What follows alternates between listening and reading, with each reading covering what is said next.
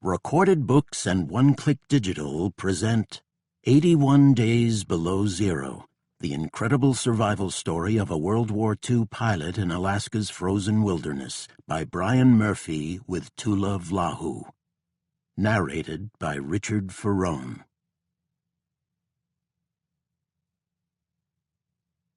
Introduction. Mount Athos, Greece.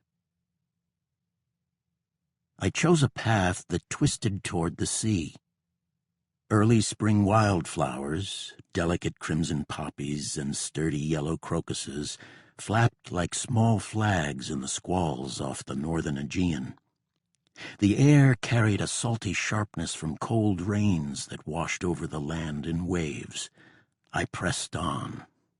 Alone, downhill, around one hairpin turn after another. I walked until the path was overtaken by green brambles. The thorns soon gave way to rocks. Then they dropped off into a wind-sculpted sea. Here, on this outcrop in Greece, I thought about solitude. No, let's be more precise. I wasn't imagining the pleasant isolation of a solo hike or some other private sojourn, such as my visit to the centuries-old monasteries of Greece's Mount Athos Peninsula and this walk on a raw March afternoon to the edge of nowhere. Instead, I wondered about detachment in a crueler, more primitive form, a kind that's vanishing and increasingly difficult to even imagine in a world crowded and connected. In these rare castaway places, the separation is absolute. There is no way to reach out and declare four powerful words: I am still here. The only way is to somehow claw back to a world that now refers to you in the past tense. Call it an earthly purgatory. Only a few have experienced it. Fewer still have faced it alone. This, perhaps above all things, is what pulled me so strongly to the story of a lost World War II pilot and his improbable passage through the Alaskan wilderness after bailing from a crippled plane.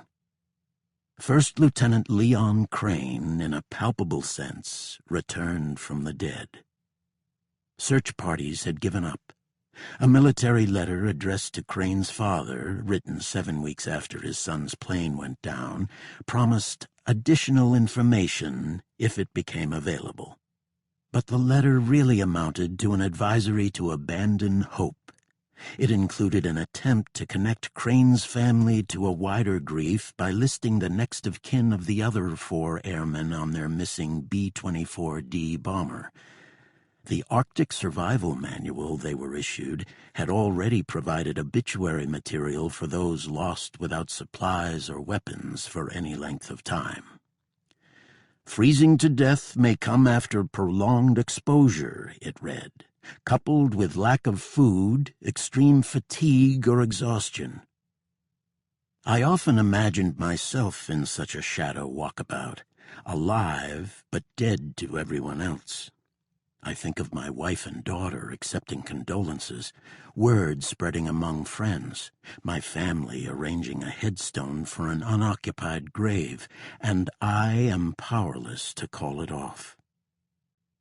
Tens of thousands of servicemen on all sides were declared missing in action, MIA, in World War II, and their families, too, undoubtedly felt this same unclosed sorrow. The Pentagon says more than 73,000 U.S. military personnel are still listed as unaccounted for from World War II, and about 10,000 more from later conflicts. Just a tiny fraction, a number so small there isn't even a subcategory in the military's granular record-keeping, turned up safely on their own, like Crane. As a journalist for more than 3 decades, my tally of assignments, big and small, has covered 6 continents. There is, of course, the fair share of sitting through tiresome conferences or scribbling down predictable political grandstanding. Yet there are those other moments, wonderful moments, of chasing a story. It could be anything, really. All it needs is some of the elements we all recognize. Maybe valor or betrayal or suffering or, perhaps best of all, resilience and endurance. I'm proud in this way to call myself a storyteller. Stories have always been, at their heart, affirmations of humanity in all its forms. In the case of a lost man who had no business surviving in a frozen land, there is much to say. I am not, however, the first to recount Crane's remarkable return. Crane's story received attention in magazines and newspapers at the time. One nice headline called him "The Man Who Came Back." Crane was later mentioned from time to time in books on Alaska. A hero of this book, historian Douglas Beckstead, published some articles on his research into the crash. But the full arc of Crane's deliverance has never been told. This book is overdue. For a storyteller, there is no greater reward. In later years, Crane very rarely spoke of his time in the Alaskan wilds and, when pressed, gave only the vaguest replies. He viewed his struggle as nothing more than an uninteresting footnote in the greater context of the war. It's likely he would have disapproved of this retelling, or, at best, dismissed it as pointless. I disagree. It is, to me, a measure of the human spirit. Such things should not be forgotten or locked away.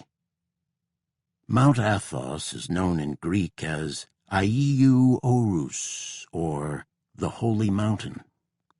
From where I sat that March day, I could see the outlines of two other peninsulas that jut out to the west before the sea opens again.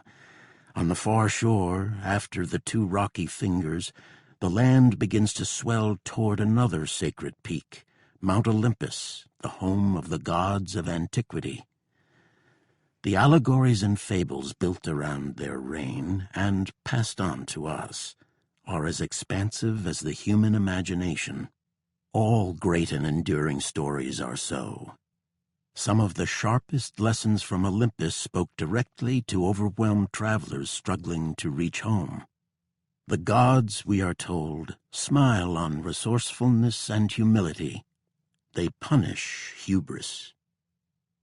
A young pilot from Philadelphia who fell from the sky in December 1943 would come to learn that well.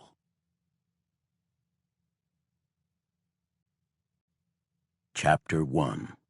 December 21st, 1943. Ladd Field. On a morning just above zero, a pilot with bed-rumpled hair hurried through tunnels under the Alaskan snow. The rubber soles of his shin-high Arctic boots slapped on the red concrete floor. With his sleeve, he wiped away crumbs from toast eaten on the run. He made sure to stay to the smooth outside wall of the passageways, careful not to snag his flight suit on the networks of pipes, heating ducts, and bolted braces that shared the warrens beneath Ladd Field. He also paid attention not to rush too fast. He knew that any beads of sweat would turn into icy lesions the moment he stepped outside. But he had bigger worries. He was late, embarrassingly late. "Damn," grumbled First Lieutenant Leon Crane as he hit a bottleneck of airmen near the busy stairs leading up to Hangar 1. He pushed his way through with a few muttered apologies. He blamed it on the cards. Their poker game had run longer than usual. That's what happens when 6 hard-nosed players get together. Hefty bets were laid down, and the pots swelled to tempting sums. Crane was up as much as $75, a nice chunk of his monthly Army pay, before shedding about half his winnings with some long-shot betting. This most definitely wasn't his style.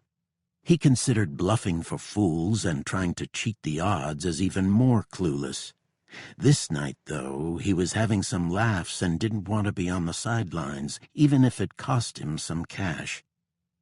Finally, a little after 2 in the morning, they called last hand. "Remember," one of the players said, "some of us have to fly in the morning." "Right," answered Crane. "And I'm one of them. Let's wrap this up." Crane was scheduled at the hangar about 7:30, but it wasn't until 8 that he squinted over at the alarm clock, which he had forgotten to set when he flopped into his bunk after the card game broke up. He pulled away his blankets and swung onto the carpeted floor in one motion. He rarely overslept. The Alaskan winter, however, still had him off balance. It was that way for many other guys experiencing their first far north winter. Late afternoon was already so dark that it felt like deep into the evening. What passed as morning was really just an appendage of night. Crane's roommate was already up, but didn't know Crane's flight schedule and hadn't thought to wake him. The lights from the airfield made starbursts on the frost-glazed windows, which were Coke bottle thick to keep out the cold. Crane checked the clock again. Sunrise was still nearly 3 hours away on the first day of winter. First day. That was a well-worn joke at Ladd. Only calendars and almanacs called it the beginning of the season. In Fairbanks, the subzero bite had set in months earlier, yet there was still some reason to mark December 21st. It was finally the turning point of the darkness. From now on, the sun would linger a bit longer each day. If nothing else, the winter solstice was a chance for a collective sigh of relief. They were passing through the dark season's tightest corridor. On this day, on the stingiest break from the night, there are Chapter 1, December 21st, 1943, Ladd Field. On a morning just above zero, a pilot with bed-rumpled hair hurried through tunnels under the Alaskan snow. The rubber soles of his shin-high Arctic boots slapped on the red concrete floor. With his sleeve, he wiped away crumbs from toast eaten on the run. He made sure to stay to the smooth outside wall of the passageways, careful not to snag his flight suit on the networks of pipes, heating ducts, and bolted braces that shared the warrens beneath Ladd Field. He also paid attention not to rush too fast. He knew that any beads of sweat would turn into icy lesions the moment he stepped outside. But he had bigger worries. He was late, embarrassingly late. "Damn," grumbled First Lieutenant Leon Crane as he hit a bottleneck of airmen near the busy stairs leading up to Hangar 1.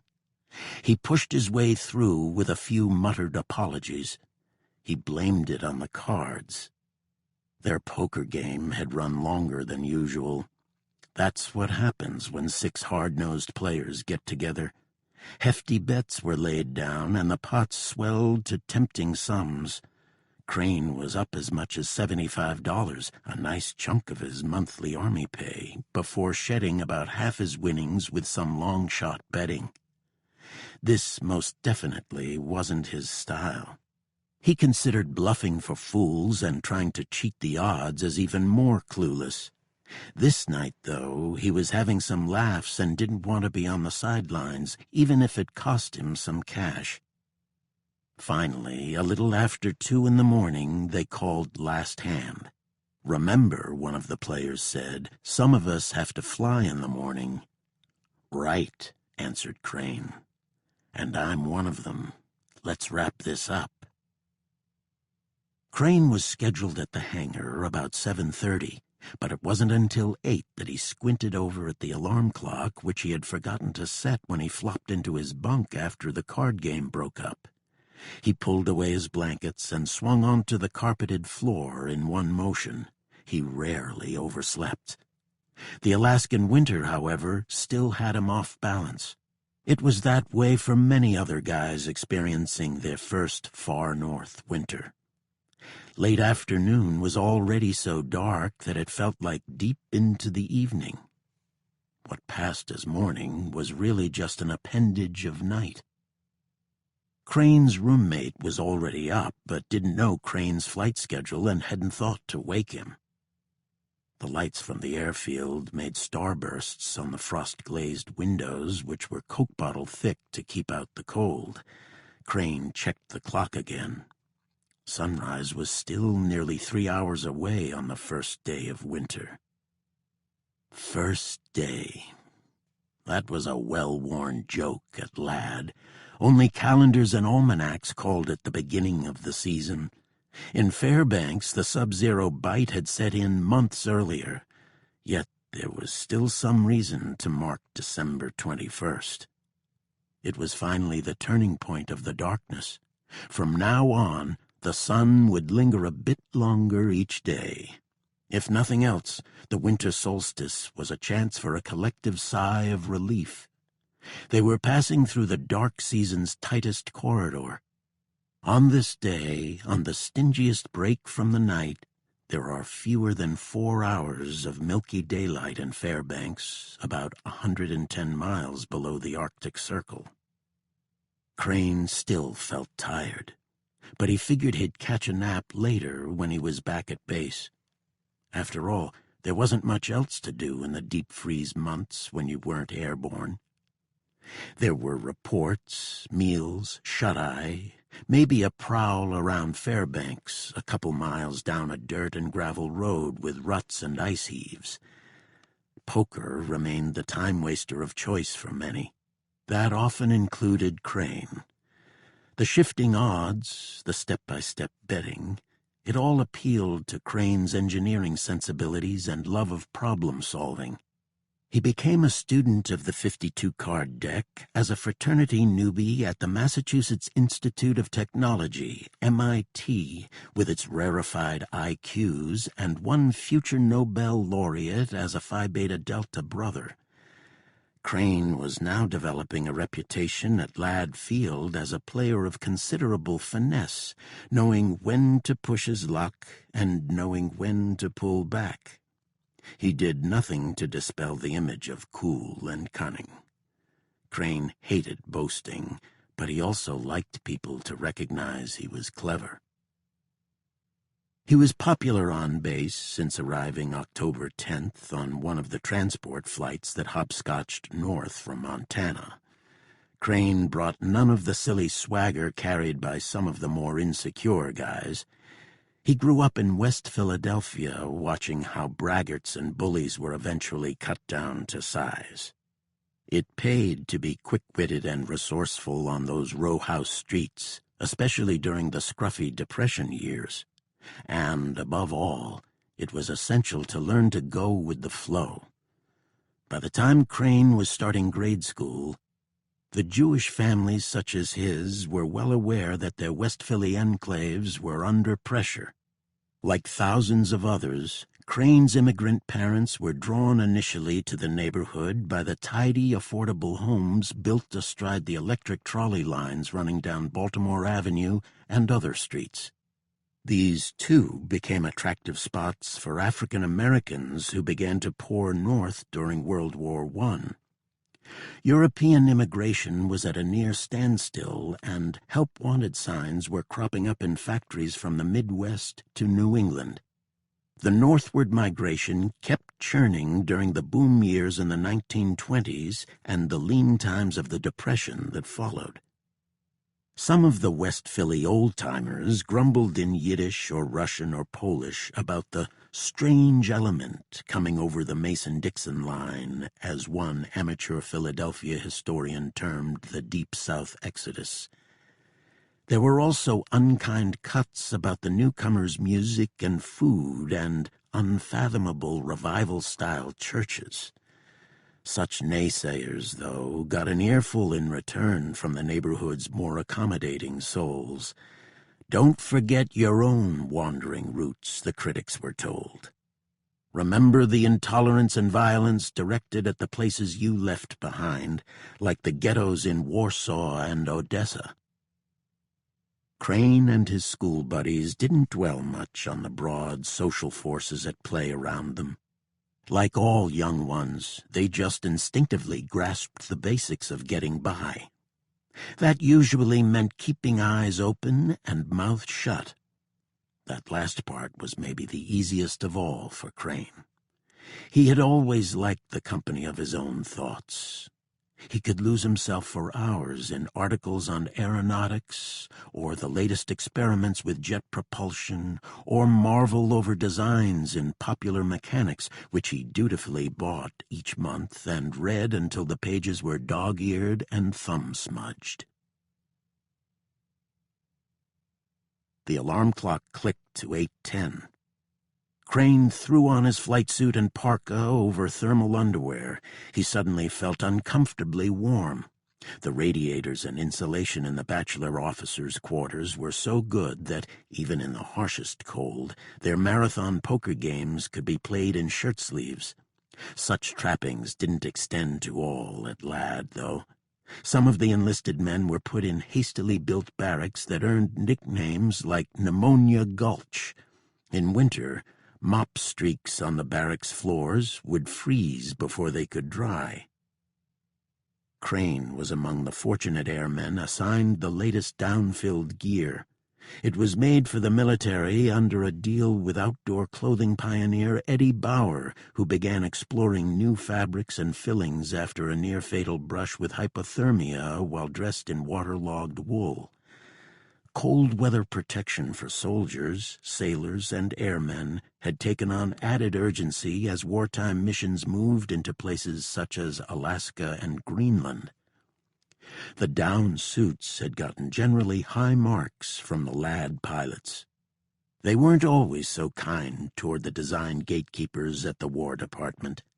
The canvas cockpit seats in the big bombers, for one, could become as cold and hard as marble slabs when the temperature slipped into the single digits.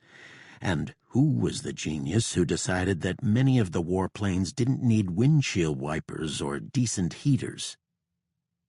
As Crane zipped up his parka, he felt paper crinkle inside one of the pockets.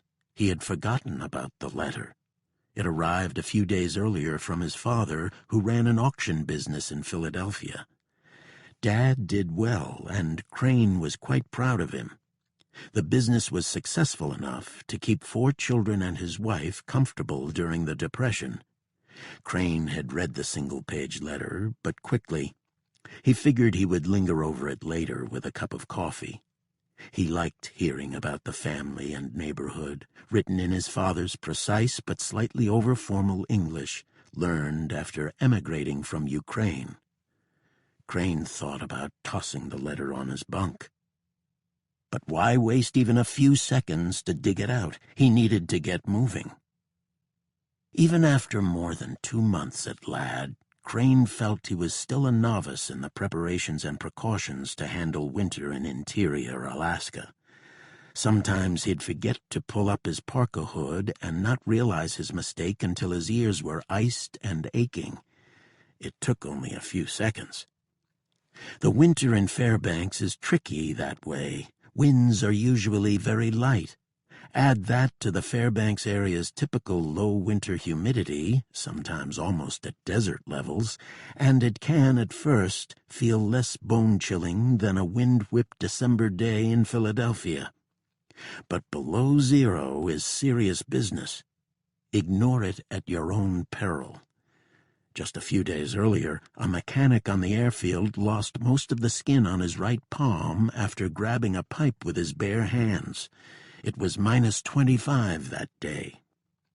Crane went through the learning curve like everyone. Never forget your mittens or liner gloves. Make sure your face is dry before going outside. Don't breathe too deeply to avoid what the medics called lung frosting. In a nutshell, respect the Alaskan winter. Somehow, Crane seemed to handle the subzero better than many other guys shipped overseas. That's what the War Department termed the Alaska Territory. It was the same designation for Hawaii and other U.S. possessions. This was the homeland, and the stores were American, and the currency was the greenback, but they still didn't have a star on the flag. "Leon, what's the rush?" asked his roommate, a beefy Mississippi lieutenant known as Stud. "I'm way behind," Crane huffed as he tossed on the rest of his gear. "I forgot to set the alarm. Is that time right? Is it really 10 after 8? "That is it," said Stud. Under his breath, Crane grumbled his trademark curse. Hell's bells. He jammed his feet into his boots and started for the door. "Slow down there," Stud said. "I'm not flying today. I'm making a run into Fairbanks, and that means I got the keys to a Jeep." Crane brightened. "Great, can you give me a lift?" Stud grabbed the keys. It was a bit of a surprise. Stud did just about everything he could to avoid being out in the cold. He never stopped grousing about the winter and how he missed the sticky warmth and Spanish moss of Dixie. Crane would remind him to be careful of his wishes. There was more than enough heat and humidity to go around in the horrific South Pacific battles. Alaska wasn't such a bad deal, Crane told him. Crane tried to keep a good attitude about the place. It was a lot better than being shot at. And Crane was also built well for these extremes, a shade under 6 feet and 170 pounds, with the muscles of a natural athlete, although he usually preferred playing his clarinet to playing ball.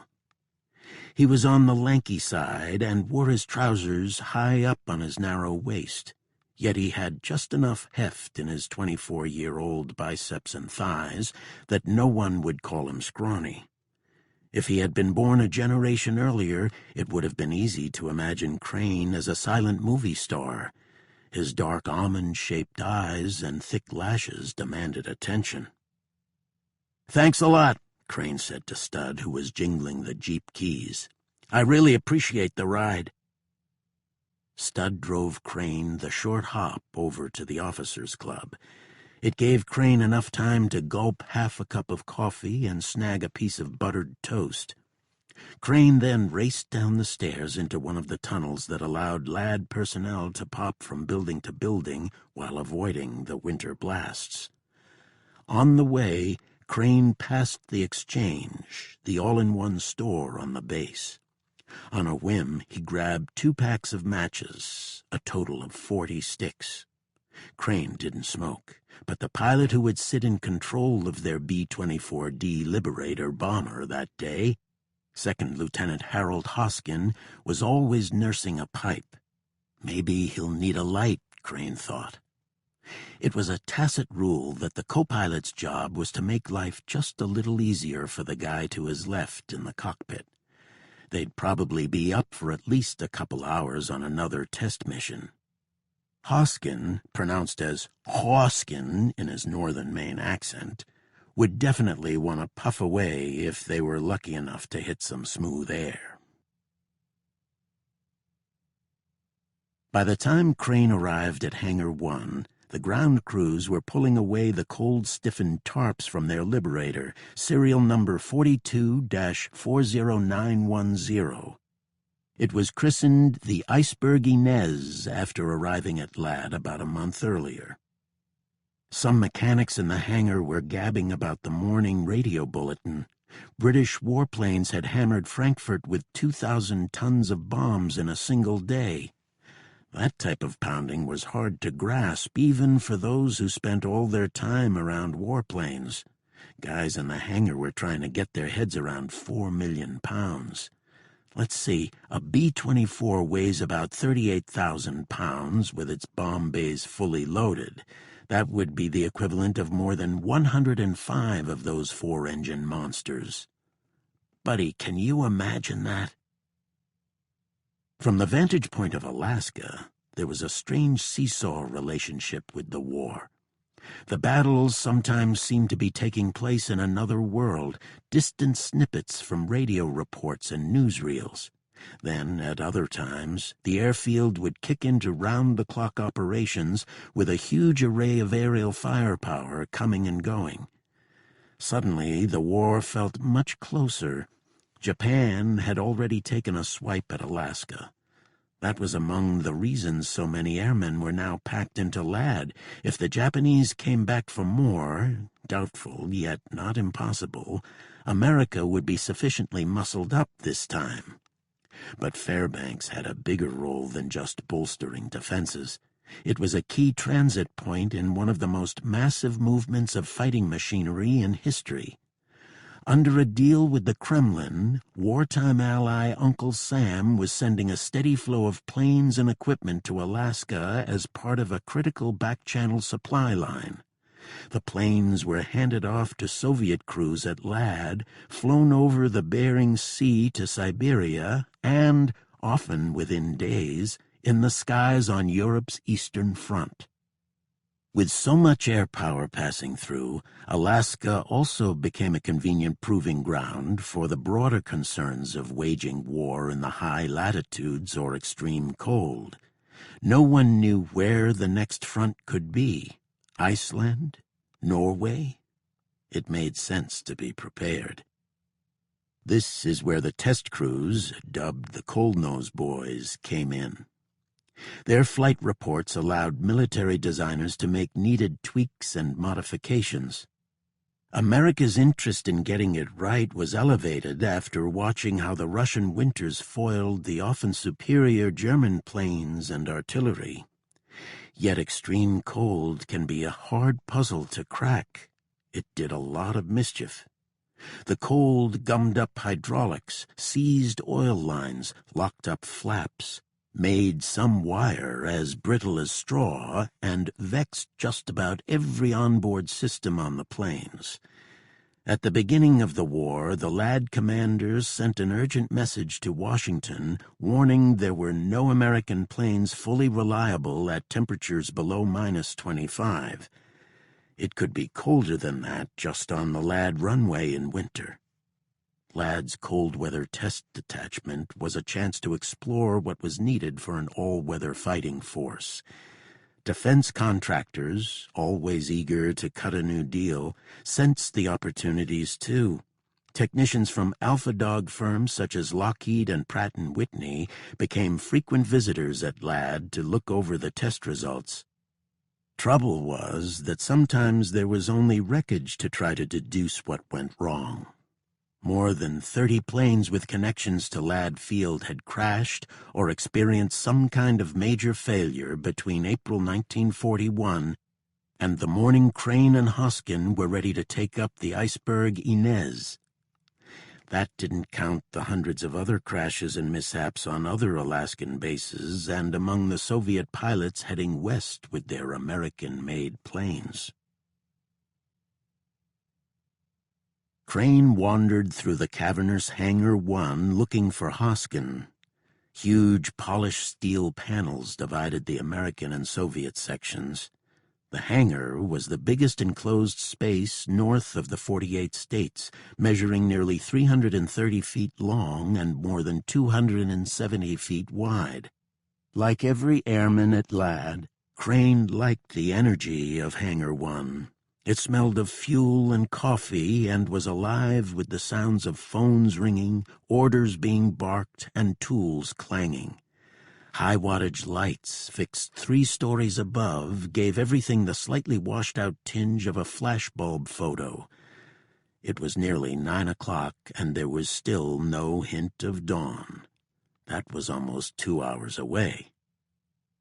Crane found Hoskin checking the weather reports. He offered his excuses for being late. Hoskin gave a not-to-worry wave. He was never one to make a scene. Hoskin liked to keep it light, the mark of someone who always had an easy relationship with success. He kept his gaze fixed on the weather forecast. "Well, it's messy," Hoskin told Crane. "But what else is new, right?" No one could count on easy flying conditions this time of year. There was deep cloud cover. The winds were just a puff in the Fairbanks Valley, but above 5,000 feet they were roaring in from the southeast at up to 50 miles per hour. They were expected to increase later in the day. Crane had missed the morning rundown on the mission. He knew Hoskin as one of the new pilots around base, but hadn't been teamed with him before on a flight. For Crane, it was an interesting change of pace to be aboard the B-24. He normally flew far smaller fighters on cold weather tests and, in his role with the 6th Depot Repair Squadron, helped prep them for the Soviets. Hoskin quickly filled him in on the day's run.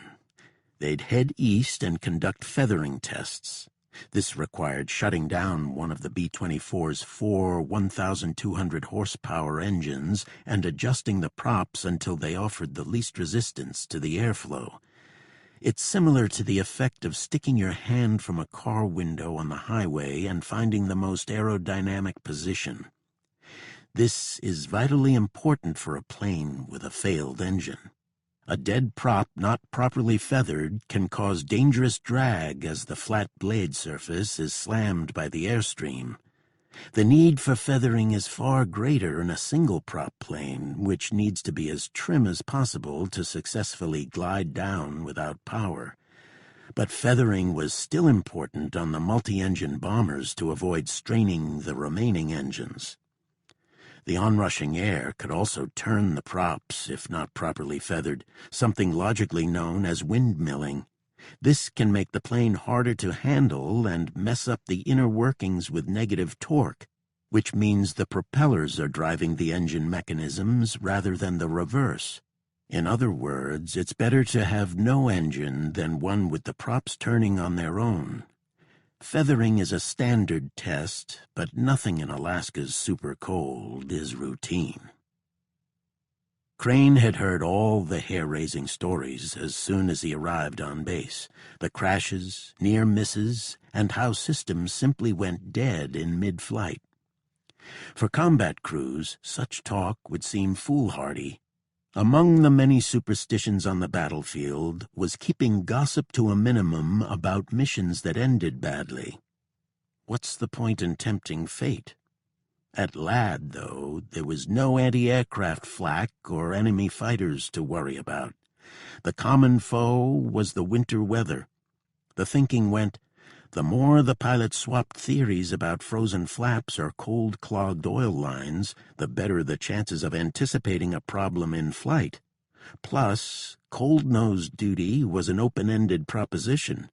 Combat air crews were usually sent home after a couple dozen missions or so. Each time back at base was one step closer to getting those see-you-later papers. At Ladd, some pilots logged thousands of hours over many months with no finish line in sight. Among the latest Ladd stories involved 2 B-24s and a cursed stretch in February 1943, 8 months before Crane's arrival. On February 4th, a B-24D took off from Anchorage on a mission to photograph a solar eclipse while heading to Ladd. 14 people were aboard. 2 engines failed, and the pilots were unable to properly feather them. They managed to ditch the aircraft in a snowfield. All survived, although some suffered severe frostbite before rescue. 8 days later, another B-24 mission was staged to mimic the conditions of the previous flight, suspecting that the cold had fouled up the hydraulic and oil lines. 2 engines were shut down with instructions to feather them and then allow them to windmill. The plane went into a nosedive. All 7 aboard were killed. Crane's job as co-pilot included eyeballing the plane, checking the fuel, and loading the parachutes. He needed a bit of extra time with the big bomber. Crane was far more familiar with the P-39 Airacobra fighter, which could fit under the shadow of a B-24 wing. "How's it going, Leon?" yelled Hoskin over the hangar din. Hoskin's baby-faced cheeks seemed perpetually chapped by the weather, but he had a closer relationship with cold than most from outside, which is what long-time Alaskans call the rest of the world. In the Hoskin family home back in Maine, there was no heat in the upstairs bedrooms. The family oven-baked soapstone to use as bed warmers. "We look good to go?" said Hoskin. Crane gave a thumbs up with his sheepskin-lined mittens. "We're good," Crane shouted back. Crane and Hoskin left the hangar and climbed aboard the B-24 through the open bomb bay. They first wanted to make sure all was fine with First Lieutenant James B. Seibert, a prop specialist in charge of the equipment to measure the feathering tests and monitor related aspects such as engine oil pressure. Seibert, a new arrival from Wright Field in Ohio, set up in the rear of the plane. Hoskin and Crane then squeezed along the narrow catwalk through the center of the aircraft. They ducked past the radio operator's post and into the cockpit. On their radio, they rechecked the crew. "All set," said Seibert. "Roger," added the radio operator Staff Sergeant Ralph Wenz, who was in the nook directly behind the cockpit. "All good," said the crew chief, Master Sergeant Richard Pompeo, who assisted with takeoff procedures from a hatch behind Hoskin. Outside, a ground crew engineer manually rotated the propellers on each of the engines to clear any excess fuel or oil in the combustion chambers. A fire extinguisher was always on hand. B-24 engines had been known to flare up when the batteries were switched on. Crane stuck his head out the cockpit to check the flaps and rudders. Crane jabbed the engine prime pump and made sure the fuel mixture was on auto-lean, increasing the air level in the fuel to avoid fouling the spark plugs. Hoskin pulled back the throttle to about 1/3 open.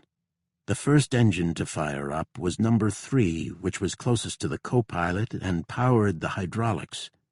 Engine 4, farther out on the co-pilot's wing, was next. Then engines 2 and 1 on the pilot's side. Crane checked the engine temperature and oil pressure. All fine. Just before 9:40 a.m., the iceberg Inez taxied out. A salmon-colored smudge of dawn painted the southeast sky. The sun, however, wouldn't poke above the horizon for another hour. Crane looked over at Hoskin. "Not bad," Crane smiled. "We got off on time for once." In winter, crews lobbied hard to be among the first flights of the day.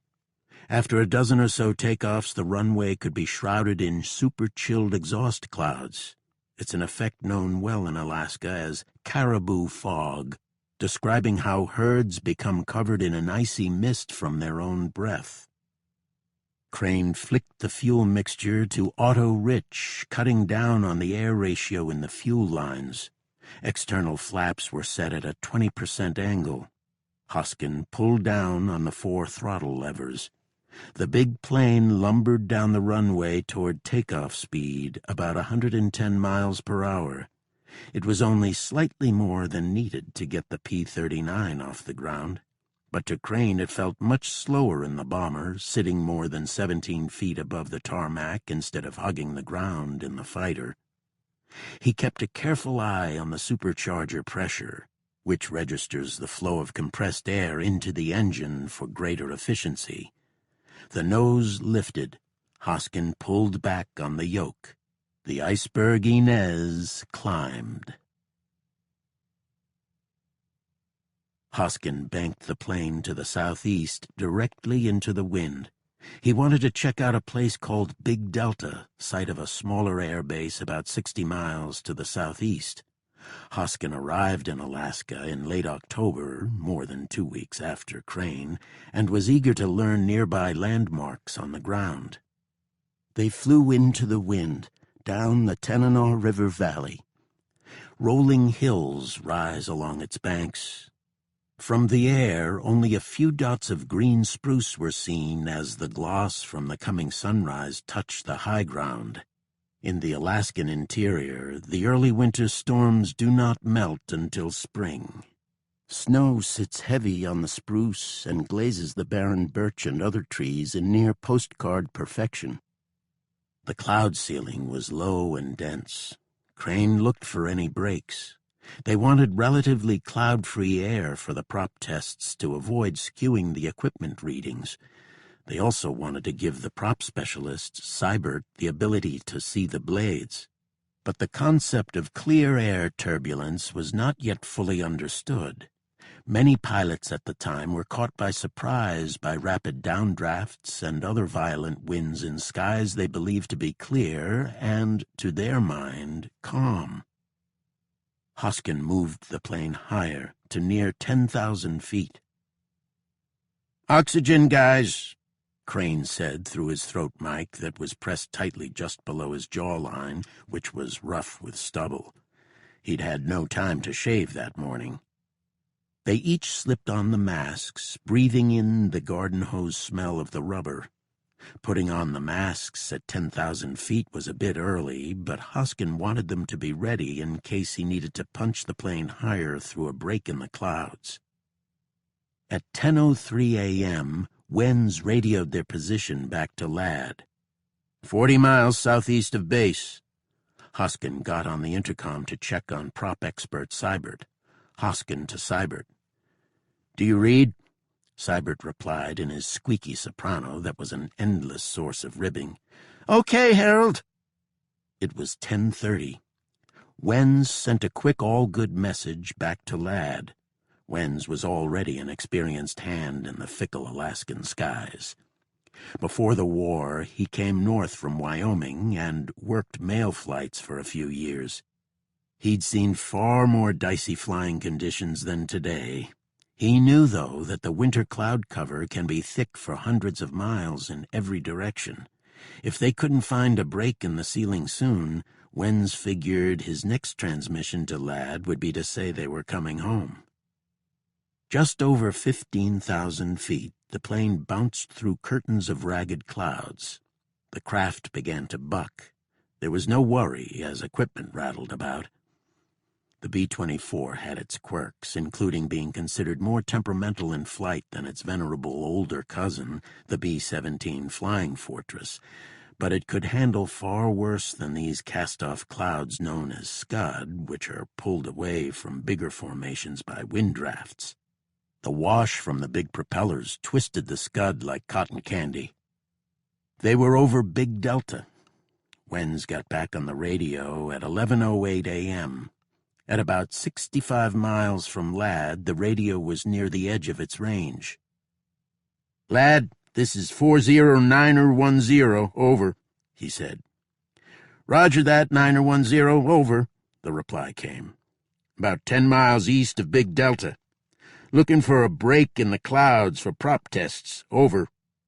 "Roger, good luck, over." Hoskin steered the plane east in big sweeps through the clouds, looking for some clear air. It was approaching noon and near the time to call it quits. Sunset came at 2:41 p.m. "Take a look, Haas," Crane said. The clouds were brightening ahead. As they got closer, the sky opened up. It was a clear column that rose to what looked like 25,000 feet, maybe higher. Perfect for the 3-stage prop tests if the clouds behaved. They had to make observations at 15,000, 20,000, and finally 25,000 feet. This would be a chance to knock off the higher altitude tests first. Hoskin put the plane into a corkscrew climb. He wanted to stay inside the shaft of open air. Crane checked the gauges. The co-pilot's seat faced most of the diagnostics and dials monitoring the plane, a behemoth more than 67 feet long, a wingspan of 110 feet, and a skin that looked reptilian with hundreds of thousands of rivet bumps. In front of Hoskin, one of the circular gauges showed the free air temperature outside. It was nearly -70. Above that was the altimeter, which was ticking off their ascent. The weak Arctic sun cast gauzy shadows through the cockpit canopy. At 20,000 feet, they ran the feathering tests. All looked good. The gauges acted up for a moment, but they could still see the ground through the section of clear air. The plane felt good, despite the momentary glitches with the dials and diagnostics. They decided to keep climbing. "Let's give it a try at 25,000, Hoskin said. Crane nodded. The starboard wing rose as the plane went back to a spiral climb. It gave the cockpit a blinking effect of bright and dark as the plane swept past the clouds, brightened by the low-hanging sun on each turn. Then the sun's honeyed shimmer started to fade. "Looks like our hole is closing up," Crane said as they passed 23,000 feet and the clouds moved in. Crane opened his notebook. He began logging the altitude and airspeed.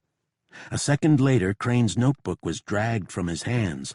G-forces, strong as a roller coaster plunge, slammed Crane and Hoskin. They lurched at the controls. The ship was in a spin, ripping through walls of choppy gray clouds. The only thing that made sense was that somehow the plane had stalled, which happens at speeds somewhere below 135 miles per hour, depending on the plane's weight and flap settings. Almost nothing else can cause a sudden spin like this. Wind screamed over the cockpit glass. The airspeed gauge snapped past the maximum cruising speed of about 300 miles per hour and was redlining. The B-24 was built to go faster in a brief controlled dive. This was anything but controlled. At least one engine had failed. But why was the rudder fighting back their commands to get the plane level? Hoskin and Crane tore off their oxygen masks and struggled against the spin. The plane wasn't responding. "Keep pulling!" Haas yelled. The flight instruments were blinking out. The electrical system was somehow compromised, too. They broke through the clouds. Below, the horizon was spinning wildly. Snow, mountain ridge, trees, more snow, over and over. Finally, Hoskin and Crane began to gain some control over the plane. The spin slowed. "Hold on!" Haas shouted over the whine of the runaway engines and wind. "I think we got her! Hold on!" The plane leveled off, still shaking and drifting, but at least out of the spin. There was no way to tell how fast they were moving. The instruments were dark or locked up in total malfunction, but the airspeed was definitely too high. Hoskin tried to move the nose a bit higher to slow the plane and reclaim control. A second later, the plane fell off in a spin in the opposite direction. They were pointing almost straight down. Crane and Hoskin pulled hard to try to level off. Then something like a pistol shot came from the tail. Cracking sounds followed, echoing through the plane. The elevator controls were out. The situation just went from dire to disaster. Elevator systems control the pitch of the plane, basically its ability to stay parallel with the ground. Now the plane bounced wildly. Its nose reared up for a moment and then dropped suddenly like a breaching whale. Without the elevators, the plane was effectively an unguided missile with only a few rudder options to try to bring it level again. They were going to crash. "Open bomb bays!" Crane shouted over his shoulder to Pompeo, who had moved to a spot in the rear of the cockpit for just this contingency. Pompeo reached onto the center console and pulled the bomb bay levers. The wide aluminum hatches rolled up into the plane. The temperature inside plunged as -70-degree air poured in. Just then, Crane's throat mic ripped away. The ship was back in another spin, dropping fast toward the wilderness of the Alaskan Yukon. There was nothing left to do. "Bail out!" Hoskin yelled. Crane slammed down the crash alarm switch. Bells jangled through the craft like a fire drill. "Forget the controls," Crane said, tugging on Hoskin's flight suit. "We're going down. Let's go. Now!" Crane didn't think it was worth mentioning Hoskin's pregnant wife as motivation to bail. Who else would be on his mind? It was jump and maybe, just maybe, survive. Or stay and certainly die. They all knew it. Crane screamed, "Haas, now!" Crane yanked off his mittens to secure his chute. It took huge effort just to close off the chest buckles. The pack hung from his backside, flapping against his legs. He struggled out of the cockpit. The forces from the spin made every step feel as if he were draped in lead weights. He ducked under the fittings for the topside turret. The radio operator's space was to his left. Light streamed in from a small window above the metal desk. Where the devil was the radio man Wenz? He should be at his dials, but the station was empty. Did he stumble back to the rear of the ship for some reason? Normally, the G-forces would pin the radio operator to his spot. There was no time to ask. Pompeo was rigged up to jump with a chest chute, but was hesitating. Crane noticed that Pompeo wasn't wearing his down-filled gear and instead had only a light blue plug-in suit, a multi-piece outfit whose inner layers operated like an electric blanket. These were nice and toasty when hooked up to the rheostat, but offered little more than modest protection when disengaged. It was the equivalent of wearing a windbreaker into a hurricane. Frostbite cases were common if a plug-in suit stopped working during a mission. Pompeo had brought a barracks bag aboard with his down parka and other clothes, but either didn't have time to fish it out or the bag was flung away in the spin. "Should I bail?" Pompeo asked Crane. "Christ almighty, yes! Get out!" Pompeo crawled ahead onto the metal catwalk about the width of a legal pad. Crews often complained about the narrow catwalk and the general rattlebox feel in the heart of the plane. The flying boxcar, some called it. Another darker name was the flying coffin, since the only exits, if the bomb bays were sealed or blocked, were out hatches deeper into the fuselage. Pompeo slipped off the catwalk. Spiky frost was forming on any bit of moisture on the olive-drab walls, showing up like veins inside some kind of leviathan's belly. Pompeo dove through the bomb bay. Crane looked back. Hoskin was near the radio station, still messing with his parachute harness. Crane took 2 steps more, looked back to see Hoskin fumbling. "Damn it, Hoss!" he yelled. "What are you waiting for? Now!" And then Crane was falling. Crane's lips instantly froze and cracked like old plastic. The wind chill was well below -100. He didn't notice. He was too struck by the split-second change from the groaning plane and the breath-sucking G-forces to the near silence of freefall. It felt oddly like floating, he thought. There was no immediate sensation of slicing through the air. Maybe this type of unearthly cold doesn't register right away, he thought. Like how an unexpected slap takes a second to sting. Crane felt for the ripcord. The chute poured out. He swayed beneath it, rocking like a pendulum. The last moments of the iceberg Inez played out before him. He watched another chute drift behind a ridge at least a mile away. Was that Pompeo, or could that be Hoskin? Did he make it out? The plane was off to his left. It rocked and spun like a sheet of cardboard caught in the wind. Flames spilled off the fuselage. It spiraled a few more times and then slammed into a slope of spruce and loose rock. A fireball rose. No one could survive that, Crane thought in horror. Winds carried the black smoke over the valley. They also pulled Crane. He thudded into the snow. It was light and powdery. Crane stumbled onto his back. The snow sprinkled over his face, melting on his cheeks. His chute billowed over like a shroud. The wreckage burned on the slope about 2 miles away. The gas on board would probably keep the blaze going a while, Crane thought. At least that sad fact might be good for the rescue mission.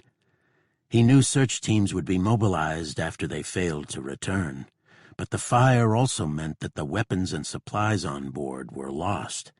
The provisions included sleeping bags, signaling flares, and an axe. A pistol and ammo also hung at the entrance to the bomb compartment. Crane didn't remember seeing them there. Maybe Pompeo grabbed them before he bailed. But where was he? Crane shouted out their names. "Pompeo!" That carried some hope. He at least got it out. "Hoskin!" Maybe he slipped through the bomb bay just after Crane. "Wenz! Seibert!" Crane was almost certain they went down with the plane, but Wenz wasn't at his station. Did he jump before Pompeo? Crane listened for any hint he was not alone. Nothing. As Crane cupped his hands around his mouth to shout again, he came to a crushing discovery. He had left his mittens on board in the rush to secure his chute. He knew how quickly the cold could freeze fingers. The medics and commanders at LAD drilled that into the personnel from the moment they stepped off the transport plane. Crane tucked his hands under his armpits and tried to take stock. Forgetting his mittens was a huge blow. But he had the silk parachute, which he could at least wrap around his hands and use as a makeshift sleeping bag. The rest of his flight suit was intact. He had 3 pairs of wool socks under his heavy mucklucks, the Army's canvas version of the traditional soft boot of caribou or sealskin used by natives. Crane's were lined with felt and layers of burlap. He also had his flight helmet, and the luckiest bit of all, the matches he grabbed for Hoskin. He had his Boy Scout knife, too. He always carried it. He liked the memories attached, such as a weekend camping trip at Valley Forge with other scouts. Sadly, though, that was the sum total of his outdoor experience. The sky was turning gray-blue. Nightfall was coming. There was no chance to reach the crash site in that time, if at all. Crane had taken a few stumbling steps. He realized immediately that the snow was atop a jumble of rocks that made walking near impossible. A broken ankle would be a certain death. Chapter 2. December 22nd, 1943. Charlie River. By the time the sky began to brighten on his first morning alone, Crane's driftwood fire was down to orange embers. He squatted close, trying to warm his hands, yet mindful not to scorch his parachute. Mercifully, there was almost no wind. Even the high, thin fingers at the tips of the spruce were still. Cold and dry air can carry sounds well over long distances, but there was nothing to be heard. This was a deeper silence than anything Crane had known. He became aware of his own internal hum. He could make out the soft, steady static of his inner ear. The sound reminded him of the shells he pressed to his ears during boyhood trips to the Jersey Shore. It was reassuring, a sound of life and memory. He made it through the night. That alone seemed an accomplishment. There was something else, however, embedded within the awesome quiet. It somehow had its own special gravity, a force he hadn't really encountered before. The silence pressed on him, humbled him. It draws out honesty better than any truth serum. Crane again ran through the odds of rescue. They certainly were no better than the day before. Without a last-minute radio call, LAD's rescue planners would have no idea where to send the planes. They would, of course, circle over Big Delta, the location of the plane's last contact with LAD. But they might as well be looking in Siberia. Crane was well off to the northeast, even if he didn't know exactly how far. And what if search planes never came? What were the chances of survival then? It looked bleak from any angle. Start, Crane told himself, with the positives. It wasn't all grim. On the plus side, he had matches and the parachute. And don't forget, silk is an excellent insulating material and handles the deep cold well. His parka was in good condition, and the mucklucks so far kept his feet warm. There, too, was no problem with water. Even at the sub-zero temperatures, it gurgled up from fissures in the river ice. This was enough to keep him alive for a while. He also was in reasonably good shape except for his hands. Crane wiggled his toes. They were still nimble and warm enough. But how long, he asked himself, would that last? For whatever reason, the radio operator Wenz hadn't indicated their heading from Big Delta in his last transmission to Ladd. And, in another baffling oversight, he had failed to make another call. Protocol was for radio contact at least every 30 minutes. If Wenz had kept to the schedule, there would have been a call to Ladd just before the B-24 went into its spin. Even if the plane was out of range, the message might have been heard at Big Delta. But clearly, something must have happened to keep Wenz from making the radio call. Crane knew enough of Wenz to consider him deeply reliable. At 31 years old, Wenz was by far the oldest member of the crew. He had a 9-year-old daughter back in his native Nebraska. Even though the marriage didn't take, Wenz made arrangements to have some of his military pay put aside for his child. Wenz also was well aware of what it meant to be out of reach for help in the wilderness. Before coming to Alaska, Wenz spent time in Pinedale, Wyoming, not far from Jackson Hole. He opened a barber shop with his brother. In his time off, he was drawn to the solitude of the Rockies. Wenz hiked alone. Chapter 2. December 22nd, 1943. Charlie River. By the time the sky began to brighten on his first morning alone, Crane's driftwood fire was down to orange embers. He squatted close, trying to warm his hands, yet mindful not to scorch his parachute. Mercifully, there was almost no wind. Even the high, thin fingers at the tips of the spruce were still. Cold and dry air can carry sounds well over long distances, but there was nothing to be heard. This was a deeper silence than anything Crane had known. He became aware of his own internal hum. He could make out the soft, steady static of his inner ear. The sound reminded him of the shells he pressed to his ears during boyhood trips to the Jersey Shore. It was reassuring, a sound of life and memory. He made it through the night. That alone seemed an accomplishment. There was something else, however, embedded within the awesome quiet. It somehow had its own special gravity, a force he hadn't really encountered before. The silence pressed on him, humbled him. It draws out honesty better than any truth serum.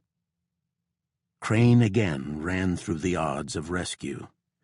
They certainly were no better than the day before. Without a last-minute radio call, Ladd's rescue planners would have no idea where to send the planes.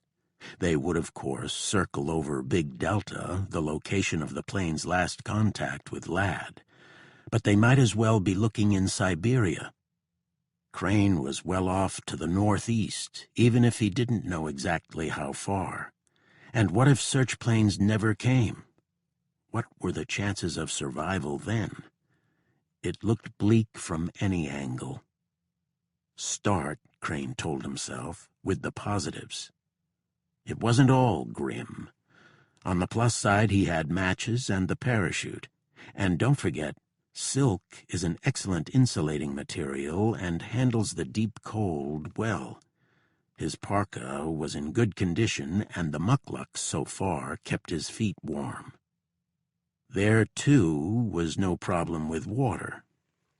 Even at the subzero temperatures, it gurgled up from fissures in the river ice. This was enough to keep him alive for a while. He also was in reasonably good shape except for his hands. Crane wiggled his toes. They were still nimble and warm enough. But how long, he asked himself, would that last? For whatever reason, the radio operator Wenz hadn't indicated their heading from Big Delta in his last transmission to Ladd. And, in another baffling oversight, he had failed to make another call. Protocol was for radio contact at least every 30 minutes. If Wenz had kept to the schedule, there would have been a call to Ladd just before the B-24 went into its spin. Even if the plane was out of range, the message might have been heard at Chapter 2. December 22nd, 1943. Charlie River. By the time the sky began to brighten on his first morning alone, Crane's driftwood fire was down to orange embers.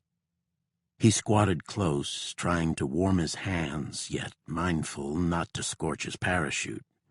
Mercifully, there was almost no wind. Even the high, thin fingers at the tips of the spruce were still. Cold and dry air can carry sounds well over long distances, but there was nothing to be heard. This was a deeper silence than anything Crane had known. He became aware of his own internal hum. He could make out the soft, steady static of his inner ear. The sound reminded him of the shells he pressed to his ears during boyhood trips to the Jersey Shore. It was reassuring, a sound of life and memory. He made it through the night. That alone seemed an accomplishment. There was something else, however, embedded within the awesome quiet. It somehow had its own special gravity, a force he hadn't really encountered before. The silence pressed on him, humbled him. It draws out honesty better than any truth serum. Crane again ran through the odds of rescue. They certainly were no better than the day before. Without a last-minute radio call, Ladd's rescue planners would have no idea where to send the planes. They would, of course, circle over Big Delta, the location of the plane's last contact with Ladd. But they might as well be looking in Siberia. Crane was well off to the northeast, even if he didn't know exactly how far. And what if search planes never came? What were the chances of survival then? It looked bleak from any angle. Start, Crane told himself, with the positives. It wasn't all grim. On the plus side, he had matches and the parachute. And don't forget, silk is an excellent insulating material and handles the deep cold well. His parka was in good condition, and the mucklucks so far kept his feet warm. There, too, was no problem with water.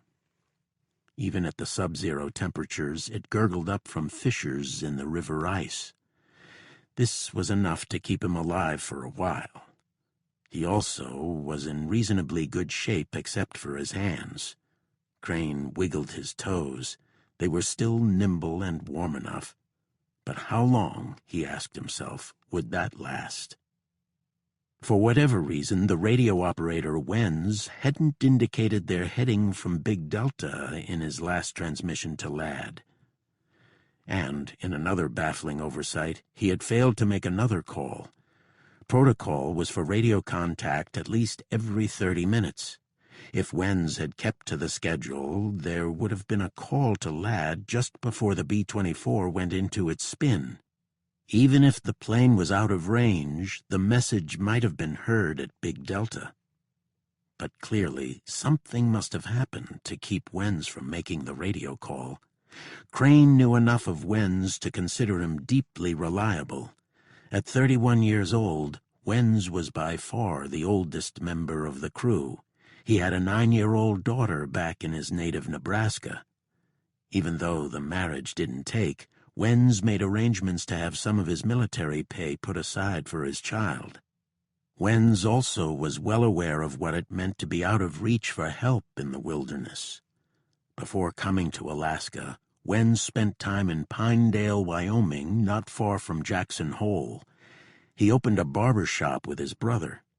In his time off, he was drawn to the solitude of the Rockies. Wenz hiked alone into the mountains and camped for a week or more.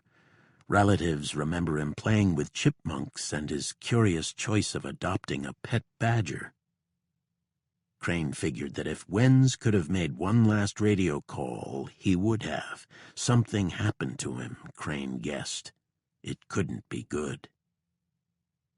Without the radio contact, Crane knew search teams had no roadmap. For all Ladfield knew now, the iceberg Inez could have pushed due east and gone down near the Canadian border. Or it could have looped back toward base. Or it could be any other direction. The normal search map began, obviously, with the last known position and expanded into widening circles if the plane's flight path was uncertain. That would give, at best, perhaps one or two passes that could come even close to Crane's location. So many variables would have to fall into place just to have a prayer of being spotted. There's the overall visibility, which is rarely good in winter. Then a host of other factors kick in. The angle of the sunlight, whether the plane was banking away or pulling up, whether a tree blocked the line of sight, whether the spotters were tired, hungry, bored, daydreaming, or just figuring the whole thing was a lost cause. Think of trying to spot a button tossed at random on a football field. This is what search teams were sometimes told by their commanders, trying to emphasize the need to stay sharp during a search. Then multiply it many times over with fields in every compass direction and no clue as to which one holds the prize. Crane was the button. This was no longer science. It was pure needle-in-haystack stuff. Technology offered no real help. It was too soon. At the time, over the border in Canada, a fellow aviation engineer and tireless tinkerer named Harry Stevenson was experimenting with a crash-resistance radio beacon whose beeps would be like a trail of virtual cookie crumbs for rescuers. Yet it would be well after the war until prototypes were tested. Of course, the smoldering crash site also might hold some advantages as a search target, Crane thought. He looked up to the slopes. There were no more inky plumes. The wreckage must have burned itself out overnight. That would definitely lessen the chances of being spotted. Crane also wasn't sure whether the debris was plastered on a spot easily seen from the air. He racked his memory. He thought it was a relatively open patch. That was good. But he also recognized that he pulled the ripcord far lower than the altitude of search planes, which would have to stay thousands of feet up to avoid the highest peaks. Crane was also looking frantically for his plane as he floated under his chute. Searchers, however, would have no idea they were even near the wreckage and to keep their eyes peeled. Crane's mind was clicking in the same way as when the poker night pots got deliciously big. Who knew what and how that knowledge, or lack of it, could influence the next move? The short daylight also allowed precious little time for search planes from Ladd. The planes would be in the air by now, Crane guessed. He knew the drill. He hadn't taken part in any extensive search missions out of Ladd since arriving 10 weeks before, but he had heard enough from the cold-nose boys. The hunt in winter was measured in days, not weeks, before it was called off as pointless. Crane tried to take his mind off the worrisome logic of the search. He turned instead toward the embrace of simple, dumb luck. Nothing could be more contrary to his scientific nature. But there were few cognates to his old life anymore. Crane's world was rewritten the moment he left the bomb bay. It seemed to him almost surreal.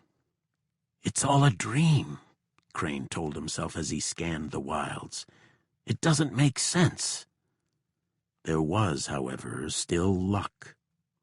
That remains no matter what. He already had amazingly good fortune to have his father's letter and the spur-of-the-moment matches. "Stay upbeat," he told himself. "It's rather amazing you are sitting here at all." There was always that possibility of just the right path by a search mission and just the right gaze on just the right spot. It happens. Newspapers and magazines, pumped up with wartime propaganda, were full of miracle rescue and survival stories. Back in the summer, while Crane was wrapping up flight training, the papers carried the story of a Chinese-born steward named Poon Lim who leaped from the torpedoed British merchant ship SS Ben Lomond and floated for 133 days on a wooden lifeboat in the Atlantic before being picked up by Brazilian fishermen. The lifeboat had basic supplies and water, but not nearly enough for more than 4 months. He resorted to fishing and catching rainwater. "The amazing Mr. Poon Lim," said the clipped tones of a British newsreel showing his arrival in England to receive the British Empire Medal from King George VI. "To all intents and purposes, Mr. Poon Lim is a dapper little Chinese one might meet anywhere. But now let's tell you something. He's a 25-year-old merchant seaman who, after his ship had been torpedoed, lived for 133 days on a raft in the South Atlantic, over 4 months adrift in mid-ocean." And don't forget Pompeo. Crane even had his own rabbit's foot guy on the iceberg Inez. The crew chief Pompeo had been pretty much written off as dead 2 winters before. Crane heard it right from the source. Pompeo took an immediate liking to Crane because of their shared Pennsylvania roots. Pompeo grew up near the Appalachian Trail in Mount Holly Springs, southwest of Harrisburg. He gave Crane special renditions of his life on the Alaskan tundra and meals of caribou meat and dried fish. In January 1942, Pompeo and another airman were forced to make an emergency landing on a frozen river after getting lost en route to Whitehorse in the Canadian Yukon. The plane's radio was knocked out in the hard landing. They waited by the aircraft for 2 days and then set off on foot. In a phenomenal stroke of luck, they ran across some native trappers who arranged for them to be handed off, trapper to trapper, on a 50-mile dog sled relay to Fort Yukon, an outpost on the Arctic Circle. The Army lauded them for resourcefulness, fortitude, and soldierly qualities. The pair arrived back at base, it said, apparently in excellent condition. "Pompeo!" Crane yelled again, half expecting him to come swooping up on a dog sled. "Hoskin!" Crane didn't even bother calling out for the others anymore. There were those odds again. If they didn't get out, the chances of surviving a nose-first slam into a mountainside and then escaping the fire were, well, it just doesn't happen. Crane had a hard time believing Hoskin made it out, but that parachute he saw could have been Hoskin's. What harm is there in allowing a little hope? Crane gave his overall condition another check. He was stiff, and his hands were developing a pasty white look, the first signs of frostbite taking hold. He tried to keep them wedged in his parka pockets as much as possible. But when the fire needed tending, there was no choice. He had to gather more wood. Frostbite would mean a quick death if he lost the use of his fingers. He already thought about the ways to accept the end on his own terms if left with no other way. Well, his Boy Scout knife was certainly sharp enough to slit his wrists. He blinked away the thought. He wasn't even close to that point. The chance of rescue from the air was depressing, yet there were other elements in his favor. He could walk, and maybe a settlement was just down the river. Crane gathered his parachute, dotted with burn holes from sparks exploding off wet patches in the driftwood. He checked the matches. Just 35 left. He had to be careful. The chemical reaction atop those small sticks, a mix of red phosphorus, potassium chlorate, and sulfur, was now the centerpiece of everything. No fire equaled no chance. Crane then looked at the river. It was frozen bank to bank, but in sections of fast-flowing water, the ice was much thinner. Here, Crane could see the current running on the other side of the glass-clear sheets. He carefully tested a section with his boot, adding a bit more weight second by second. hairline cracks started to spread. It was far wiser to walk in the snow along the banks. His decision was made. Crane would head downstream. If nothing else, the reasoning was solid. It would eventually have to drain into something, the Yukon River, he guessed, and somewhere along its banks there was a chance of finding trappers or others riding out the winter. He knew it was wrong to stray too far from the crash site. The military procedure was to stay with the wreck to boost the chances of rescue, but he felt he had to explore a bit. Sitting around brought nothing except anxiety. He set off.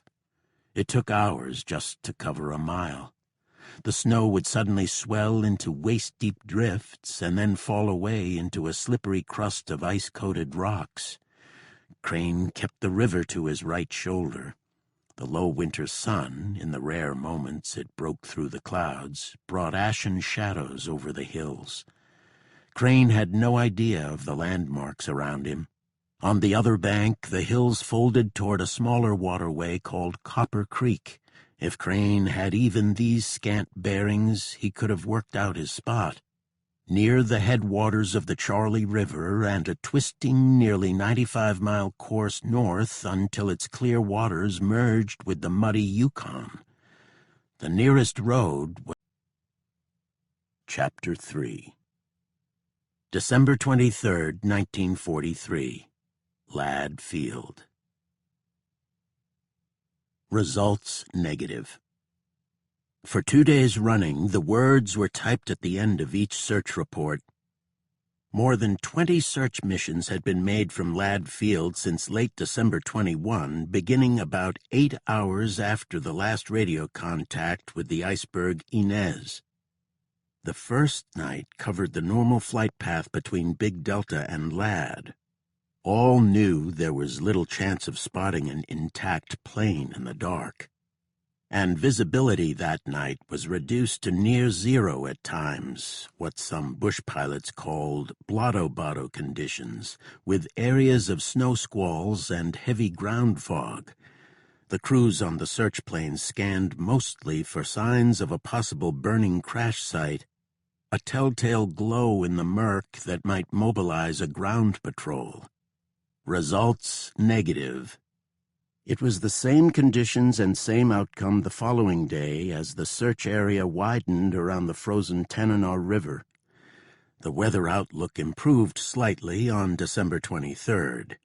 A blast of dry and super-chilled polar air cleared out the fog. The cloud ceiling moved higher. In Fairbanks, the temperature clicked below zero at sunset and kept falling. It was soon minus 23. The search planes made wide passes over Big Delta in a gradually expanding radius from the B-24's last reported position. They had no way of knowing, however, that the missions were not even close. Crane and the wreckage were at least 60 miles to the northeast from the nearest reconnaissance plane. It's doubtful the searchers even caught a glimpse of the Charlie River Valley on the other side of the Tanana uplands. Results still negative. The head of Ladd's Search and Rescue Unit, Major R.C. Regal, looked over the weather forecasts and maps. They were hand-drawn with wavy isobars, arched fronts, and wind speed arrows flowing like schools of fish. Winds were still kicking up around the search zone, lifting the light snow into near whiteout conditions in places. The Ladd forecasters predicted an overall drop in winds the next day, Christmas Eve. The skies should be about as clear as they ever get in the eastern Alaskan winter. Regal walked down the wide stairwell from the second-floor weather office at Hangar 1. "Let's cover as much ground as we can while the weather holds," he told the flight scheduling officer. 16 planes were assigned for the Christmas Eve search. The officer looked up sheepishly. "What is it?" asked Regal. "Well, we're not finding anything so far around Big Delta, sir. You think we should expand the search?" "To where?" Regal snapped. We can't be flying blind around Alaska looking for a plane. We have to stick with what we know. And we know they were just east of Big Delta on the last radio call. Schedule the flights the way it was planned. We don't have a lot of time." Regal didn't have to state the obvious. If these missions came back empty-handed, hopes of finding survivors would quickly erode. It then becomes more about the duty of finding bodies. No commander, especially outside a war zone, wants to report that a plane was lost without a trace. But the searches cannot go on indefinitely. That's just how it went. At some point, usually less than a week in the winter, the chances that anyone would be alive were too slim to justify keeping planes on full-time search patrol. Aircraft and crew were valuable. They would eventually be diverted to other tasks. Every bush pilot, Regal included, knew that. The struggle between the ambitions of aviators and the rigors of the interior Alaska winters had been going on since a barnstorming couple, Lily Martin and her husband James, shipped a biplane from Seattle for the first flight in Fairbanks in 1913. The grandstands were packed for the debut, a July 4th extravaganza arranged by local merchants. Everything went well and the crowds were wowed. The Martins then shifted into the real reason for the exhibition. They tried to sell the plane to the highest bidder, but there were no takers despite the appreciative applause as the plane swooped by at 45 miles per hour. This was all impressive in midsummer. No one, however, believed it was possible to fly once the long winter set in. And besides, who was crazy enough to wing off into the bush on one of those flying machines? It wasn't until about a decade later that some pioneer pilots gave it a try. Regal's parents bestowed him with the regal name, Richard Charles, but he was known to nearly everyone in Fairbanks as R.C. or Dick. That suited him fine. He liked the casual frontier ways of Alaska. He also took well to the demands of backcountry flying, where confidence and caution had to be applied in just the right balance. Too much of either could bring nasty results. This was Regal's niche at Ladd Field. He was the resident expert on the risks of Alaskan aviation. Regal came north with his wife and young son in 1938 after landing a professorship in geology at the University of Alaska in Fairbanks. The campus was then a handful of buildings with one notable work-in-progress landmark, the Art Deco Aeronautics Building dedicated to a local flying legend, Carl Ben Eielson, who was appointed the Arctic Lindbergh for his 1928 flight over the polar cap. The following year, Eielson and his mechanic were killed while trying to rescue passengers and a load of valuable furs from a three-mast schooner, the Nanook, trapped in ice off Siberia. The Nanook survived the winter and was later sold to Metro-Goldwyn-Mayer and used in swashbuckling films such as Treasure Island. Regal's academic expertise may have been very much earthbound, but he seemed possessed with the soul of a flyer. He was born in Colorado Springs, the future home of the Air Force Academy, and finished his master's degree in the early 1930s while serving with the Army's Flying Cadet Program in Texas. It was an exciting time. Military aviation had left behind the days of fragile biplanes and was racing toward the era of high-performance prop fighters and giant bombers. Once Regal climbed into an Army plane for the first time and skimmed over the Texas sagebrush, he never looked back. For a few summers in Alaska before the war, he ran a civilian pilot training class for university graduates and students. The rules in those days were anything but rigid. Just about anyone who had the white-knuckle nerve could find something to fly, and then confront the sometimes greater challenge of figuring out where to land in a territory with few formal runways. The normal onboard bush pilot kit included a rake and shovel to help maintain the landing strips, which often were little more than packed snow in a field in the winter or a spit of gravel along a low-running river during the brief summers. But the flyers took the hazards and hassles in stride. They were the costs of doing what they loved.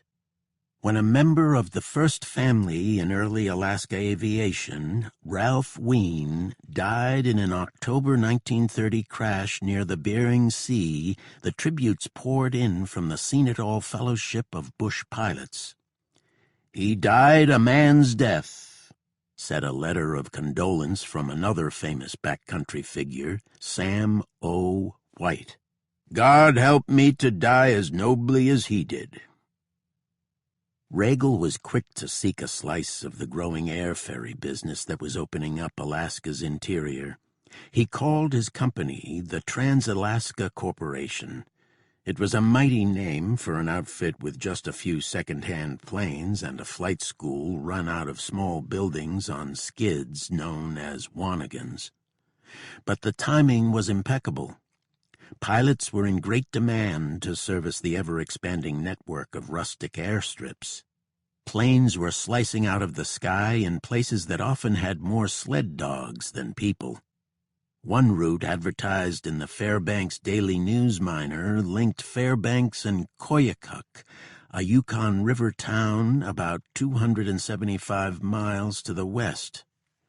The hardscrabble stops along the way included Stevens Village, population about 70, the fading gold rush town of Myrtle Creek, and a flyspeck called Wiseman, whose few rugged hangers-on were profiled in a 1930s bestseller, Arctic Village. A classified notice on the same newspaper page gave more hints of Alaska's diverse needs at the time. "Morrison's has guns, typewriters, and vacuum cleaners for rent. 50 cents a day." Aviation opened up interior Alaska to the modern world at a breakneck pace. An airstrip, no matter how rocky and gritty, meant access to a previously unimaginable cornucopia. There were mail-order goods, books, clothes, booze, and even just the wonders of sending an ordinary letter. Sometimes people scribbled messages on the outside of the plane for a recipient at the next stop. "No post office fees," said Pete Hagland, curator of the delightfully eclectic Pioneer Air Museum in Fairbanks. The planes, too, brought links to Alaskan seaports or bigger airfields, and, from there, the rest of the globe. The role of Alaska's bush pilot cannot be overstated. They were, and remain, couriers, counselors, emissaries, guides, and anything else that fits the moment. Once a pilot hauled back a crated polar bear cub and became its temporary nursemaid, feeding the animal hamburger and raw eggs in his backyard before it was shipped south to a zoo. In many ways, big, small, comical, tragic, bush pilots helped create modern Alaska. Yet the early decades of Alaskan aviation certainly were not for the timid. It was a stage for pilots with nicknames like Mudhole Smith and Big Money Monson, and planes running the Jacobs Radial L4 engine, a loud but reliable machine known affectionately as the Shaky Jake. The wooden planes in the 1920s could be blown into mountains or disintegrate in an emergency landing. The sturdier aircraft that followed fared a bit better, but Alaska's weather claimed them at a steady clip. Regal became a familiar sight in Fairbanks, dressed in a jumpsuit with his goggles propped atop old leather aviator's headgear. Regal always kept a comb handy. He paid close attention to his thick, straw-colored hair, which topped him like a plush carpet. It would have been easier to crop it off, as did many pilots. He wouldn't hear of it. He lived close enough to walk to Weeks Field, the crushed stone strip that served as Fairbanks's main airport. Weeks was a modest affair, but had one grand moment. It was part of the Fairbanks tour by President Warren G. Harding in July 1923 after driving a ceremonial 14-carat spike to finish the last stretch of the Alaska Railroad. Harding later fell ill. 2 weeks later, he dropped dead, reportedly in the middle of a conversation with his wife in the presidential suite of the Palace Hotel in San Francisco. On the day of the Pearl Harbor attack, Regal and his wife heard the news on the radio at home. About the same time, a local radio engineer named Augie Hebert, who would go on to become a paragon of Alaskan broadcasting, caught the same bulletin from a San Francisco shortwave station. Augie beat the Pentagon's own internal network. He called the commander at Ladd Field, Colonel Dale Gaffney, to give him the world-changing news. He was sort of a party guy. He had been up the night before, Hebert recalled. I got him out of bed, and I asked him, "Did you know there was a war on, Dale?" Regal's wife, Jane, was too shaken to remember to thaw out the milk delivered to the front porch. The kids were served something like latte popsicles with dinner that night.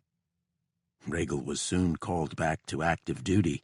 His combination of bush pilot experience and hard-charging optimism won him honored status at Ladd, which was bulldozed out of the taiga and opened in 1940. The base was named for a military flyer killed in a South Carolina crash. The choice angered some locals who wanted it named in honor of a late Army major born on the outside, but considered a friend to Alaska. Regal was a newcomer, too, but never seemed to have any problem winning over the locals. Everyone knew if someone at Ladd was lost, it was Regal, the wing rescue officer, who would oversee the search, set its boundaries, and decide when to call it quits. His reputation was further bolstered by a number of military combat awards and a curious bit of wilderness diplomacy that won him additional accolades.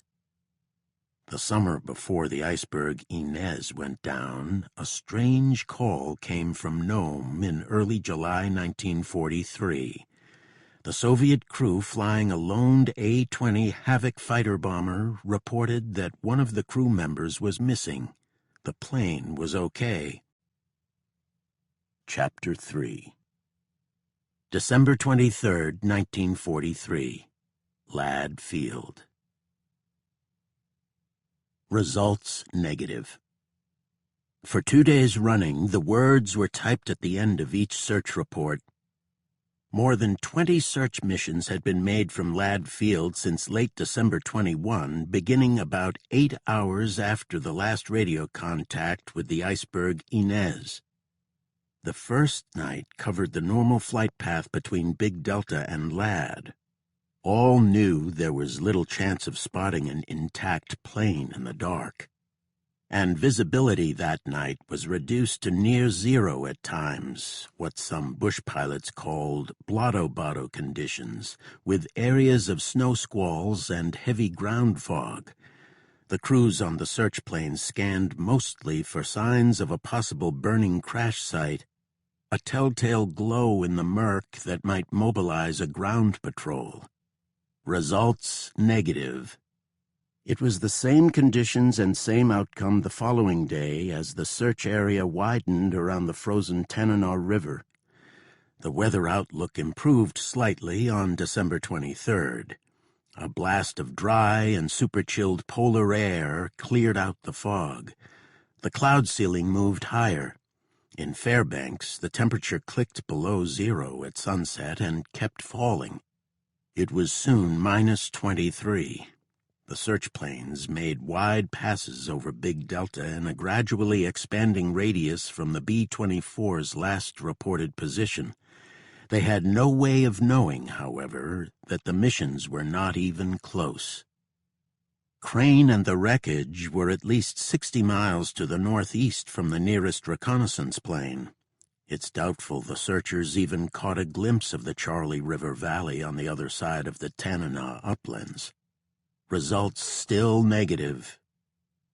The head of LAD's Search and Rescue Unit, Major R.C. Regal, looked over the weather forecasts and maps. They were hand-drawn with wavy isobars, arched fronts, and wind speed arrows flowing like schools of fish. Winds were still kicking up around the search zone, lifting the light snow into near whiteout conditions in places. The LAD forecasters predicted an overall drop in winds the next day, Christmas Eve. The skies should be about as clear as they ever get in the eastern Alaskan winter. Regal walked down the wide stairwell from the second-floor weather office at Hangar 1. "Let's cover as much ground as we can while the weather holds," he told the flight scheduling officer. 16 planes were assigned for the Christmas Eve search. The officer looked up sheepishly. "What is it?" asked Regal. "Well, we're not finding anything so far around Big Delta, sir. You think we should expand?" Chapter 3. December 23, 1943. LAD Field. Results negative. For 2 days running, the words were typed at the end of each search report. More than 20 search missions had been made from LAD Field since late December 21, beginning about 8 hours after the last radio contact with the iceberg Inez. The first night covered the normal flight path between Big Delta and LAD. All knew there was little chance of spotting an intact plane in the dark. And visibility that night was reduced to near zero at times, what some bush pilots called blotto-botto conditions, with areas of snow squalls and heavy ground fog.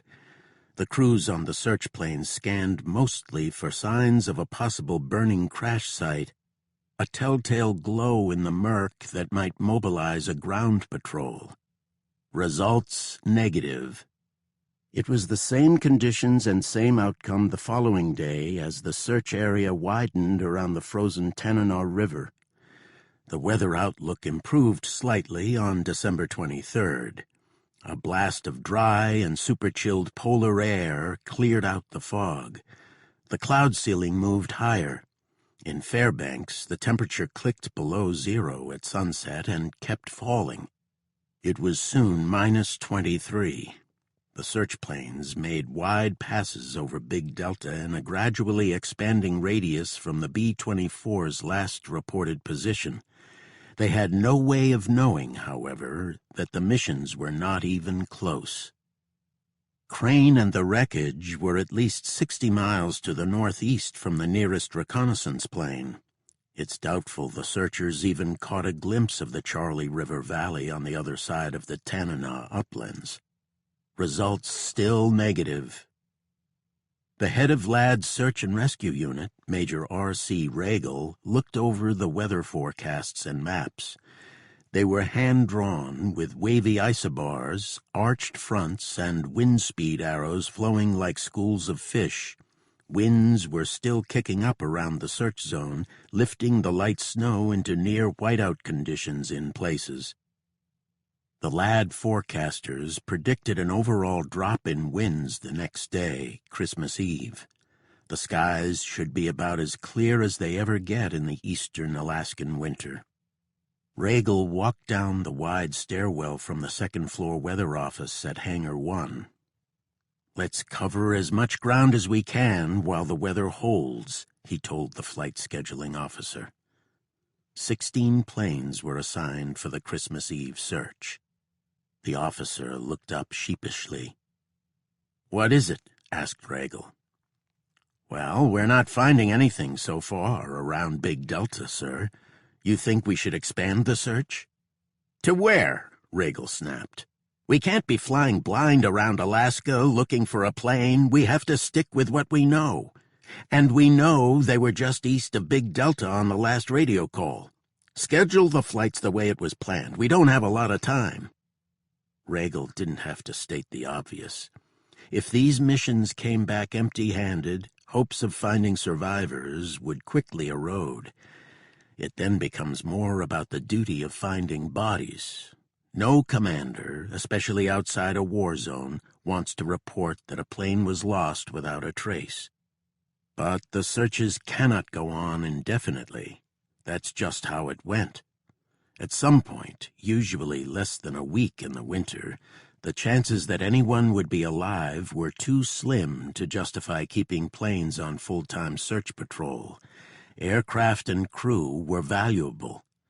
They would eventually be diverted to other tasks. Every bush pilot, Regal included, knew that. The struggle between the ambitions of aviators and the rigors of the interior Alaska winters had been going on since a barnstorming couple, Lily Martin and her husband James, shipped a biplane from Seattle for the first flight in Fairbanks in 1913. The grandstands were packed for the debut, a July 4th extravaganza arranged by local merchants. Everything went well and the crowds were wowed. The Martins then shifted into the real reason for the exhibition. They tried to sell the plane to the highest bidder, but there were no takers despite the appreciative applause as the plane swooped by at 45 miles per hour. This was all impressive in midsummer. No one, however, believed it was possible to fly once the long winter set in, and besides, who was crazy enough to wing off into the bush on one of those flying machines? It wasn't until about a decade later that some pioneer pilots gave it a try. Regal's parents bestowed him with the regal name, Richard Charles, but he was known to nearly everyone in Fairbanks as R.C. or Dick. That suited him fine. He liked the casual frontier ways of Alaska. He also took well to the demands of backcountry flying, where confidence and caution had to be applied in just the right balance. Too much of either could bring nasty results. This was Regal's niche at Ladd Field. He was the resident expert on the risks of Alaskan aviation. Regal came north with his wife and young son in 1938 after landing a professorship in geology at the University of Alaska in Fairbanks. The campus was then a handful of buildings with one notable work-in-progress landmark, the Art Deco Aeronautics Building dedicated to a local flying legend, Carl Ben Eielson, who was appointed the Arctic Lindbergh for his 1928 flight over the polar cap. The following year, Eielson and his mechanic were killed while trying to rescue passengers and a load of valuable furs from a three-mast schooner, the Nanook, trapped in ice off Siberia. The Nanook survived the winter and was later sold to Metro-Goldwyn-Mayer and used in swashbuckling films such as Treasure Island. Regal's academic expertise may have been very much earthbound, but he seemed possessed with the soul of a flyer. He was born in Colorado Springs, the future home of the Air Force Academy, and finished his master's degree in the early 1930s while serving with the Army's Flying Cadet Program in Texas. It was an exciting time. Military aviation had left behind the days of fragile biplanes and was racing toward the era of high-performance prop fighters and giant bombers. Once Regal climbed into an Army plane for the first time and skimmed over the Texas sagebrush, he never looked back. For a few summers in Alaska before the war, he ran a civilian pilot training class for university graduates and students. The rules in those days were anything but rigid. Just about anyone who had the white-knuckle nerve could find something to fly, and then confront the sometimes greater challenge of figuring out where to land in a territory with few formal runways. The normal onboard bush pilot kit included a rake and shovel to help maintain the landing strips, which often were little more than packed snow in a field in the winter or a spit of gravel along a low-running river during the brief summers. But the flyers took the hazards and hassles in stride. They were the costs of doing what they loved. When a member of the first family in early Alaska aviation, Ralph Ween, died in an October 1930 crash near the Bering Sea, the tributes poured in from the Seen-It-All Fellowship of Bush Pilots. "He died a man's death," said a letter of condolence from another famous backcountry figure, Sam O. White. "God help me to die as nobly as he did." Regal was quick to seek a slice of the growing air ferry business that was opening up Alaska's interior. He called his company the Trans-Alaska Corporation. It was a mighty name for an outfit with just a few second-hand planes and a flight school run out of small buildings on skids known as Wannigans. But the timing was impeccable. Pilots were in great demand to service the ever-expanding network of rustic airstrips. Planes were slicing out of the sky in places that often had more sled dogs than people. One route advertised in the Fairbanks Daily News Miner linked Fairbanks and Koyukuk, a Yukon River town about 275 miles to the west.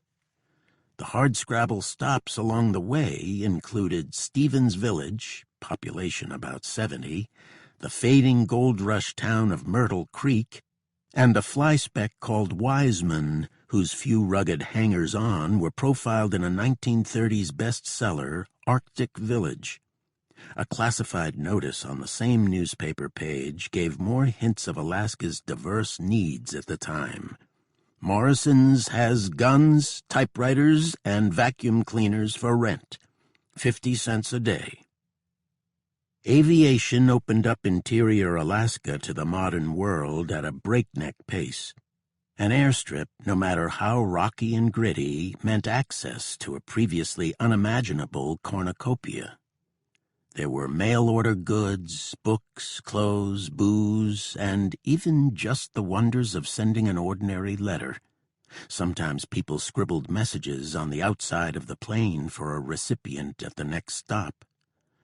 "No post office fees," said Pete Hagland, curator of the delightfully eclectic Pioneer Air Museum in Fairbanks.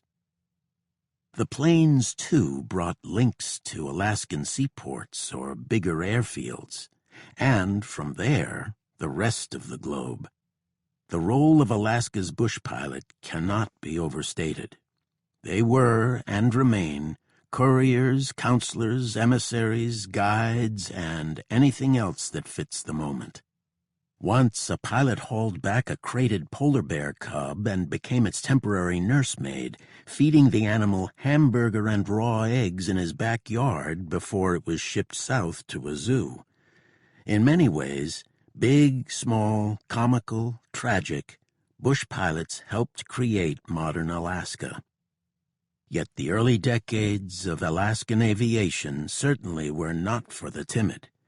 It was a stage for pilots with nicknames like Mudhole Smith and Big Money Monson, and planes running the Jacobs Radial L4 engine, a loud but reliable machine known affectionately as the Shaky Jake.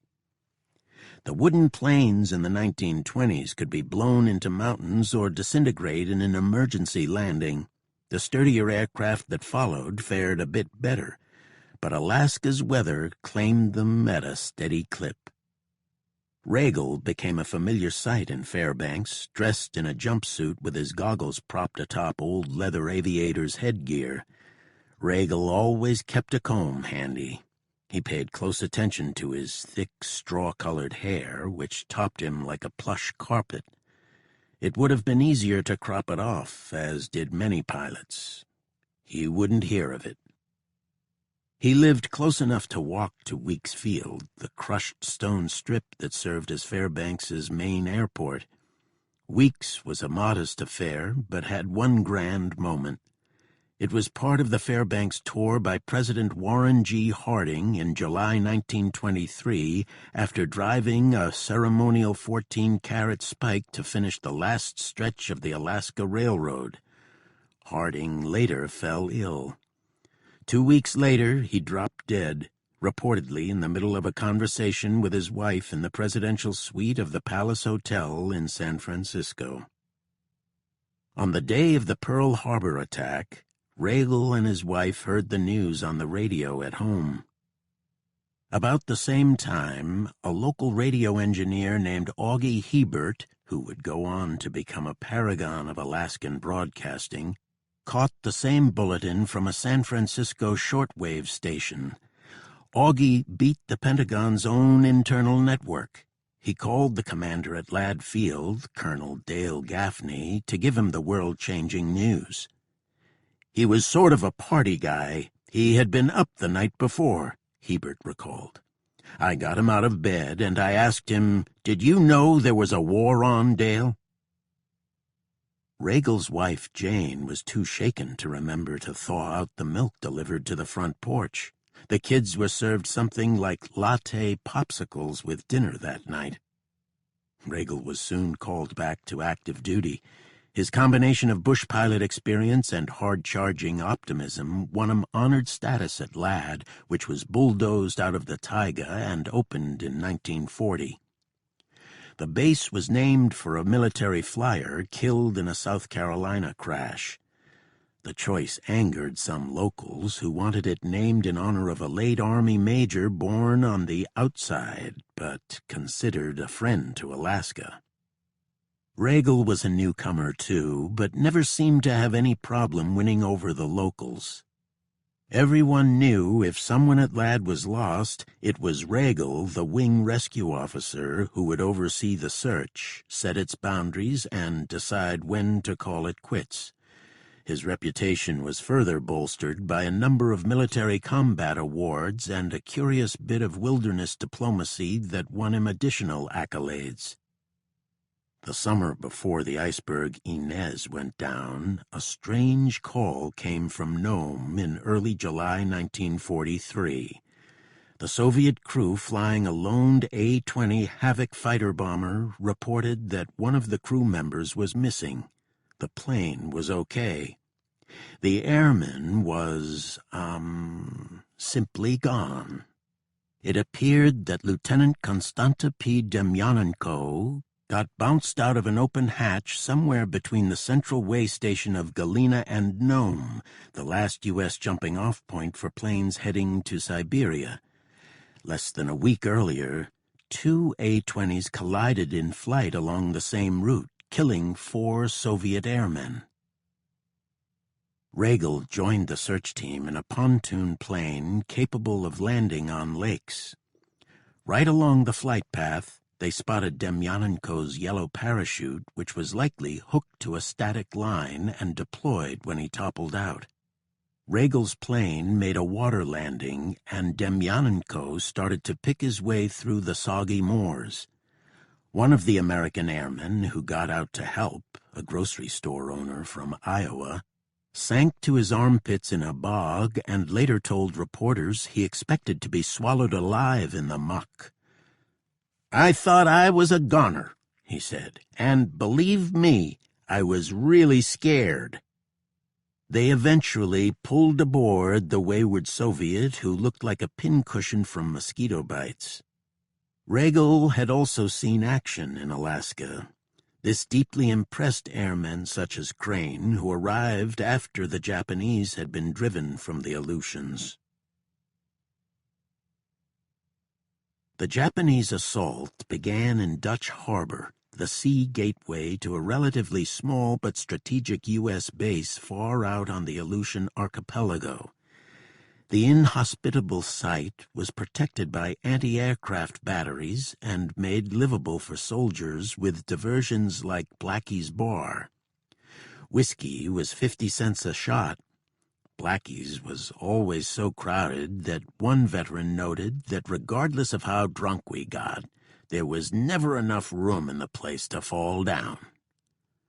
Tables and chairs were removed because, as many Alaskan saloon owners of the day could attest, the splintered wood could become choice weapons in bar fights.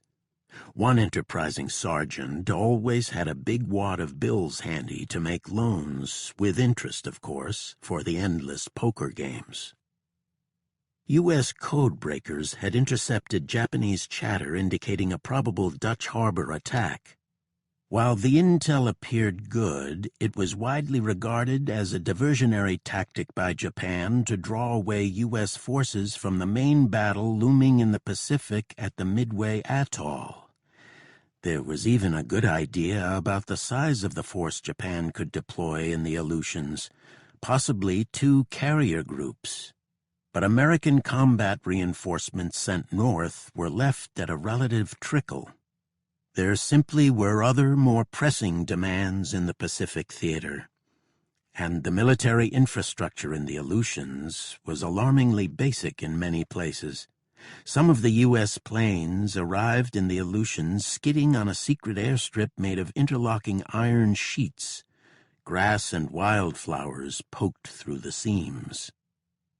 Japanese naval forces had already shown they could take aim on U.S. shores.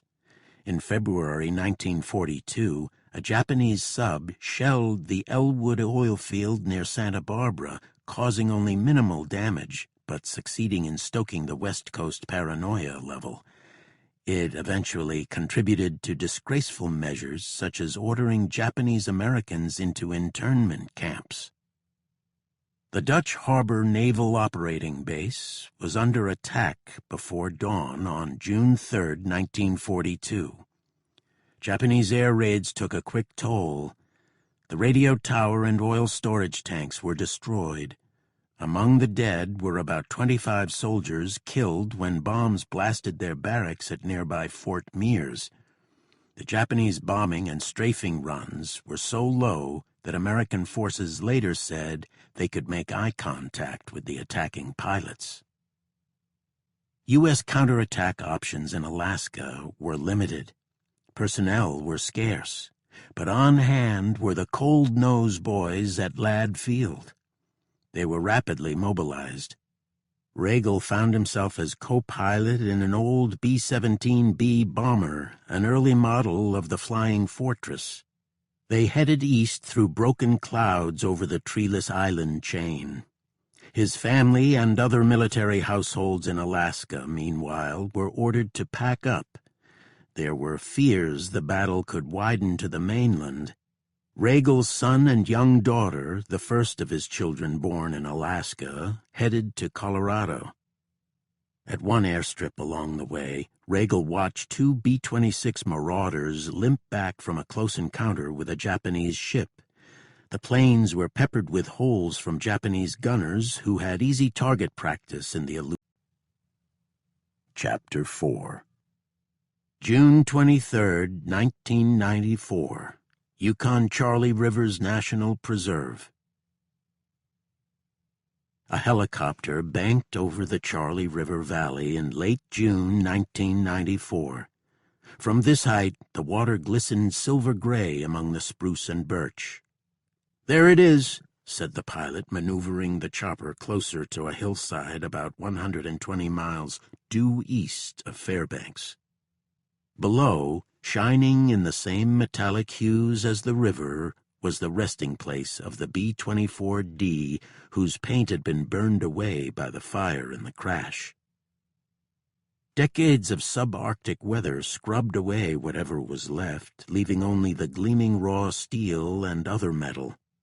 The wreckage spilled over slabs of granite, ancient greenstone, and quartz-laced shards churned up by the same tectonic forces that formed Alaska's ranges and drained away teeming Jurassic seas.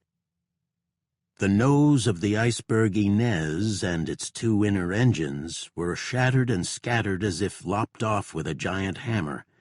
Other parts of the wings, incredibly, withstood the impact. Some of the wing lines were as sharp and clean as the day the plane left Ladd Field, but 2 huge spaces, like missing teeth in a smile, were gouged out from the wings when the outer engines ripped away. The steel propeller blades, dinged and scarred from slicing into the rocks, stood like sentinels on the edge of the debris field. Portions of the bomber's internal frame jutted from the twisted and folded metal. It all spoke of details that Crane couldn't have seen as he watched the plane pinwheel into the snow. The B-24 apparently struck nose first. The force sheared away everything down to the wings, but the iceberg Inez must have been falling flat enough to avoid disintegrating the rear sections and was likely skidding to a stop when fire swallowed the entire wreckage. The prop specialist, Seibert, was farthest back in the plane. He could have had a minuscule chance of surviving the crash, but apparently had no way to get out. He could well have perished as the flames spread during the plane's plummet. The space where Crane last saw Hoskin struggling with his chute was obliterated. If he didn't bail out, then he was certainly killed when it struck the hillside. The starboard wing, the side where Crane sat, pointed downhill toward the river. Over the decades, a few trees sprouted around the crumpled fuselage. From the helicopter, local National Park Service historian Douglas Beckstead pressed his face to the glass. He had, of course, heard about the crash site as he researched the rich lore of the Wilderness Preserve, which covers the entire Charley Basin and a portion of the much bigger Yukon River, stretching to the Canadian border.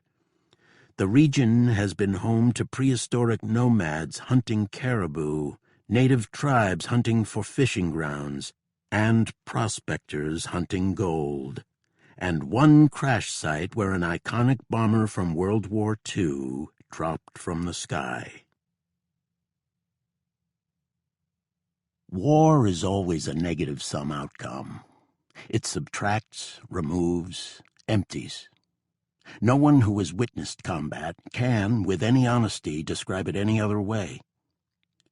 "We know more about war than we know about peace," said five-star General Omar Bradley in an Armistice Day address a few years after the end of World War II. "More about killing than we know about living." Think of it like this. For every soldier's grave in places such as Arlington or Anzio or Normandy, there are more forgotten burial sites for civilians, parents, children, newlyweds, and newborns, claimed in some way by the same fighting. Digital-age warriors can tap the precision of microchips and lasers to try to pinpoint attacks. But old-style firepower, with wide and random killing range, still occupies arsenals around the world and will be there for a long time. Missiles, mortar rounds, artillery, and bombs for airstrikes. Combatants die and suffer. So do people caught in the middle. No euphemisms, such as counting civilian casualties as collateral damage, can cloud this fact. Another phrase coined from the battlefield describes a nation's fighting forces as its war machine. This one is on point. The science of warfare is, at its core, about finding ways to build new tools to scare, shock, and raise. Never have the world's industrial giants been more focused on that task than during World War II. Japanese powerhouse Mitsubishi produced the feared Zero fighters. Kawasaki developed a light bomber that later was converted to the infamous kamikaze craft near the end of the war. Germany's Krupp manufacturing dynasty built U-boats. The United Kingdom responded by cranking out more sub-hunting Corvette escort ships from the Harland and Wolff shipyards. Nothing, though, compared with the wartime audacity of the B-24. It literally cast a huge shadow. The hulking, fearsome, glass-nosed bomber came to exemplify the American war effort as much as buying bonds or collecting scrap metal. Air power had redefined conflict in the short decades since the first gun was bolted onto a plane. Control of the skies quickly became as important in the overall strategy as holding a line or capturing a hill. World War II made every military look skyward. America's government vaults were thrown open to keep pace. Suddenly, there was a generation of airmen to train and new fleets of planes to build. No expense seemed too high, no plan too outrageous. The B-24 literally rode into the skies on this spirit of urgency. In the popular mind, meanwhile, the plane became indelibly linked to the blitz of wartime propaganda. Homespun actor Jimmy Stewart flew missions in Europe in one. The always suave Clark Gable, then a first lieutenant, posed for publicity photos aboard a B-24 while on military assignment in England, making Army combat films with a B-17 squadron. But perhaps the biggest feel-good bonanza was a fictional character, Rosie the Riveter, the archetype of the bandana-clad woman doing her part to build fighting machines for the men on the front. The song Rosie the Riveter became a hit in 1942, and Crane and his crewmates certainly knew the words. Keeps a sharp lookout for sabotage, sitting up there on the fuselage. That little frail can do more than a male can do. Rosie the Riveter. The precise origins of Rosie are blurry. Some believe it was based on a woman from a California factory line. Others think a Canadian gal was the inspiration. In May 1943, Norman Rockwell came up with his own vision, a muscled-up Rosie for the Saturday Evening Post with a rivet gun on her lap and her penny loafers resting on a copy of Mein Kampf. But the American government, hand in hand with Hollywood, wanted to cast the right Rosie for a short inspirational film. Scouts blanketed the country. On the list was Michigan's Willow Run Aircraft Factory, built by the Ford Motor Company specifically for the B-24. The 80-acre assembly line floor was pumping out B-24s at a furious pace and with some novel innovations. Flight crews slept on factory cots so they could get airborne within hours of the last bolts being tightened. A team of midgets, as they were called then, was put to work crawling into tight spaces to buck some of the plane's more than 313,000 rivets. Women were part of every step of the B-24 construction. For those who had doubts about factory work, wartime film clips tried to sell the idea that it was well suited for a female touch. "The rivets are but the buttons of a bomber," said one pitch. Somewhere on the factory floor in Willow Run, the movie talent scouts came across Kentucky-born Rose Will Monroe, auburn hair and plump cheeks, who became the indefatigable Rosie and the face of the home front in a morale-boosting clip seen by millions.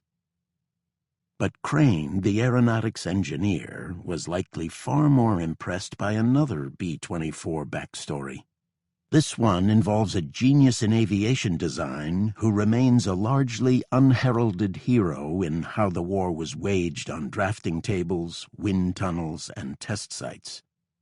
Isaac Macklin Ladin, known as IM or Mac to everyone, including the U.S. Patent Office, joined the U.S. military's Experimental Aviation Division in Ohio in 1917, just 14 years after the Wright brothers skimmed over the sands at Kitty Hawk. For the young I.M. Ladin, fresh out of Montreal's McGill University by way of New Jersey, the cutting-edge aircraft at the time were models such as Boeing's CL-4S biplane, whose 100-horsepower engine was capable of just over 70 miles per hour. Quickly, however, Ladin was among the handful of Roaring Twenties engineers, in age and era, pushing the boundaries of what could get off the runway. In 1922, he helped design the first all-metal plane. Patents bearing his name marked new steps in aeronautics, enhanced braking systems, and more reliable landing gear.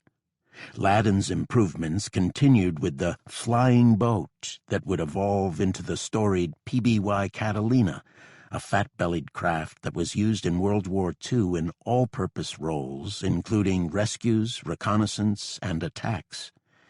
In the Atlantic, a Catalina flown by the Royal Air Force reported the location of the German battleship Bismarck before it was sunk the following day. In the Pacific, Catalinas painted the color of airstrip tar conducted nighttime black cat raids on Japanese ships.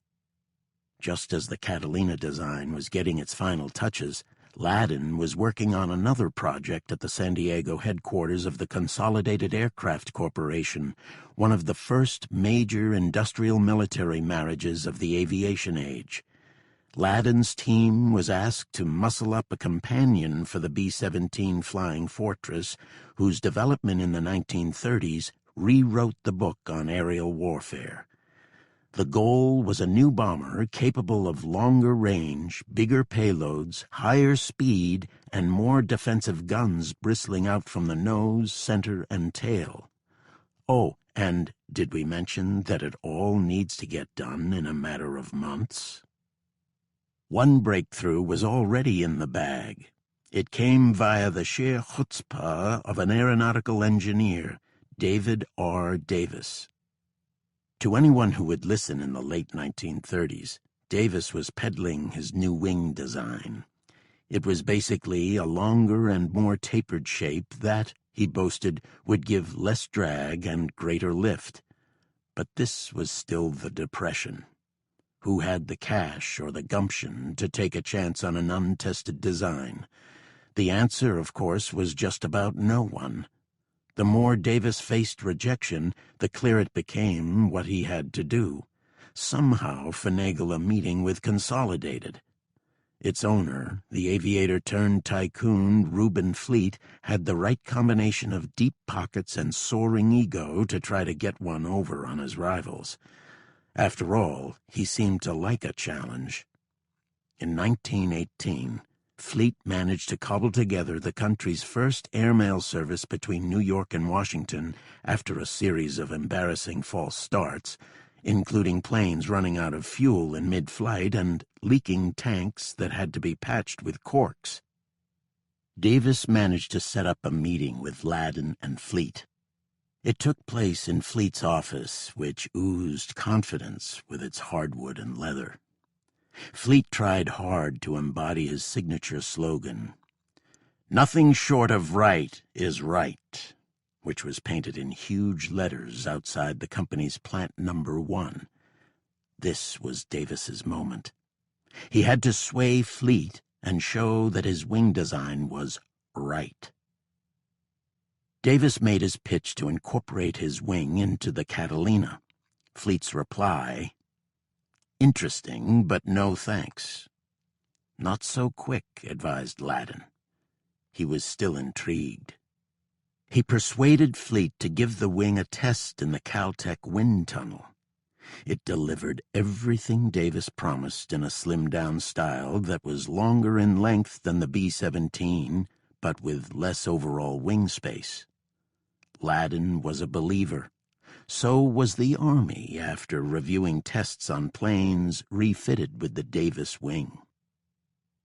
The Army contract with Consolidated was awarded in March 1939. Before the end of the year, the prototype B-24 Liberator made its first flight with the new Davis wing. In between was Germany's invasion of Poland. The United States was still officially a neutral party in the widening war, but it was not lost on anyone that Washington could be forced, someday soon, to make a choice. The timing was right for a companion to the B-17. Ladin's plane, though, still had some serious growing pains. The first batches of the B-24, sold to Britain in 1941, were too vulnerable in the flak-filled skies in Europe. The performance of the Davis wing degraded quickly once it started to sustain damage. Also, the B-24 lacked self-sealing fuel tanks. It was like painting a bullseye for the Luftwaffe aces. The Royal Air Force shifted the early B-24s to maritime patrols. Ladin and his team got to work on doctoring the design. But there wasn't much they could do at this point about how the B-24 responded once off the ground. The overall shape of the plane, especially its Davis wing and the rear stabilizers that stuck up like twin billboards, gave added lift. The price was that it simply didn't cut through the skies as elegantly as the B-17. It took muscle to keep the B-24 Liberators in line. It was said there was an easy way to spot a B-24 pilot. His bulked-up left arm, which got a workout steering the plane, while his right arm dealt with throttles and other levers. Air crews quickly cooked up other colorful jabs for the boxy lib: the flying brick, the pregnant cow. The nicknames came from both the B-24 crews that liked the slightly underdog image of the new bomber and the B-17 flyboys who wanted nothing to do with it. One quip went that the B-24 pilots had to fly the crates that the B-17s were shipped in. Such talk only deepened the loyalty among many B-24 crews. "There were lots of jokes about the B-24, said a radio operator, Bill Gross, who flew it in combat missions in Europe and as a sub-hunter in the Atlantic. But I had a lot of faith in that airplane." The B-24 also was unmatched on the assembly line. Its success can be expressed in one stunning number. More than 18,000 variants of the B-24 were produced from 1941 until September 1945 in San Diego, Willow Run, and plants in Texas and Oklahoma. That's about 315 a month on average, or more than 10 a day.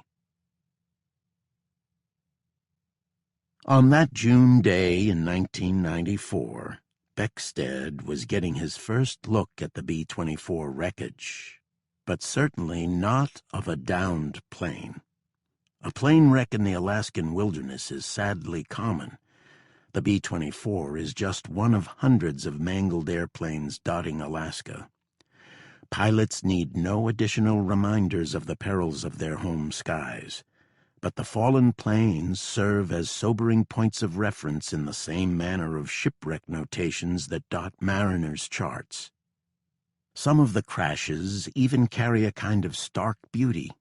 Bush pilots heading north out of Fairbanks often snap photos of a nearly intact Cessna T-50 floatplane.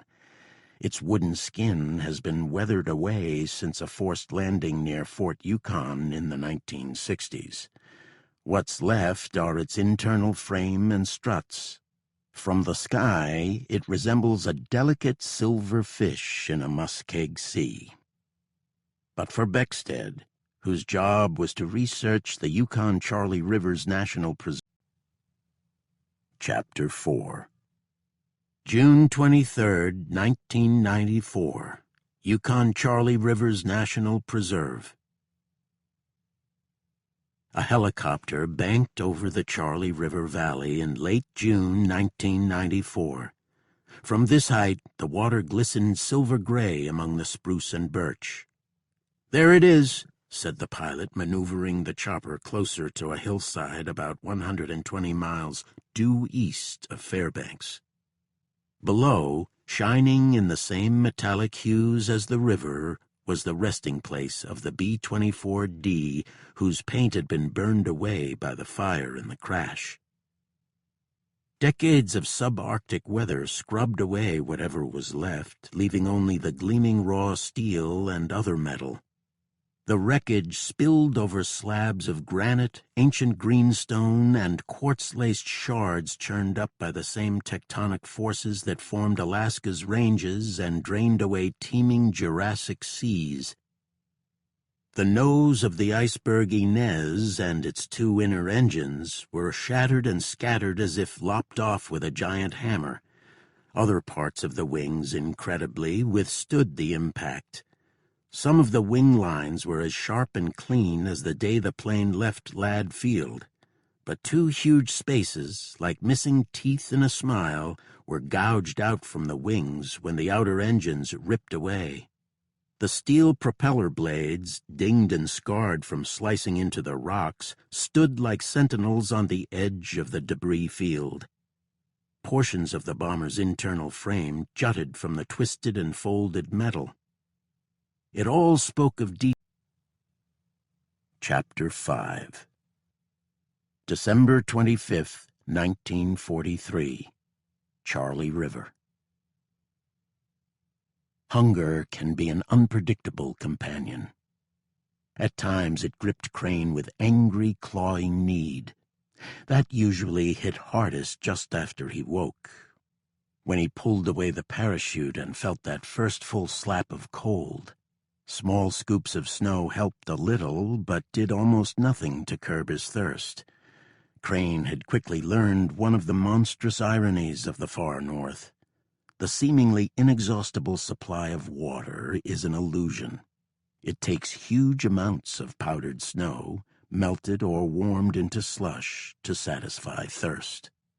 Even so, Crane didn't have a pan. He was left to paw at the ring of watery snow on the edge of his fire. Only in the most desperate times will natives of the northern tribes turn to eating snow. Gobbling down too much snow can actually increase thirst by inflaming the mouth's mucous membrane and irritating the tongue. It can also bring on cramps and accelerate hypothermia. Thirst is wretched, but trying to satisfy it with huge servings of raw snow can make it even worse. Crane knew enough to lap at whatever river water seeped through the ice. Still, he found it rather surprising how the hard wiring of the body could be fooled even as he drifted into the first stages of starvation. He would imagine a milkshake, one of his favorite indulgences. Somehow he could coax his taste buds into the same fantasy. A drop of snow, for just a few seconds anyway, tasted faintly like the shakes back at Lad.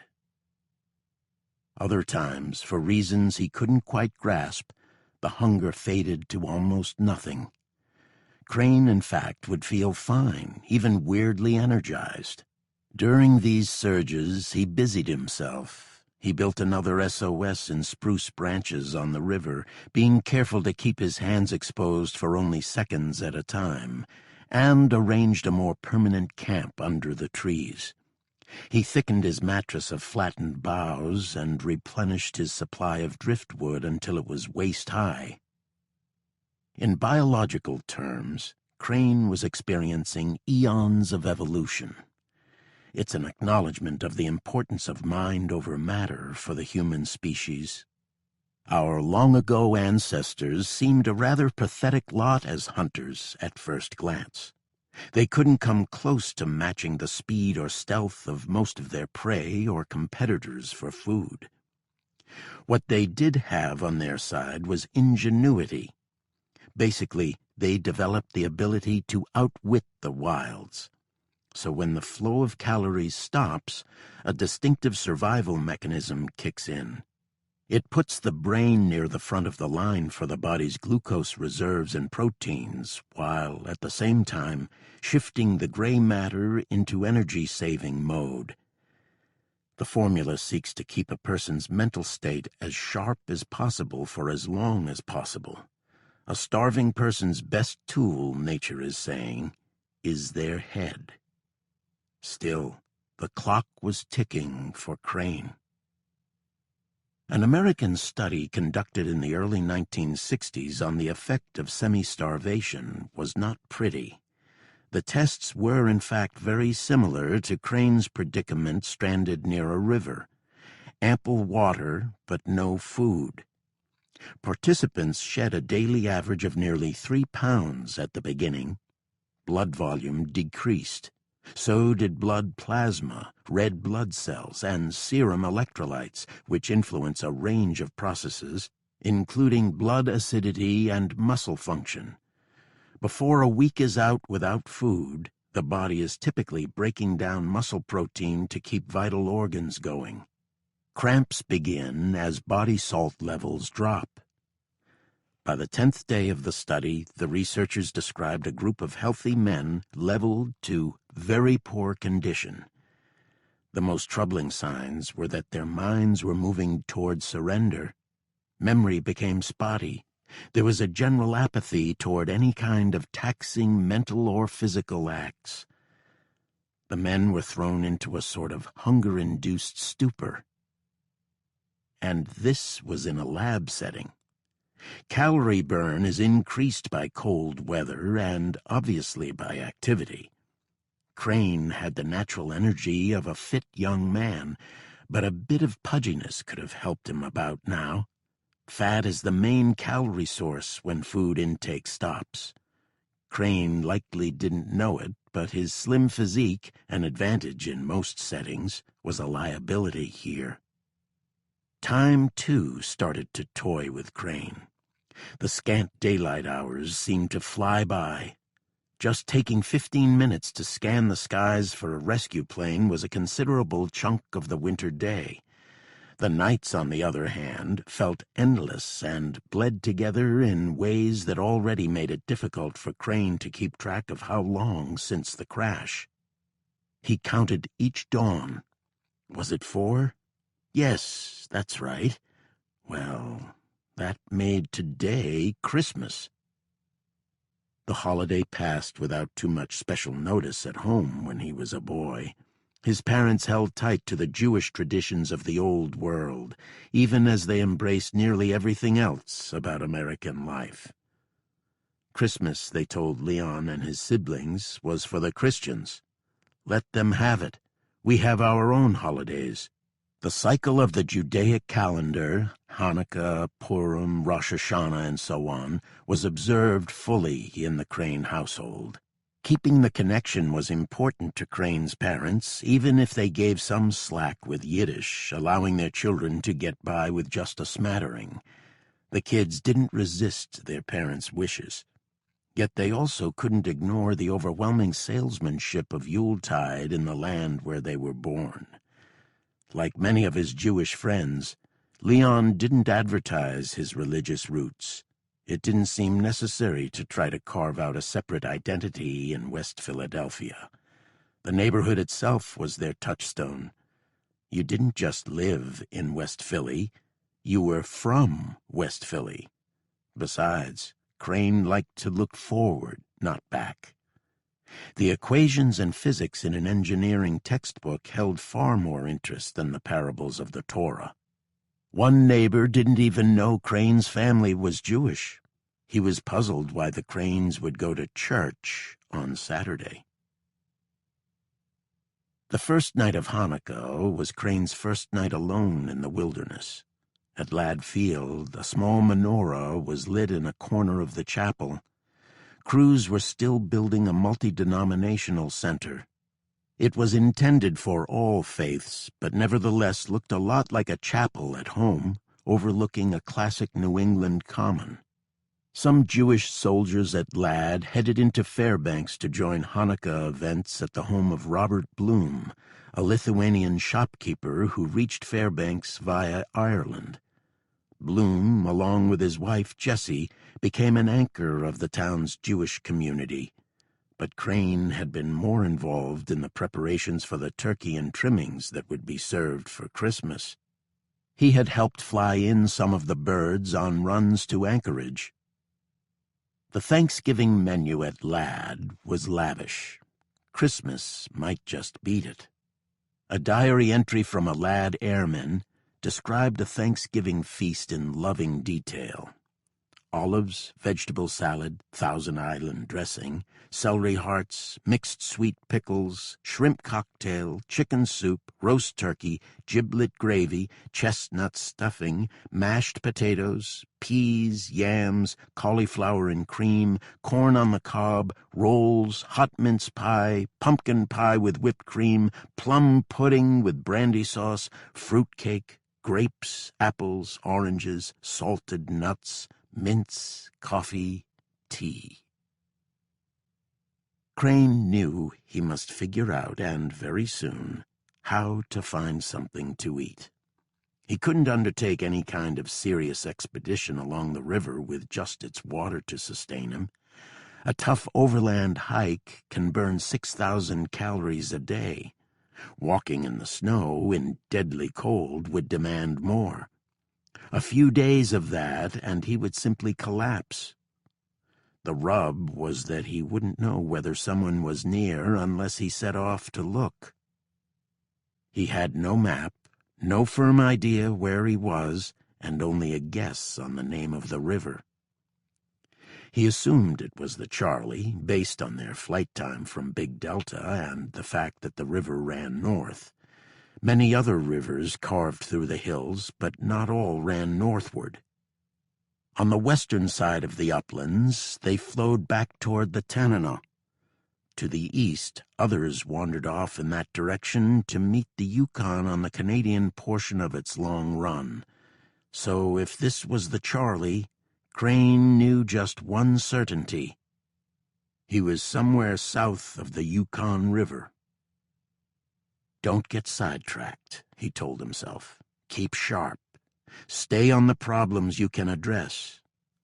There has to be a key to surviving here. He ran through the list. Fishing was impossible in winter. Hunting was doubtful. What could he bring down with only a penknife? Okay. Anything else? The military manuals gave this advice: you can consume anything green that animals eat as long as it doesn't have an intensely bitter taste. He'd seen plenty of red squirrels, one of the few animals that do not migrate or retreat into hibernation during the interior Alaskan winter. But Crane couldn't be sure whether the little squirrels were foraging for new food or eating whatever they gathered before the freeze. There were clumps of moss poking out from under the snow. This was worth a shot.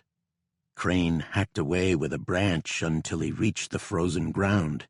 He ripped up a cold, spongy handful. Just prying it loose felt like needles piercing his frozen fingertips. He jammed a wad into his mouth. The taste wasn't awful, at least. In fact, it had almost no taste at all. It just sat in a soggy lump no matter how much he chewed, something like an earthy paste. He managed to swallow a little, but it stuck in his throat. He gagged and tried to wash it down with snow. Clearly, this was not the answer. He thought again about the squirrels. They were a constant presence. The animals were fearless. Crane might well have been the first human they had come across. They flitted down the spruce branches to investigate the fire and gaze with their black marble eyes.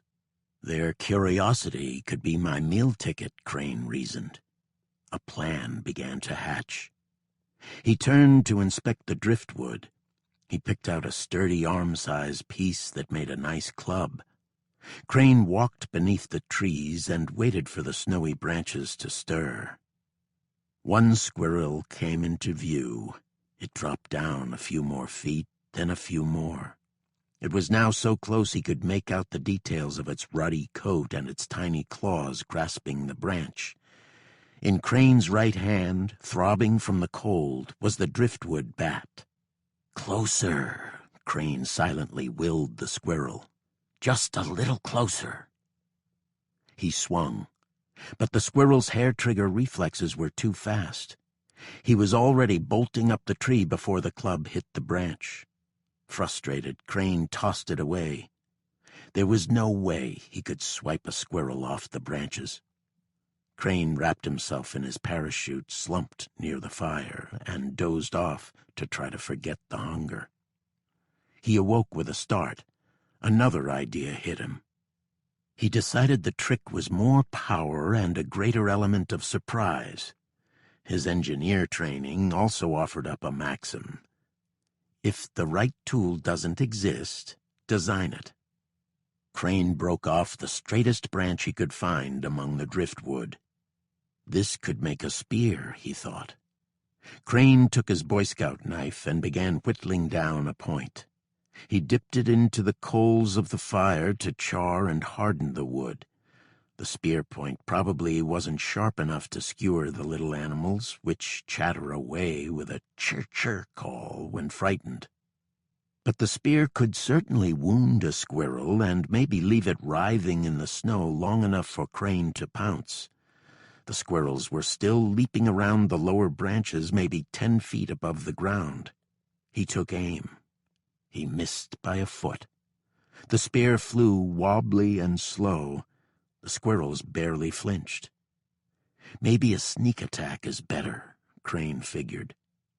He pressed himself close to the tree trunk and waited until a squirrel was on the lowest branch, which was close enough to reach the animal in one thrust. Wait. Wait. A squirrel moved a little closer. Now! The jab was on target, but struck the branch right under the squirrel, sending it rocketing up the tree. That wasn't too bad, Crane thought. He had come close. This could work. He waited again until another squirrel came within his killing zone. Another thrust. This time it was just to the side of the creature. Crane kept at it until the light began to wane. He never managed to even graze his prey. In the concentration of the hunt, however, he lost track of how long his hands were exposed. Crane knew he couldn't keep this up without risking more serious frostbite. What else? Crane looked over his parachute. He couldn't hack away at it too much. The wrap he fashioned every night was one of the reasons he was still alive. But there were rubberized cords that had no role in keeping him warm. Crane tossed more wood onto the fire and got to work. The spear would become a bow and arrow. Crane slashed off a 4-foot length of parachute cord and tied it around notches in each end of the spear. It was taut and gave a weak twang when plucked. Step 1. For arrows, he trimmed down 2 sticks and made cuts in the end to affix spruce needles in place of feathers. He gave it a test. The arrow lobbed harmlessly about 20 feet and skidded on the snow. Ridiculous, Crane cursed. What am I thinking? He didn't even attempt to shoot at the squirrels, which were now eerie little chiaroscuro figures flashing between the yellow light of the fire and the complete darkness. It was 5 o'clock on Christmas Day at north latitude 64 degrees, 49 minutes. Crane's breath came in puffs of frozen vapor. The temperature was -20 and dropping. The frustration of the day was building. For the first time, Crane felt a genuine panic rising. Idea after idea had failed miserably. The chattering of the squirrels now seemed to him maddening, mocking. He cut away a short strand of the parachute cord attached to the harness. A slingshot might do it. He made them as a kid and had his share of broken windows to show for it. This had a shot. Crane loaded the contraption with frigid rocks of just enough weight. It might stun a squirrel long enough for Crane to dispatch it with his knife or wring its neck. He pulled back the cord. Even his modest effort seemed to test the limits for his sluggish fingers. The pebbles flew toward their mark, but no faster than a gentle toss. There just wasn't enough recoil in the cord. Damn it! Crane was panting. Suddenly, the Alaskan Yukon seemed to be closing in. He raged in return. He was beyond caring. Crane grabbed rocks as big as baseballs with his bare hands and started hurling them at the animals. "You little bastards!" he yelled. "Go to hell!" He screamed as loud as he could from a place inside that was deep and primitive. Days of fear and fatigue and frustration poured out. Crane, the man who dropped from the sky, shouted back at the heavens, in fury, in helplessness, in a primal act of submission to nature as the life-giver and, now it seemed, the life-taker. Just as quickly as his unwinding occurred, Crane stopped. "Get a grip! Don't be a fool," he told himself. You are just wasting energy." He slumped into his bed of spruce branches and tossed fresh wood on the fire. It would burn for several hours. Crane wrapped himself in the parachute. Above, steel-sharp stars dotted a sky awash with the pale purple gossamer of the northern lights. Crane slept, feeling beaten and truly lost for the first time. Instead, the opposite was true. He just wasn't aware of it yet. It's not an easy concept to translate, but, like many things of deep substance, it can be understood without many words. It just is. For the native tribes along the Charlie and surrounding rivers, it's part of their ancient codes in a place where life is a fragile bargain in the best of times. In their world, nature rewards. It also punishes. To mock it with greed, insincerity, arrogance, or any number of human failings was to guarantee an unpleasant sting in return. It might not come right away, but it will come. The clans of the Athabascan people, cast across the Yukon Basin and beyond like seeds in reluctant soil, built their beliefs around the most towering truth they knew. The spirits of all things, from man to minnow, are bound in a chain of yega, or souls, going back to a time when all creatures spoke a common language and understood each other fully. There are many ways to stumble. Animal spirits are displeased by a hunter not utilizing an entire carcass. Water spirits are angered when someone takes more fish than they need from the rivers. The payback comes later. The spirits might make the caribou herds disappear or the salmon stay away from the nets, and the winter will be heavy with hunger. To abuse the land with needless fire or reckless tree chopping might also close the door to the Athabascan afterlife, which some imagine as a place so plentiful and joyous that the flowers trill sweet songs. The Athabascan world, however, is not just about dread. Like most faiths, the righteous have the last laugh. One often told story begins with an Athabascan man who lives in full harmony with nature. As a reward, the spirits bestow him with a dream: a moose sitting on a particular spot where he hunted.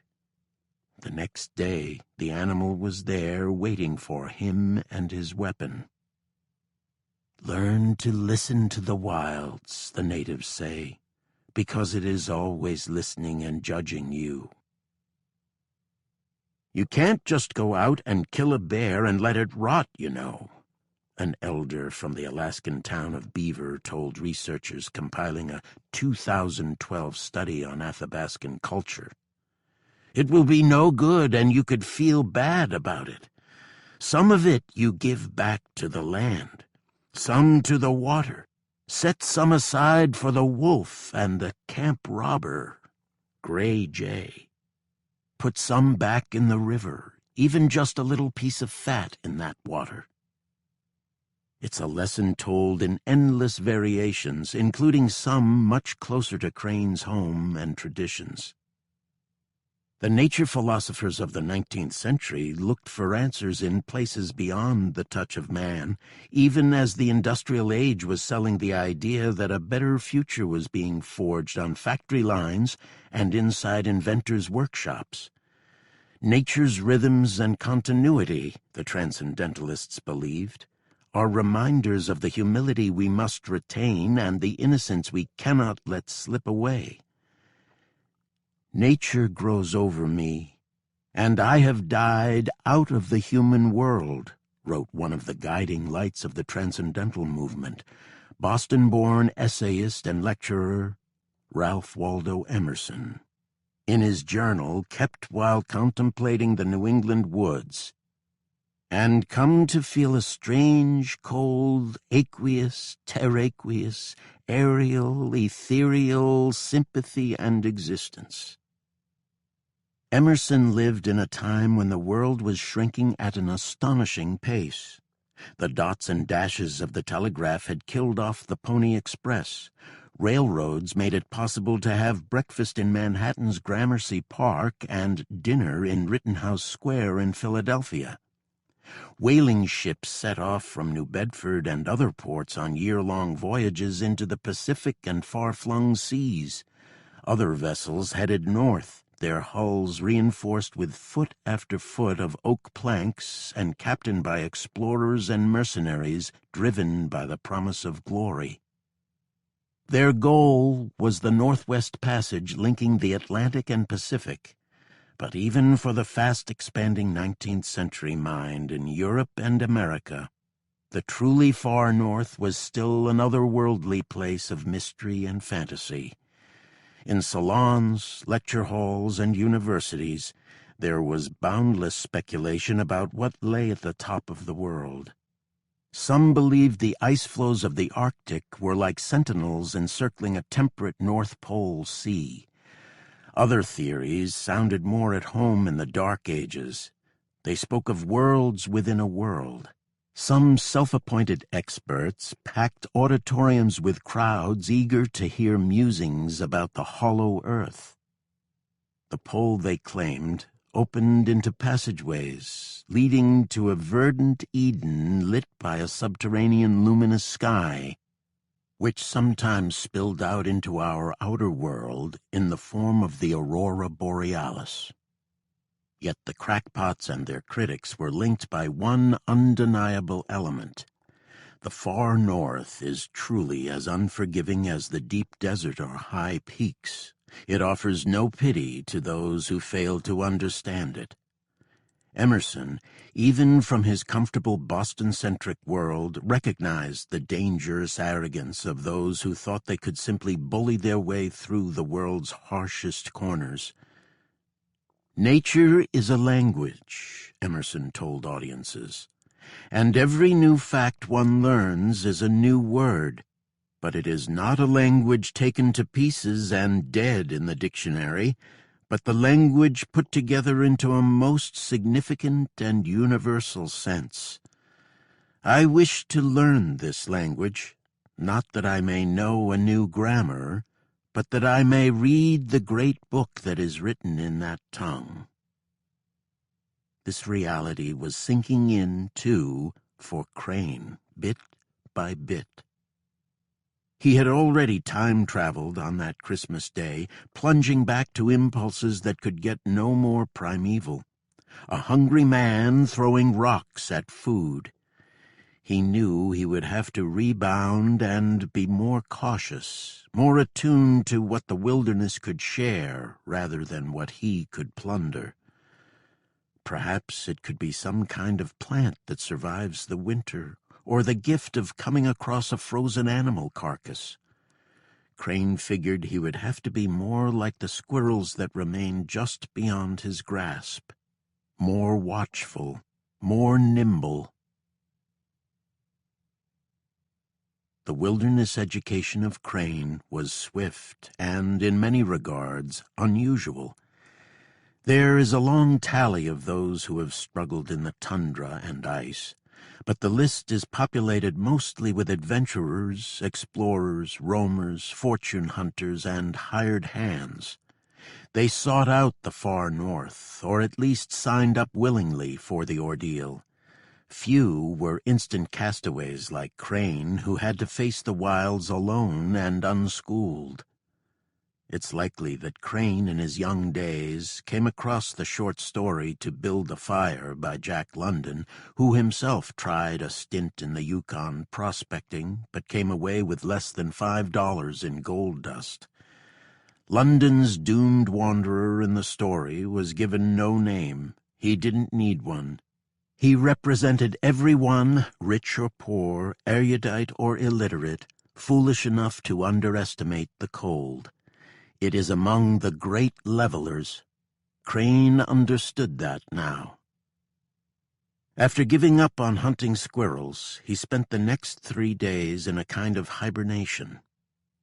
Crane would climb out of the parachute cocoon to feed the fire and drink from the river. The temperature never moved much above -10. The hole in the ice from the gurgling Charlie River was closing. At least it wasn't snowing. A blizzard would have been a huge blow.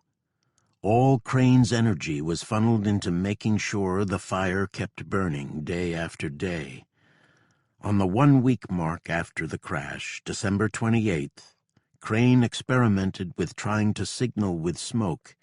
He threw healthy spruce boughs into the flames. The smoke was weak and thin. It blew away before it reached the treetops. "Freezing to death must be a queer business," wrote one of the star power names in polar exploration, Rear Admiral Richard E. Byrd, who was also a lightning rod for controversies over weakly supported claims of points reached. Nevertheless, there is no questioning what Byrd endured. Crane knew it now, too, trying to survive in a place that does everything in its power to crush that hope. "Sometimes you feel simply great," Byrd went on in a memoir. "The numbness gives way to an utter absence of feeling.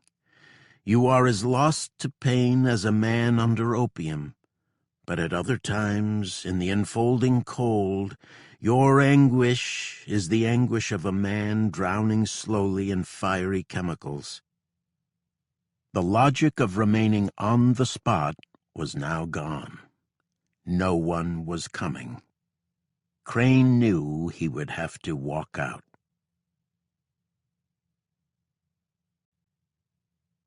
Chapter 6. December 29th, 1943. Philadelphia. All eyes were on the boy. It was like this always. The attention used to unnerve him. Gradually, it became just a part of the job. It takes a certain detachment to do it right, the boy had figured out. By now, he was an old hand. He had delivered hundreds of Western Union telegrams issued by the Secretary of War. The news, naturally, was rarely good. He learned to keep his gaze forward as he rode his bicycle, focusing only on the address in question. But he could sense the nervous pause as he passed.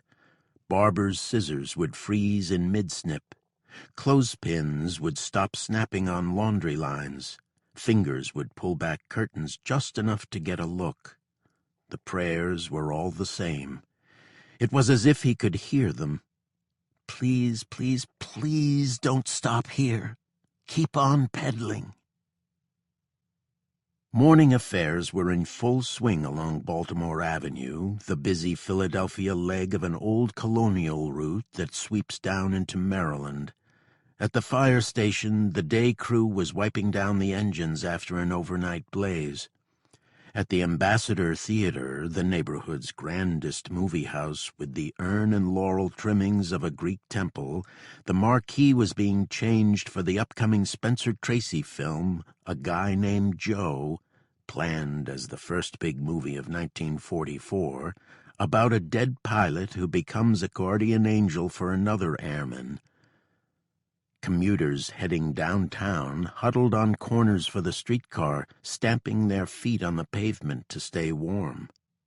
It was just below freezing, but a stiff wind made it seem far more biting. The boy was glad the snow held off. Even a few inches made getting around on his bike a treacherous proposition. He glided to a stop. He leaned his bicycle against a metal sidewalk fence at the bottom of a small dip on Baltimore Avenue. There was no need to lock it up. Who would steal a bike in winter? He checked his cap. Western Union had rules for the messenger's image down to the smallest detail. Flapping shirt tails and sloppy shoes could cost you a promotion when it came time to select applicants for an office job. "Your appearance and your future," headlined the section on grooming and presentation. It advised that the Western Union cap should be worn at a slight angle with the visor just over the eyebrows. The cap's brass-colored company emblem gave the messengers the look of a scaled-down cop. "Also make sure your uniform is pressed and clean," the company advised, "and your tie should have a tidy four-in-hand knot. The leather puttees around your calves must be shined to a chestnut gloss." The irony was unavoidable. These fresh young kids, dressed up snappily and with their lives ahead of them, had the gloomy task of carrying the worst news possible. The boy checked the address again. 5464 Baltimore Avenue, Crane, Lewis, Mr. He walked up the 4 steps from the sidewalk, then 5 more until he was on the porch. To his right and left, a long string of steps and porches, some with hardy winter plants, some with chairs, some with fancy ironwork, stretched down the block of row houses. The Crane's door was straight ahead.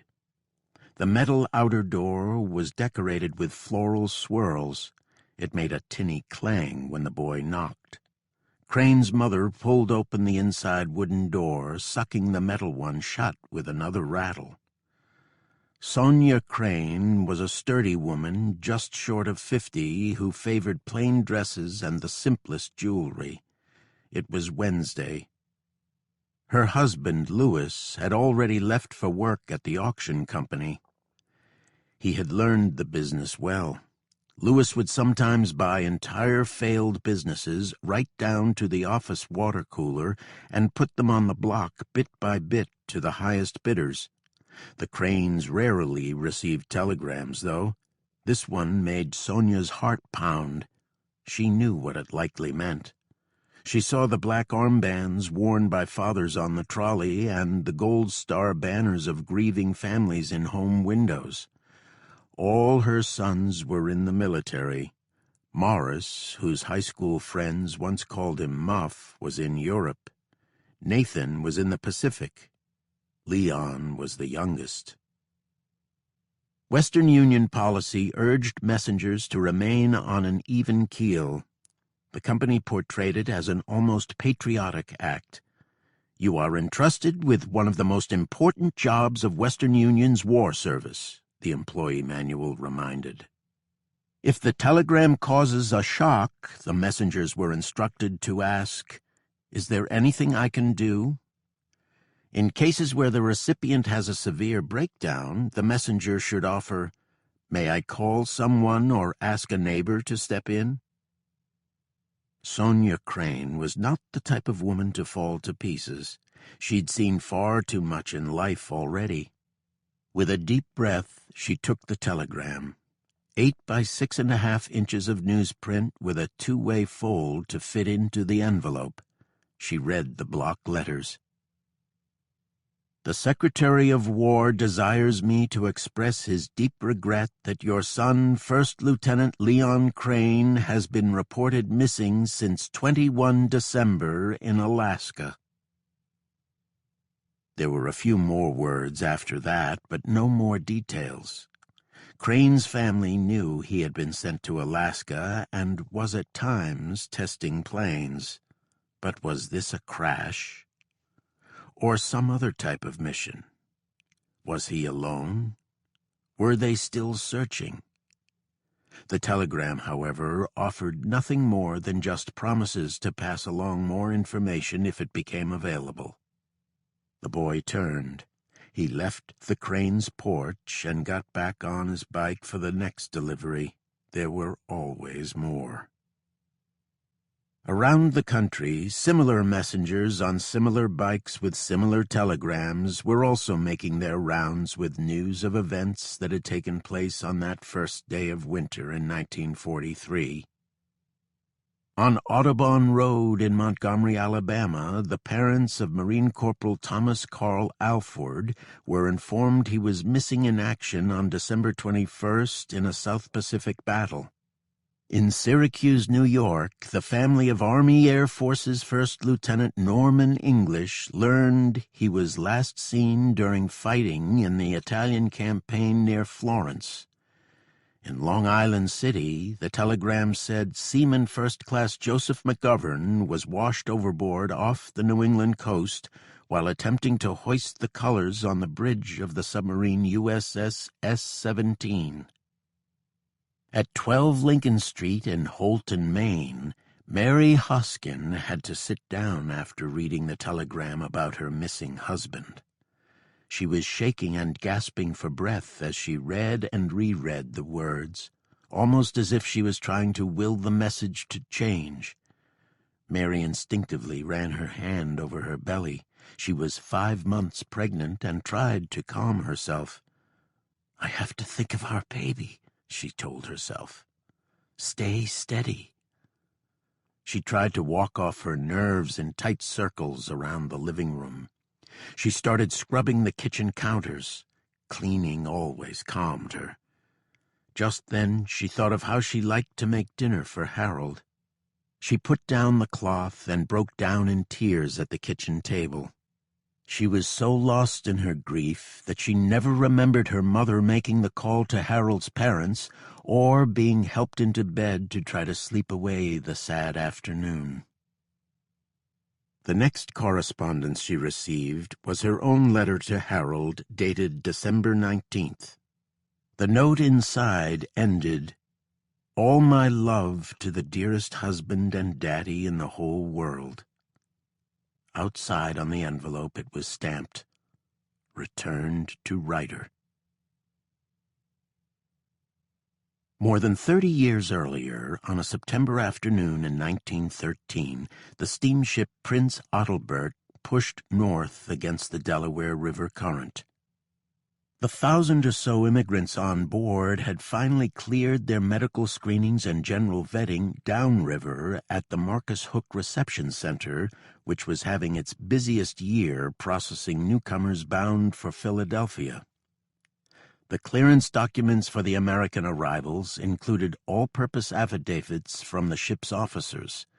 They pledged that the émigré in question was not an idiot, an insane person, or a pauper, or likely to become a public charge, or is suffering from a loathsome or a dangerous contagious disease. It had been a relatively easy crossing from Hamburg. The late summer can be complicated if a tropical storm kicks up. This time, however, the ship stayed ahead of a low-pressure system spinning up the center of the Atlantic. The Prince Adalbert headed toward Philadelphia on a magnificent day. A few puffy clouds dotted the sky, but not enough to block the sun for long. There was just a hint of the coming fall, carried in a breeze from the north that kept the temperature in the mid-60s. The immigrants crowded the deck under the shadows of the ship's triple smokestacks. Exactly 17 months before, from a point on the same deck, the ship's chief steward snapped a photo of a passing iceberg marked with a scar of red paint. Some believe it was among the last sightings of part of the berg that carved the fatal gash in the side of the Titanic. When Philadelphia's busy wharves came into view on September 15, 1913, the excitement on board the Prince Adalbert rose. The dominant chatter was Hungarian, but there were groups of Austrians, a few Poles, and pockets of Yiddish-speaking Jews leaving behind the frightening insecurities of Tsarist Russia.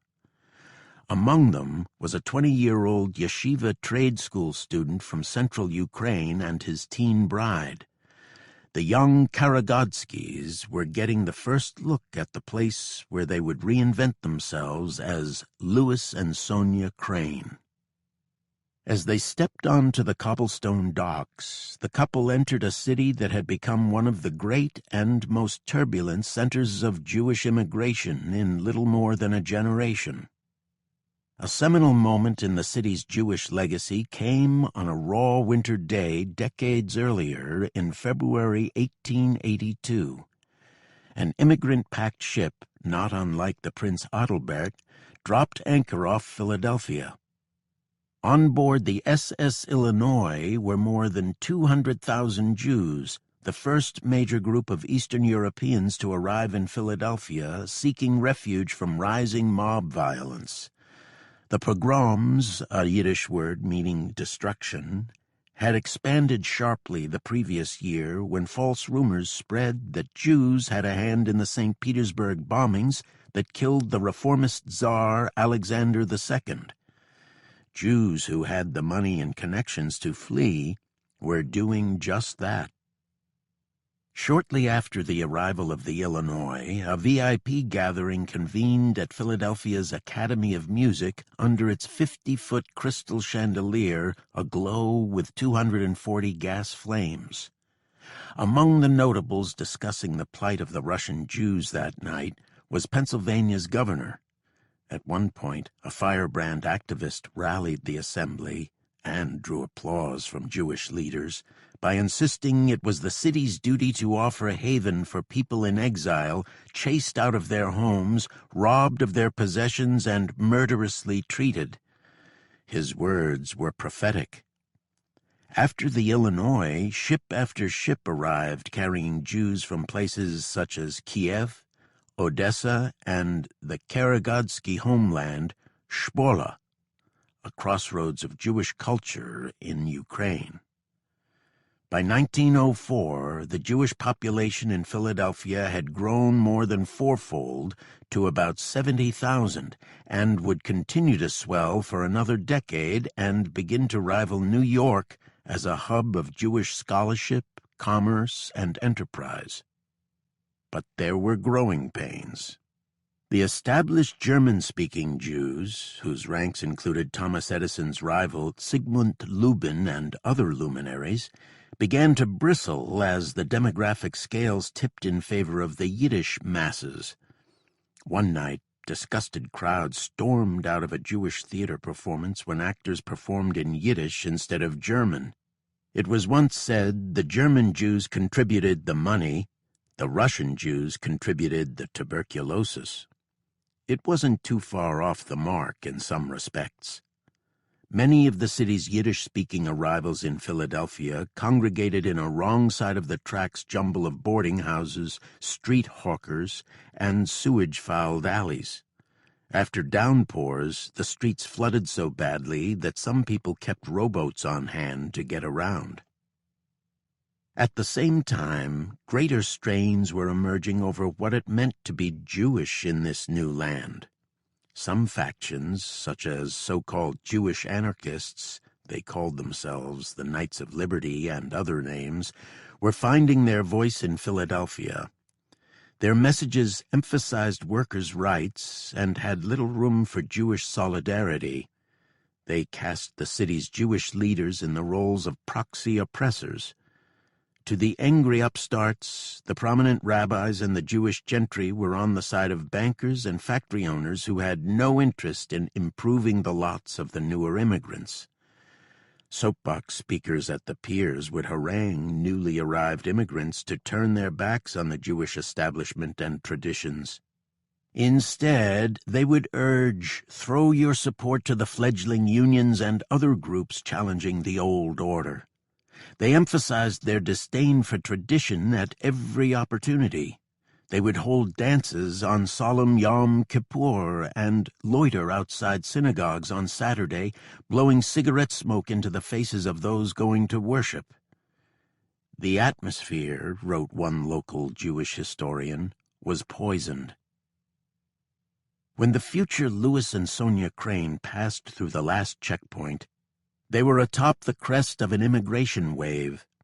The year 1913 marked the peak of the Eastern European influx into Philadelphia and many other seaboard cities. More than 20 ships arrived in Philadelphia in September of that year, bringing thousands of immigrants who stayed put or began the next leg of their trek overland. Newspaper classified sections were packed with help-wanted offers. Cooks, plasterers, dishwashers, maids, waitresses. A basic room in Philadelphia's teeming Jewish quarter could be found for as low as $1.50 a week, and, for those who needed cash, pawn shops were ready to make a deal. "We buy old gold, silver, false teeth," one promised. The automobile, virtually unknown in provincial Europe, was already a semi-affordable dream in Philadelphia. A used 1910 Thomas Flyer runabout with 50 horsepower under the hood was going for $650 or best offer. The immigrant flow wasn't to last, however. World War I erupted the next summer. It brought passage to America to a near halt. But for those who arrived in the city before the doors slammed shut, new areas were opening fast. One reason was the humble streetcar. Electric-powered trolley lines started to snake into leafy West Philadelphia across the Schuylkill River. New homes and stores quickly followed. By the time the row house developers reached the corner of Baltimore Avenue and 54th Street in 1925, Louis and Sonia Crane had formally adopted their new names, had taken the oaths as new citizens, had honed their English, and were parents to 3 boys and a girl. A dozen years after arriving in Philadelphia, it was time to move, Sonia insisted. She wanted out of South Philadelphia, which was close to Louis's auction company, but also drawing Leon's older brother Nathan into some unsavory street gangs. Sonia took the lead. She got on the trolley and found their new house on Baltimore Avenue. Leon Crane pushed his way through the crowd. There was never much excitement on his sleepy end of Baltimore Avenue, miles from downtown. Or at least it all seemed too sedate for an 11-year-old who liked to imagine he was designing newfangled planes ready to soar off on travels and adventures. But this sidewalk hubbub near young Crane's house was definitely something different. Newspaper hawkers were selling out fast. People were talking about a place Crane knew well, the local Ambassador movie house, and something he could hardly imagine, the faraway French Riviera. "What's going on?" Leon asked. "Kid," someone chimed in, "you don't read the papers? The tycoon who used to own the Ambassador was killed by his wife in France. The court said it was self-defense.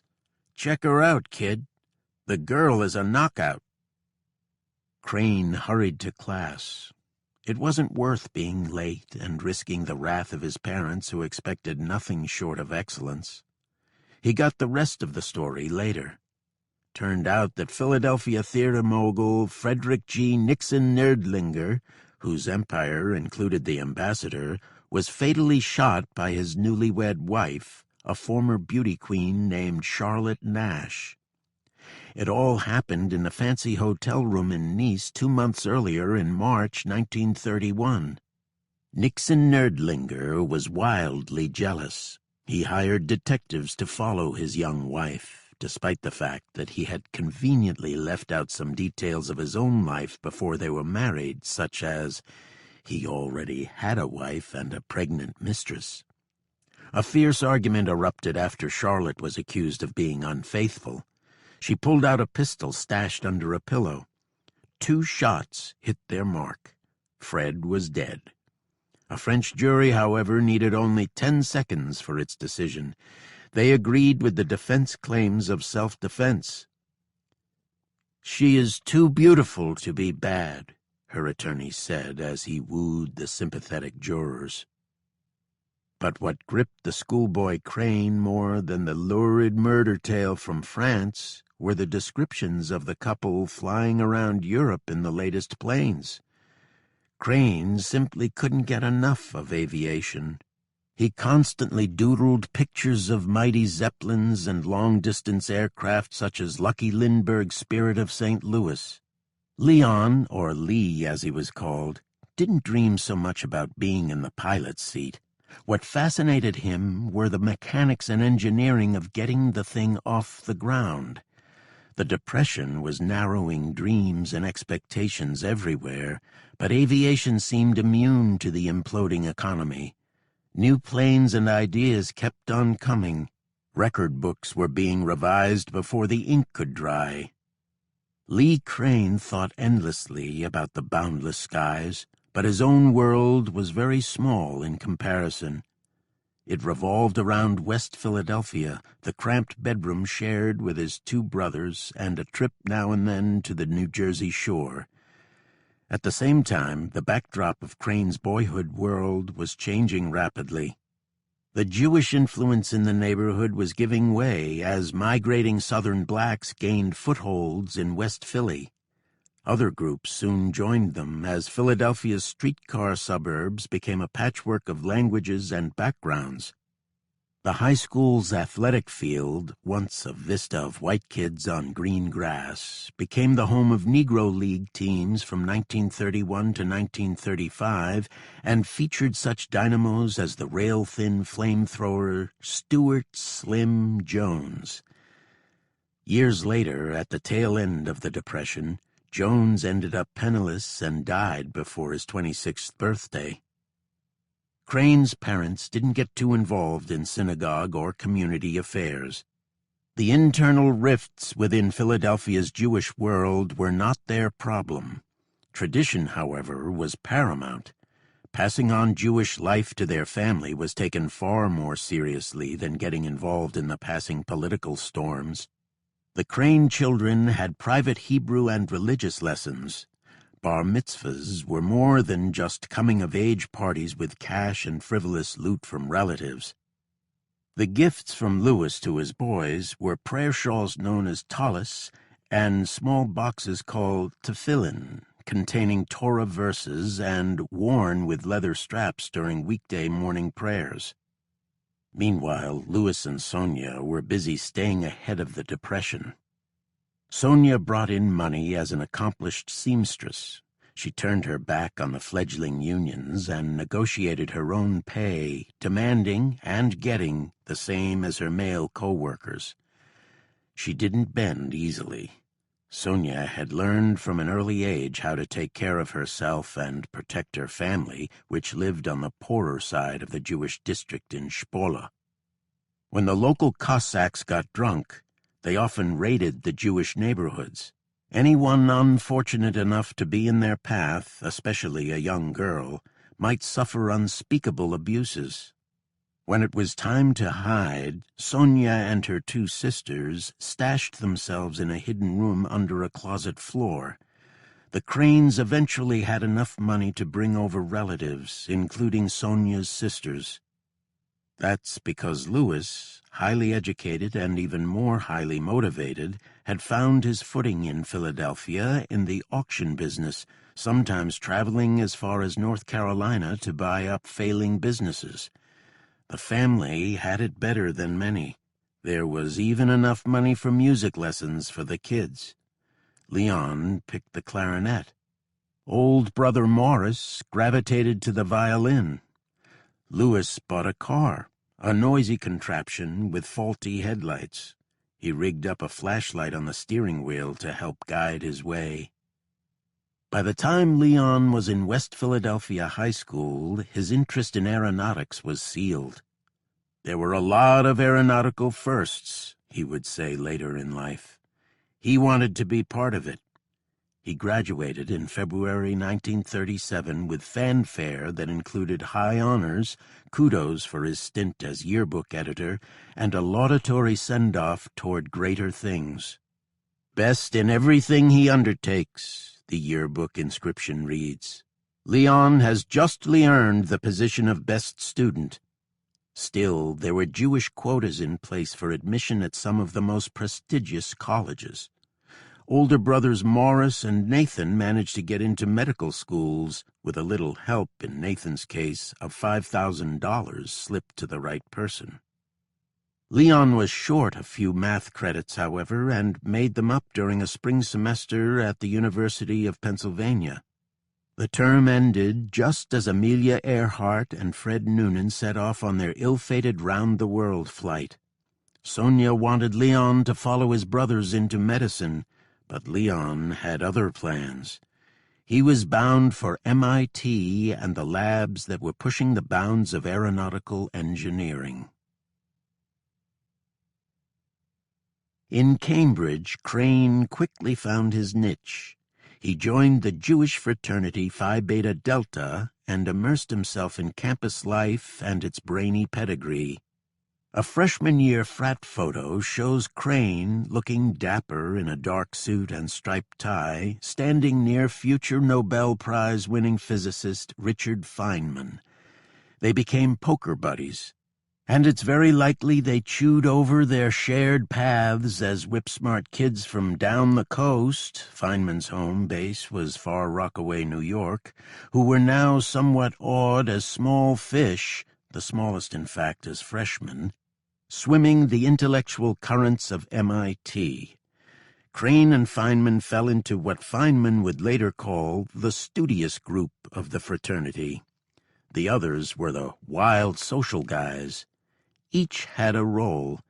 The bookworms would help with the schoolwork as in-house tutors. The partygoers would, well, get parties going. And that required some preparation where needed. Feynman recalled that some of the more outgoing frat brothers taught him to dance. Once that was done, they moved on to setting him up with a blind date.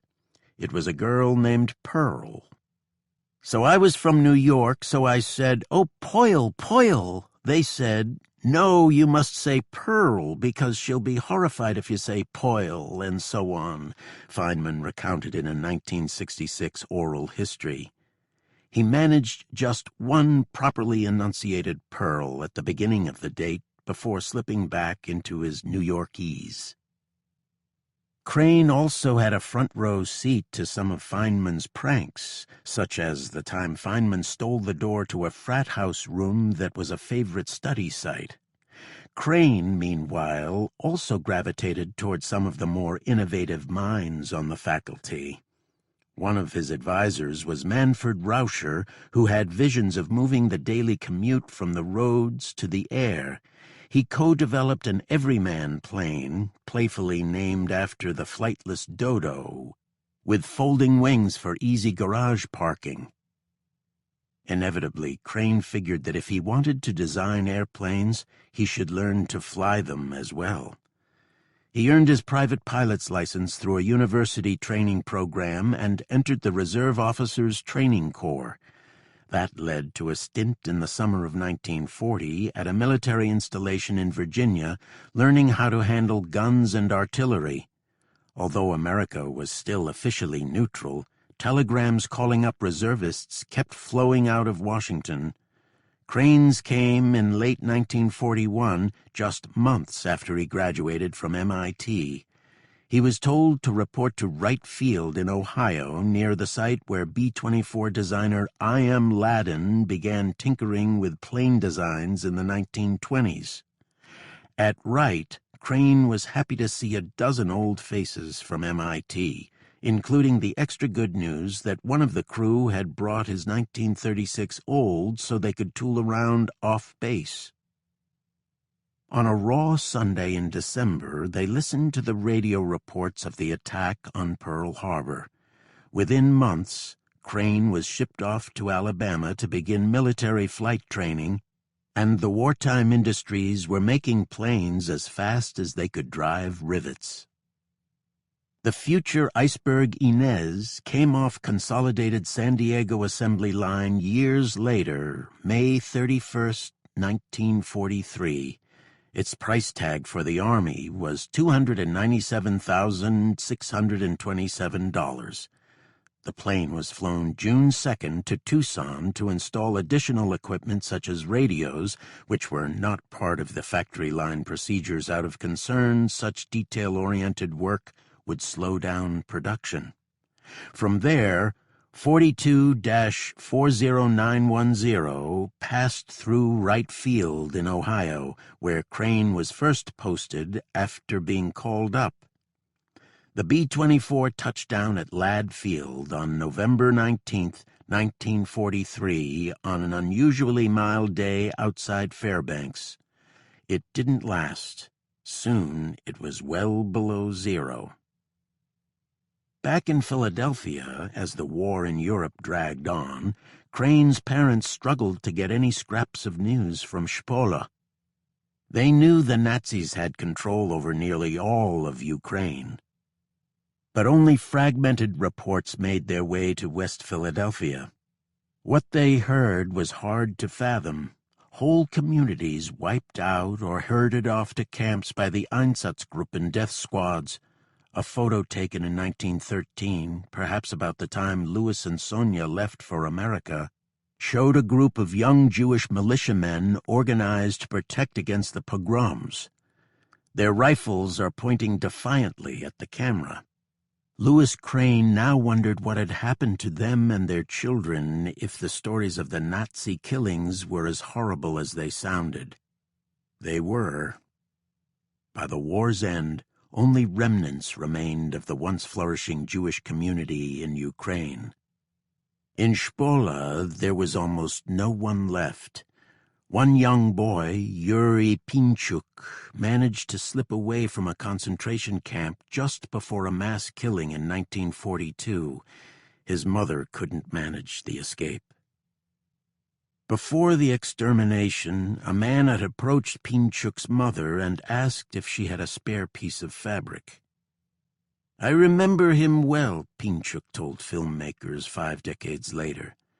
"He was skinny and had a thin neck and big ears that stuck out. He said, 'Give me a piece of this fabric.' She asked why. He said, 'I want to hang myself.'"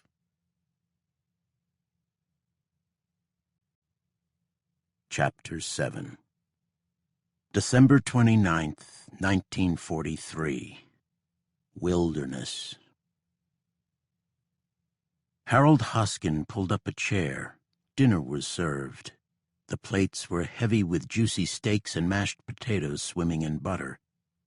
"You look good," Crane told the pilot. "I'm fine," Hoskin replied. "But we need to eat fast," he continued. "We've got to get out of here." Crane nodded. "You're right, Hoss. I was thinking the same thing." Then they ate, digging into the meal and savoring the tastes, especially the warmth. It all seemed so real. Leon Crane was dreaming the dreams of a starving man. Night after night for more than a week, such scenes visited Crane. Each time was more vivid than the last. The food was always hot and plentiful, the settings cozy and inviting. One meal was imagined so fully that Crane thought he could feel the warm grease from a lamb chop running down his fingers. In that halfway space straddling sleep and waking, he thought how bizarre it all was. It was punishing and pleasant at the same time. His subconscious was playing tricks. That was clear. But he enjoyed the ruse nonetheless. He allowed the wonderful fantasies to play out. If nothing else, it was a nice escape from the strangling cold. The feast with Hoskin was a bit different, however. Crane hadn't dreamed much of the crew since the crash. Now Hoskin had appeared. He looked healthy and calm and was carrying a message: move and move quickly. Intellectually, Crane recognized that this, too, was nothing more than a reverb of his decision to leave the river and strike off overland. But hearing it repeated by the reliable pilot, even if just a dream, offered some uplift that he had made the right call. Crane had set his course. He would head west into the wilderness. That was the general direction of Big Delta. Crane, of course, had no way to judge the distance. He was only sure that somewhere out there was Big Delta Base. It wasn't a lot to go on, he knew. But the river, on the other hand, was a total cipher. If I'm going to walk, Crane told himself, it might as well be toward something certain. There was also something psychologically fortifying about that. At this point, with no food and just about no hope of rescue, Crane felt he needed to do something bold before he was too weak or broken. Certainly, the plan involved a gamble. Crane was comfortable with that. The alternative was far worse in his mind. Crane did not want to die meekly without attempting some bid to save himself. He waited for first light to set off. He figured he could fix his path west in relation to the rising sun in the east. He would have to sit tight for a while, though. Dawn was still 2 hours away. He tried to sleep, but couldn't doze off. Crane lay deep within his parachute wrap and wondered how he would handle being on the move. Since his brief trip downriver days before, he hadn't traveled much beyond the 20 feet between his camp and the ice. Thankfully, there were no further injuries. His fingers, however, were clearly worse. They were growing unresponsive. It took supreme effort to make a fist to try to squeeze some blood past his knuckles. Crane forced himself to keep at it. Frostbite works like a shoplifter. It comes quietly and pilfers bit by bit. The losses begin small, but continue to add up until it's impossible to replace what's been taken. At first, as the outer layers of skin cool, the body goes into self-preservation mode. It doesn't want chilled blood pumping around, so it constricts the capillaries and veins near the cold tissue. There's still no major dilemma. Warming the areas can restore circulation without anything more than a pins and needles rush, but that grace period doesn't last long. At some point, if the exposure persists, nerve synapses shut down and ice crystals begin to form between cells. Now it's far more serious. There is still a chance to counteract the damage with gradual thawing, but the recovery can be acutely painful as the nerves snap back to life and the warming skin erupts in blisters. The deeper levels of frostbite sharply narrow the chances for such recovery. Healthy cells dehydrate and freeze. Here, it's moving beyond the point of no return. At some point, there is little left for doctors to do except reach for a scalpel. During Napoleon's retreat from his disastrous Russian campaign in the winter of 1812, his chief surgeon, Baron Dominique Jean Larrey, reportedly amputated hundreds of frostbitten limbs from soldiers. It was a gruesome but important education. Larrey went on to become one of the first physicians to attempt to scientifically document frostbite's causes and progression. Among his groundbreaking conclusions, it's far better to keep skin covered and at a relatively stable temperature, even if still cold and unpleasant, rather than go through repeated cycles of fireside thawing and then freezing. Crane somehow understood this. He wisely kept his hands buried deep inside the parachute or drawn into his parka sleeves whenever he could, and avoided placing them too close to the flames. There was something else starting to worry him, however, and for this he had no obvious remedy. In fact, he couldn't really give it a name. It started with just a few passing moments of disjointed or meandering thoughts. He had to consciously snap himself back to reality. At first, he wrote them off as mental drift caused by hunger, but they were coming more frequently in the past days. Sometimes he would lose track of the fire and let it burn too low even as he sat just feet away. Other moments, he would find himself in a daze and wonder how long he had been staring into space. Crane felt himself slipping. His judgment was fraying. Experts in wilderness survival often cite the timeless enemies of survival. They include pain, cold, thirst, hunger, fatigue, boredom, and loneliness. With the exception of thirst, Crane ticked all the boxes. Starvation, of course, will ultimately claim its victims. In the wilds, however, tragedies are often hastened by decisions made as hunger takes hold or panic takes over. An expert in subarctic survival, Gino Ferri, advises clients at his Northern Ontario camp to watch how the extreme cold plays tricks on your psyche. "Your reptilian brain takes over," he said. "It is telling you, I got to get the hell out of here at any cost. That is when disaster is looming." Crane's periods of cloudy thinking also suggested he was moving into the next stage of starvation. At this point, the body is shifting into crisis measures. Muscle tissue is being converted into fuel to maintain blood sugar levels and feed critical organs, especially the brain. The liver, too, is in overdrive.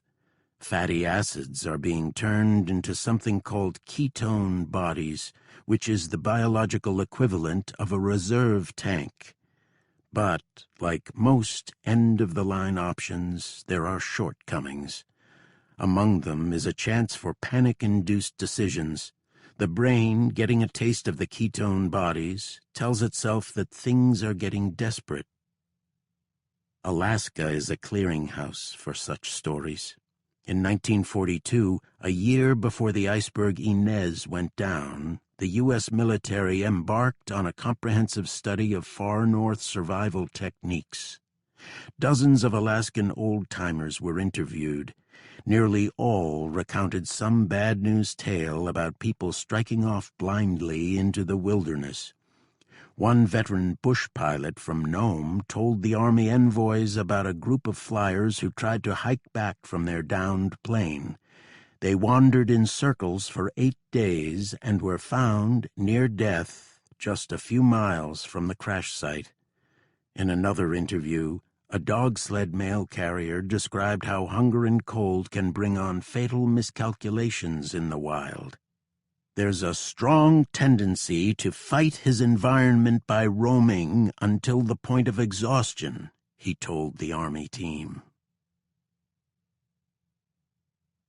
At sunrise, Crane tossed his last twigs on the fire.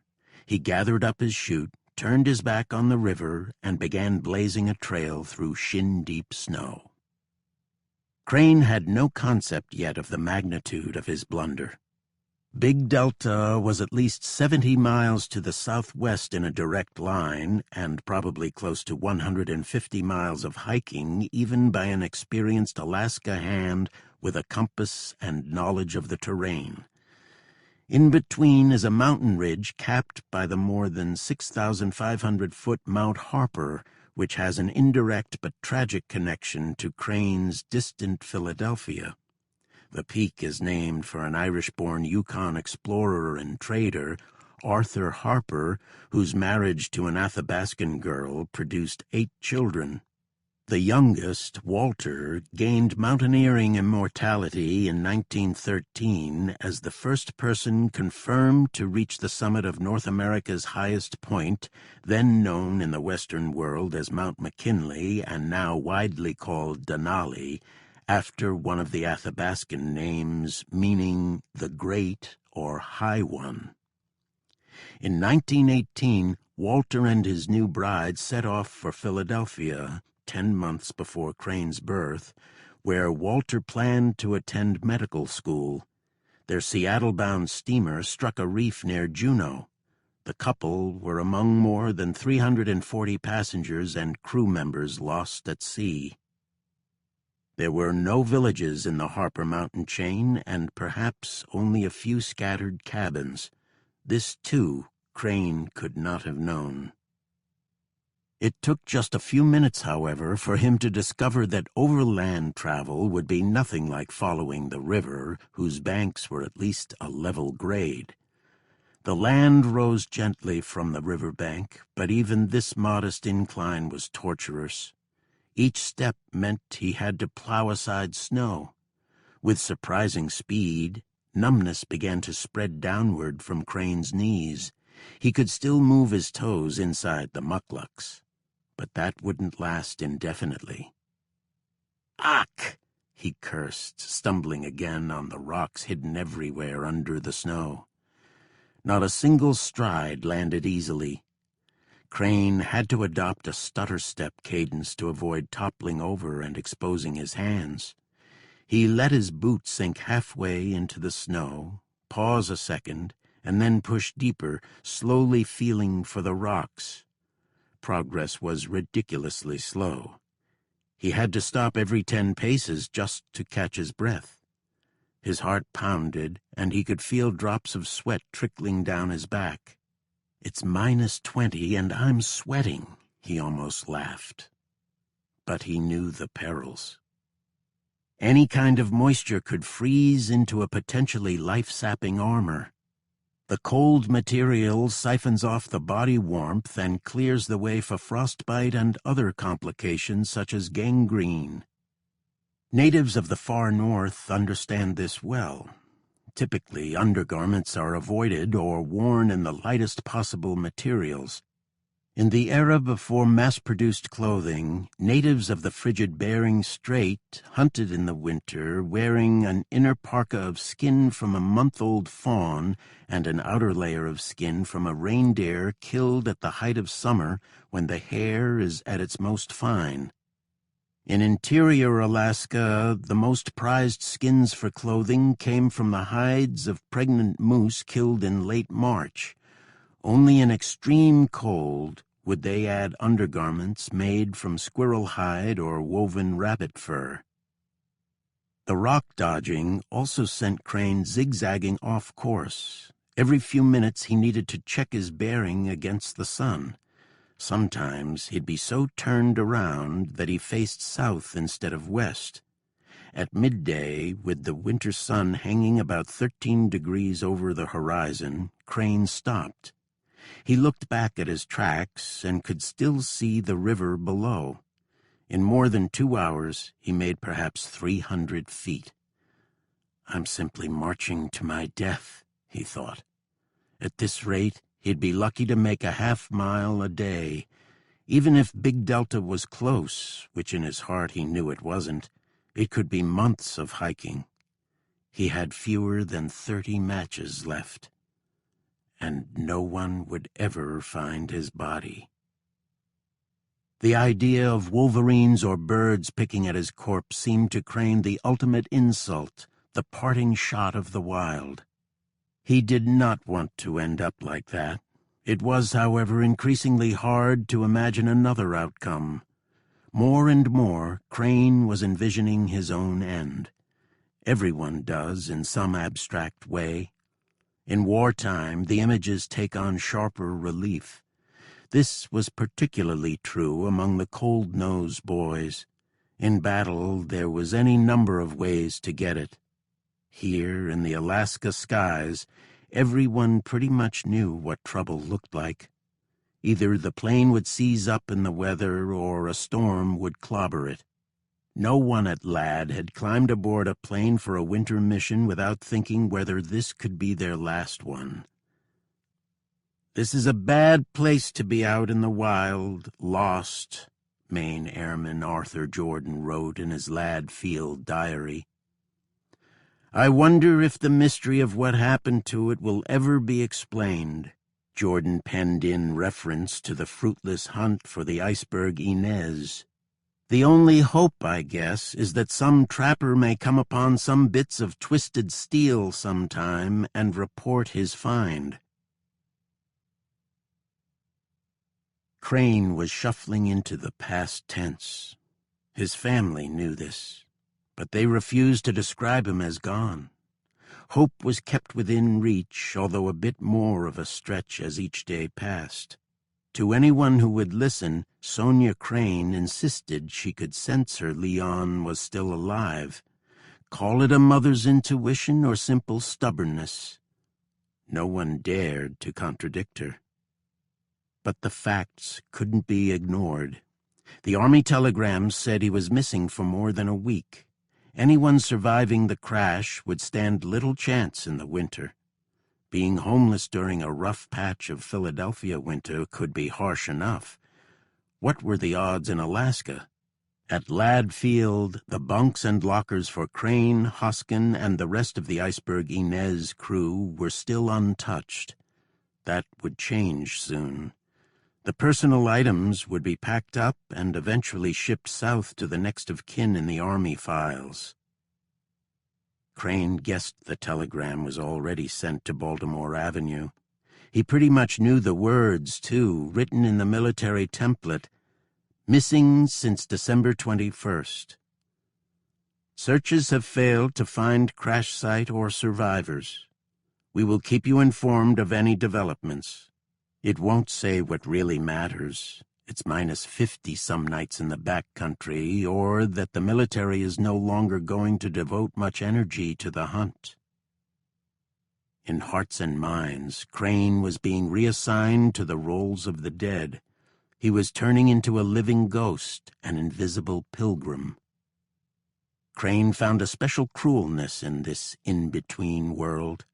There were no walls or barbed wires cutting him off as with prisoners of war, POWs. He wasn't pinned under wreckage. Only space and the winter stood in his way.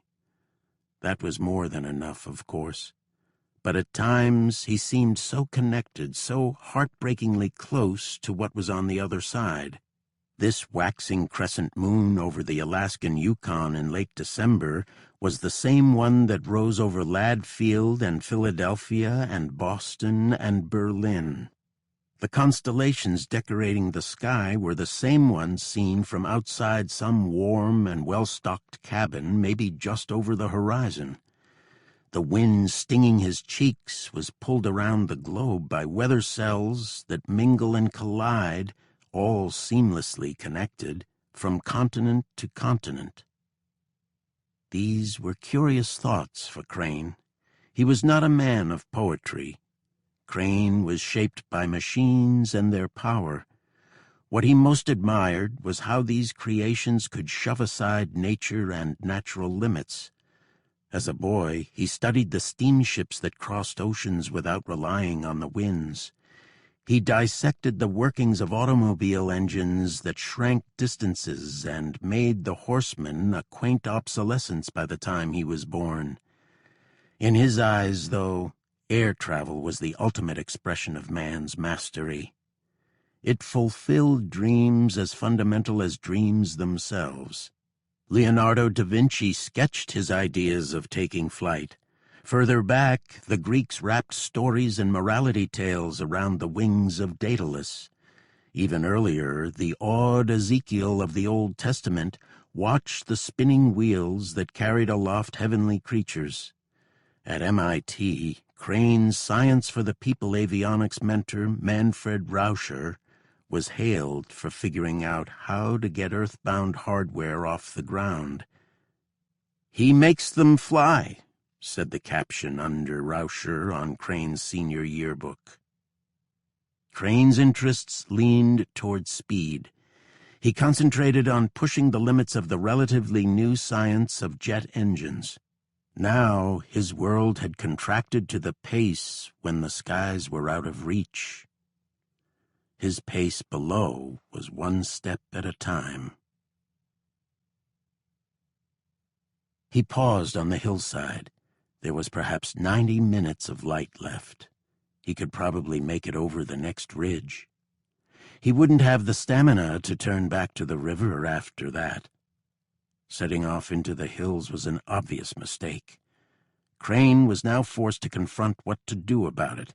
Is there any point in continuing other than the blind hope that some kind of settlement sits just over the hill? And if there were, wouldn't they have noticed the crash and tried to send some kind of rescue party? Far more likely is that it's more wilderness and more beyond that.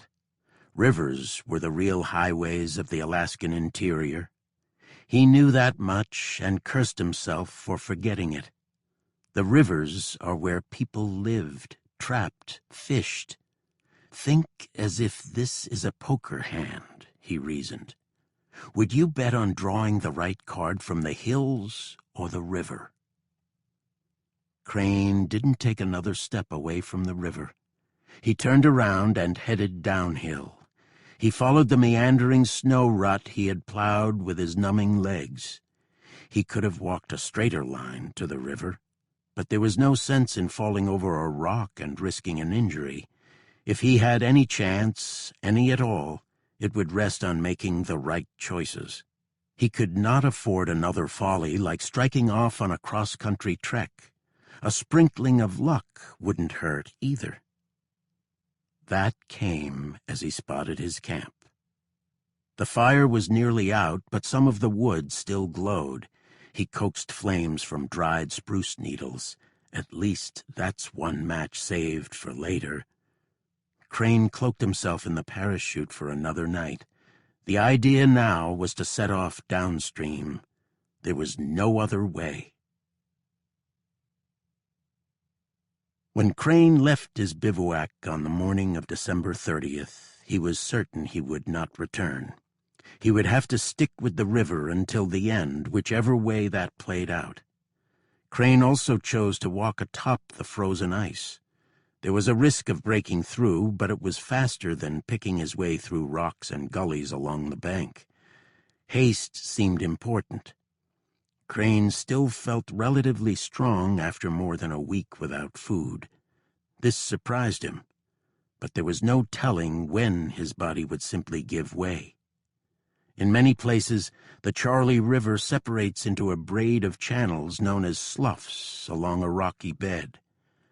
But Crane could have no sense of what was below and where the ice could be thin. It was only a white pathway winding through white hills. At each bend, Crane would tell himself, "I'll turn the corner and there will be a cabin with a fire going and a family who will listen to my story while they feed me supper with steaming coffee." But bend after bend, it was just more river, more hills.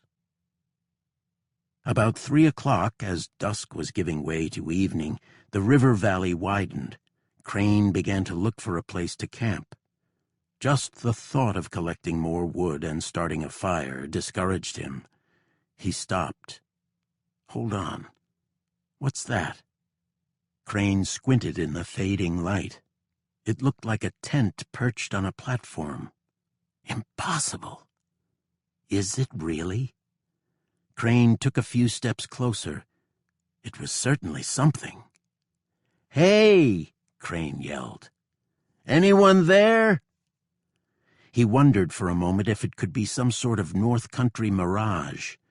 Could the cold be fooling him? But the closer he got, the more the tent silhouette sharpened. It's real. "Hello! Hello!" Crane began running. Then to his right, something bigger came into view. A cabin? Crane found it hard to believe, yet there it was, a log cabin half covered with snow on the river's edge. Crane stumbled over rocks, running and yelling, not caring that his hands were covered in snow. He cleared away a drift from the door. It was more like a hatch, about 3 feet high. He grabbed the handle. The door swung open. Crane tumbled inside.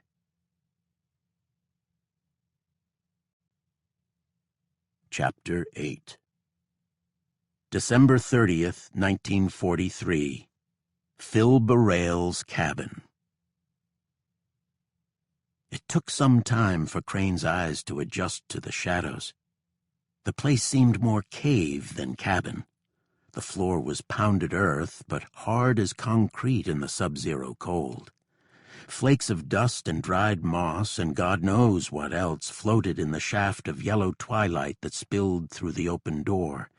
At the same time, it smelled enticingly of life.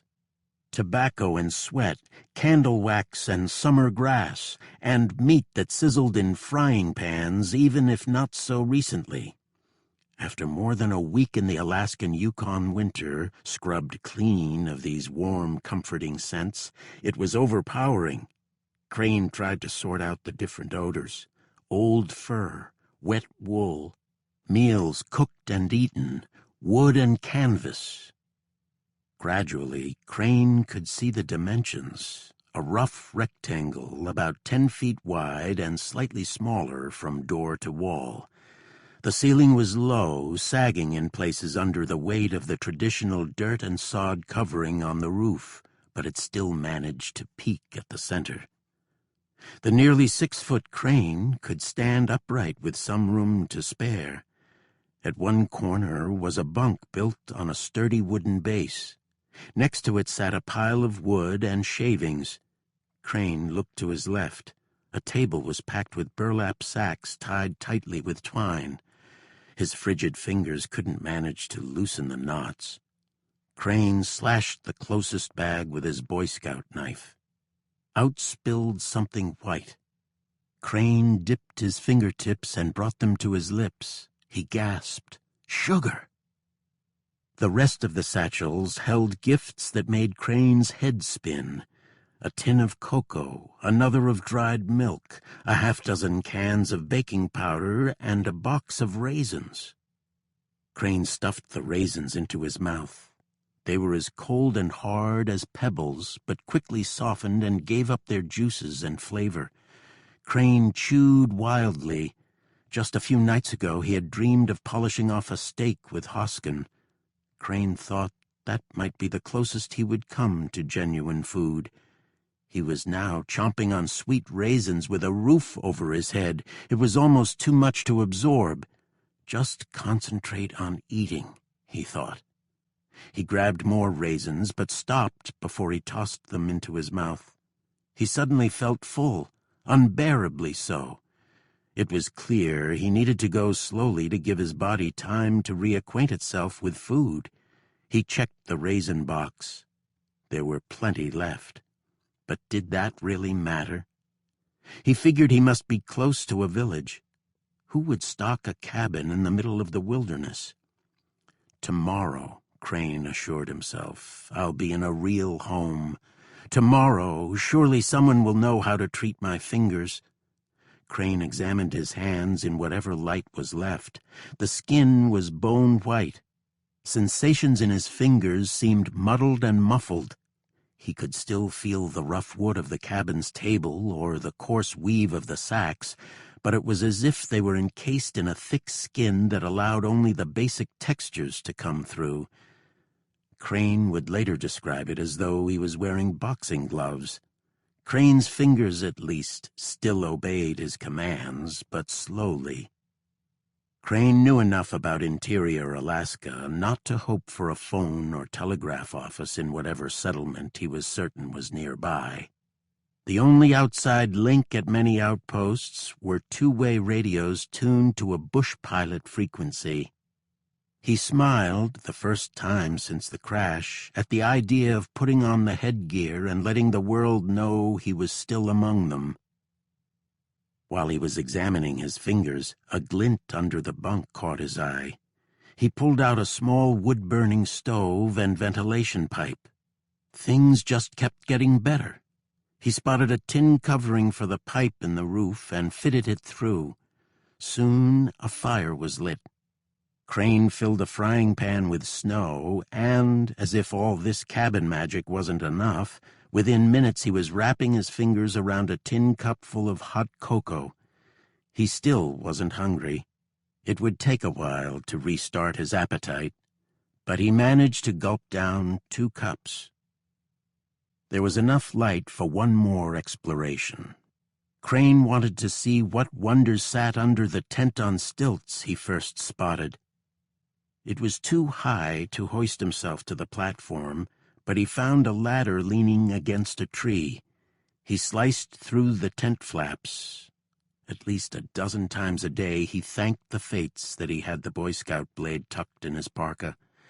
Inside the tent, 2 heavy tarpaulins covered the stash.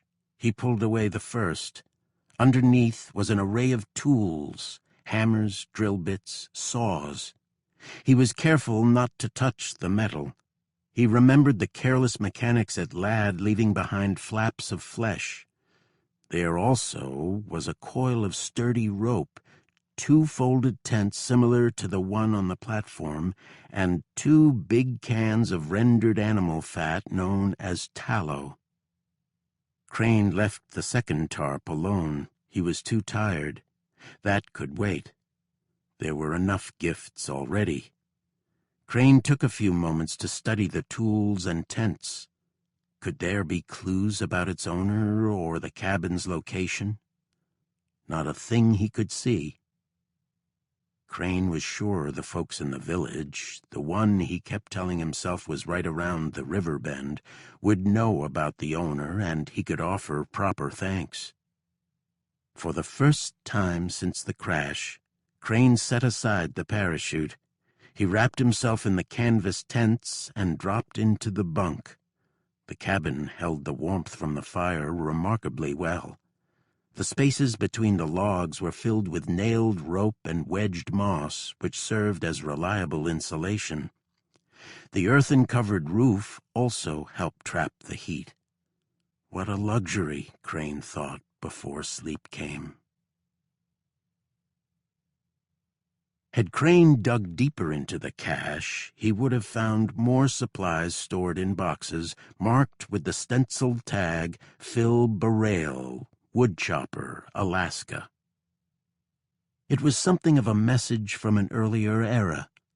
Crane was the accidental guest of a man whose story reached back to a time before Alaskan bush pilots, before the railroad came, before the more genteel customs of the 48 states migrated north to interior Alaska. A series of steamships, horses, and mule trains brought the young Burrell to Alaska a few years after the turn of the century. Gold Rush fervor was roaring back after discoveries in feeder rivers off the Yukon. Soon a flood of strike-it-rich dreamers, and the inevitable schemers and merchants who followed, was quickly populating a frontier bazaar. Things were moving so fast that there was no time to remove the stumps of trees whipsawed down to build new saloons, stores, and flop houses. Many places have entertaining origin stories. Few can top Fairbanks's. It begins with a sternwheeler moving up the Tanana River in late August 1901.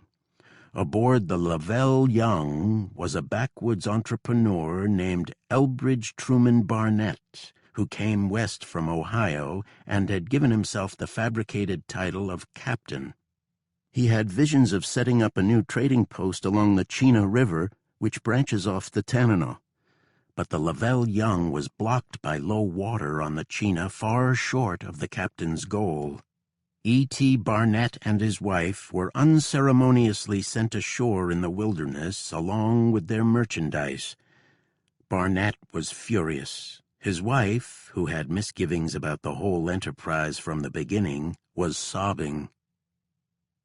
Meanwhile, on a far hill, an Italian-born prospector and his Iowan partner, Tom Gilmore, were trying to find their way back to civilization.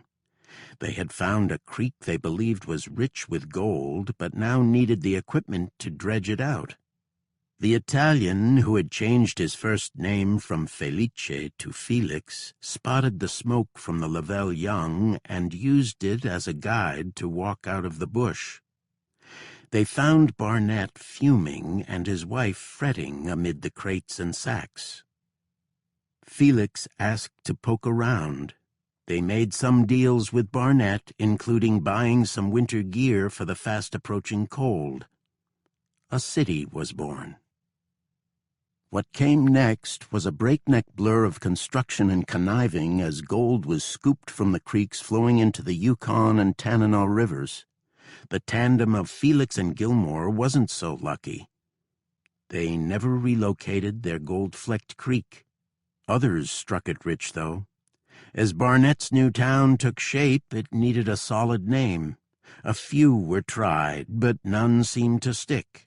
Finally, a judge overseeing a huge swath of the Alaska Territory, James Wickersham, persuaded Barnett to call it Fairbanks after one of the magistrate's political buddies, Indiana Senator Charles W. Fairbanks, who would go on to become the vice president under Theodore Roosevelt. It was a blatant bid by the judge at gaining some inside clout in Washington.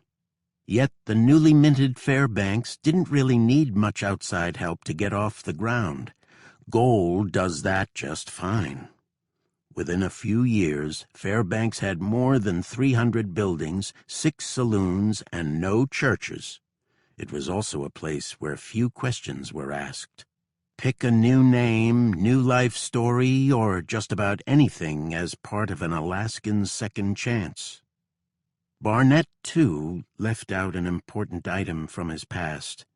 It later came to light that he was convicted in Oregon in 1886 of swindling a partner in a horse trading venture.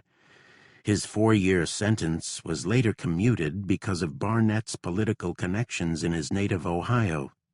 He rode out that mini-scandal, but wasn't able to dodge trouble when his Washington, Alaska bank went belly up in 1911 after the boomtown days cooled.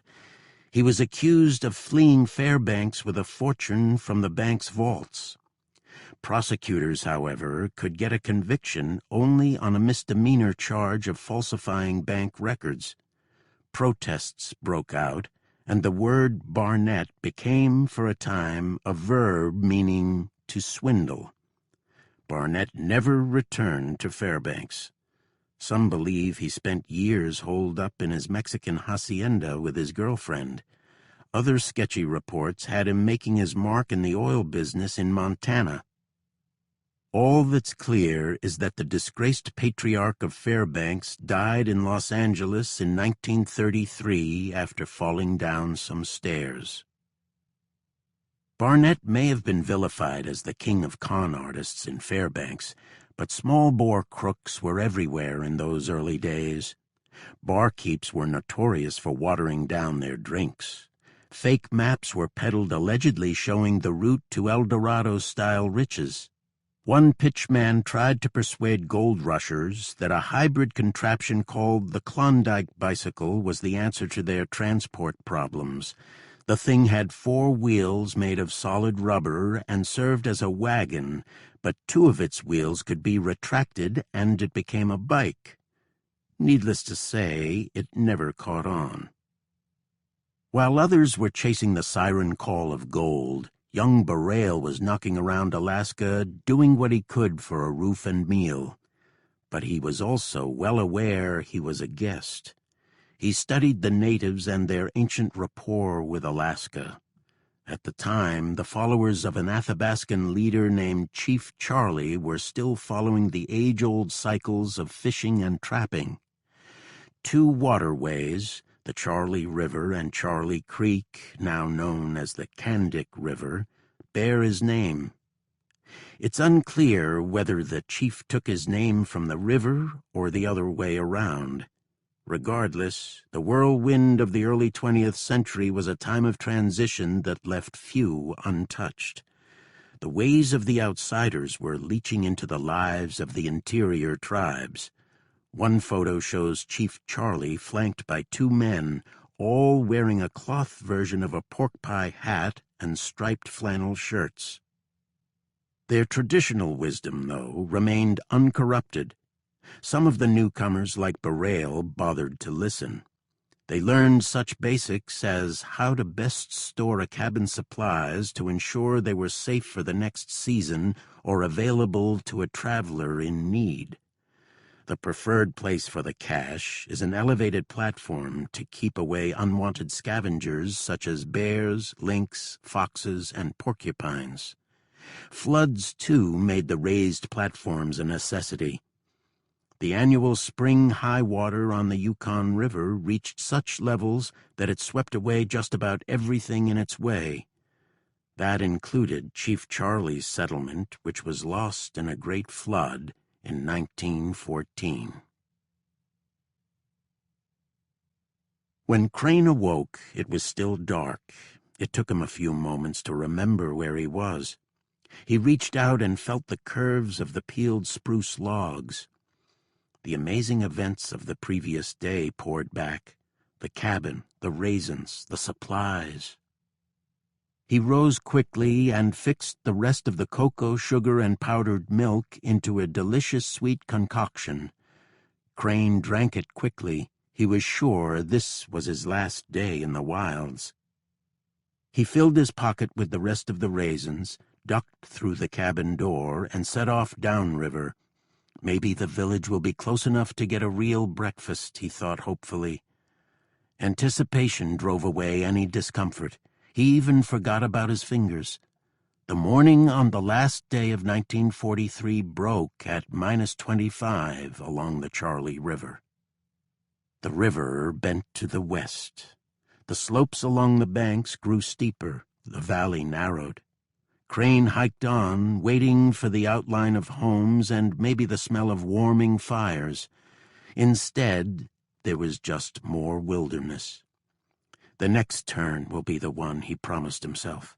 Yet nothing, for hour after hour. The Charlie was now straightening out into a near due north path. Crane was walking into the wind. Eddies of whipped-up snow skittered over his cheeks.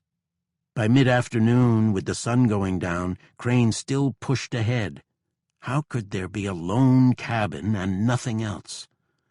He hadn't lost faith that a village was near. To his logic, informed by the tight confines of the urban East, the idea of a far-flung cabin seemed outrageous and just plain unnatural. He refused to consider any other explanation. But there was always that background noise in his mind. It said, what made sense to the Philadelphia mind doesn't always apply in Alaska. He tried not to listen. It was, however, true. There were no villages and no inhabited cabins nearby. Crane could not know this. He willed himself forward. Darkness returned. Whatever Crane had learned about respecting his limits was tossed aside just days after his failed journey into the hills. He was again putting it all on the line. A half-moon rose into a cloudless sky, dark as polished onyx.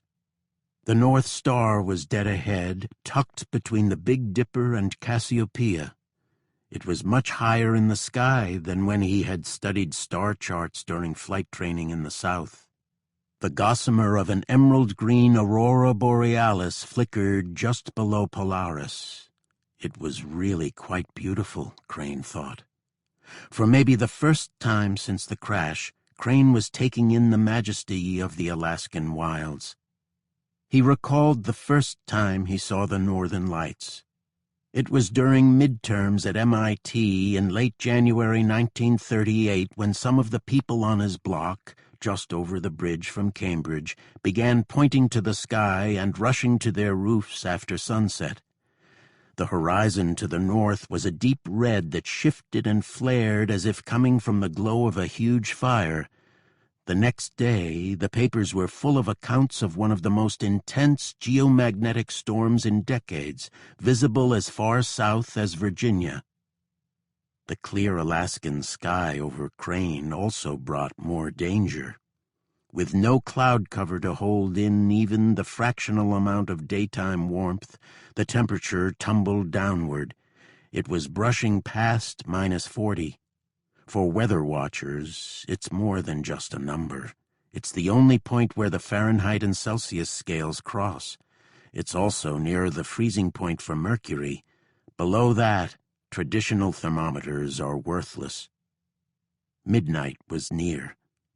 His buddies at Ladd would soon raise a glass to welcome 1944 and make the toasts of all soldiers in all wars. Loudly to victory, but privately to the hope that the coming year would see them head home. Many still buzzed about the USO visit a few days earlier, headlined by the elegant Ingrid Bergman, fresh off her latest movie, the Hemingway classic For Whom the Bell Tolls. Some others, like Crane's Mississippi roommate Stud, might take a swig in Crane's memory. The clocks had ticked past 12 long before on the East Coast. No doubt it was more somber with his parents on Baltimore Avenue. Their son was missing somewhere in Alaska and, in the minds of many, would never return. Crane stopped. Again, it was decision time. Make the right one, he told himself. There is no room for error. Here's how it stood. To continue onward into the night was packed with perils. His hands were too numb to attempt to light a match for a fire. What if he dropped them in the snow while trying? It was colder tonight than any since the crash. It's unthinkable that he could ride out the rest of the night without a fire if he stopped walking. The best move was the most painful one. Crane knew he had to turn around if he had any hope of returning to the cabin. It was crushing to retreat. All his hope, which drove him ahead for 12 hours, drained away in an instant. He would not be saved. There was no village, no easy way home. He was alone. Suddenly, Crane felt the vastness of the wilderness again. This time, though, it was not to marvel at the stars or the shimmering northern lights. He now felt only small, vulnerable, and scared. Crane remembered the raisins. He hadn't touched them since leaving the cabin. He dug into his pockets. Crane stuffed them in his mouth as he stood motionlessly on the frozen river. He then turned around to look at his tracks, which were a faint shadow in the eggshell-white snow. It was 1944 now. The hours began to blur. Often Crane wandered off course until he stumbled onto the rocks on the river's edge. Each fall was another punishment for his hands. He tried to keep them pulled deep into the sleeves of his parka, but instinct took over with every tumble. His hands would poke out as he tried to cushion his fall. The front of his parka was encrusted with ice from his breath. Icicles hung from his nose. It hurt too much to brush them off. To stop was to give up. To give up was to perish. Crane had no idea how many hours had passed. His concentration was riveted on trying to follow the path of broken snow and keeping his legs moving. One breath, one step. Crane was like the machines he loved, all about function, movement, efficiency. There was no room for anything else. Don't think, just do. Dawn came. That meant it had been 24 hours since he had set off. Still, there was no sign of the cabin. He knew he couldn't easily walk past it since his outbound tracks were still clear. But the landscape was no real help. Crane paid little attention while heading out, thinking he was only moments away from rescue. It was close to noon, about 30 hours of walking before Crane saw the cabin's outline. Crane staggered through the small door. He stayed awake long enough to make a fire, using all his focus. He pulled out his parachute, which was tucked inside his parka for extra protection. He wrapped himself in its silk folds. Crane collapsed into the bunk. He didn't leave it for 48 hours. Hunger finally forced Crane to his feet. He took that as an encouraging sign. The raisins and cocoa must have been enough to stop his starved body from flipping off more biological switches. There were still the sugar, tallow, and baking powder in the cabin supplies. He wondered what he could make that would be reasonably edible. Crane then remembered that he never looked under the second tarp in the stilt-raised shelter. He climbed the ladder and yanked away the covering. There were 2 large boxes. Crane read the stenciled name, Phil Burrell. Then the next line, Woodchopper, Alaska. He didn't remember seeing Woodchopper on any of his flight charts. Or was that even a town? Could it be this guy Burrell's profession? He used a hammer to pry open one box. Burlap bags were inside. He tore into them. "My God," Crane stammered. "Why the hell didn't I look here before?" It was, without exaggeration, salvation. The backcountry version of life-saving flotsam to a shipwrecked soul. The abundance was staggering. Flour, 25 pounds. Rice, 30 pounds. Dried beef and beans, 30 pounds.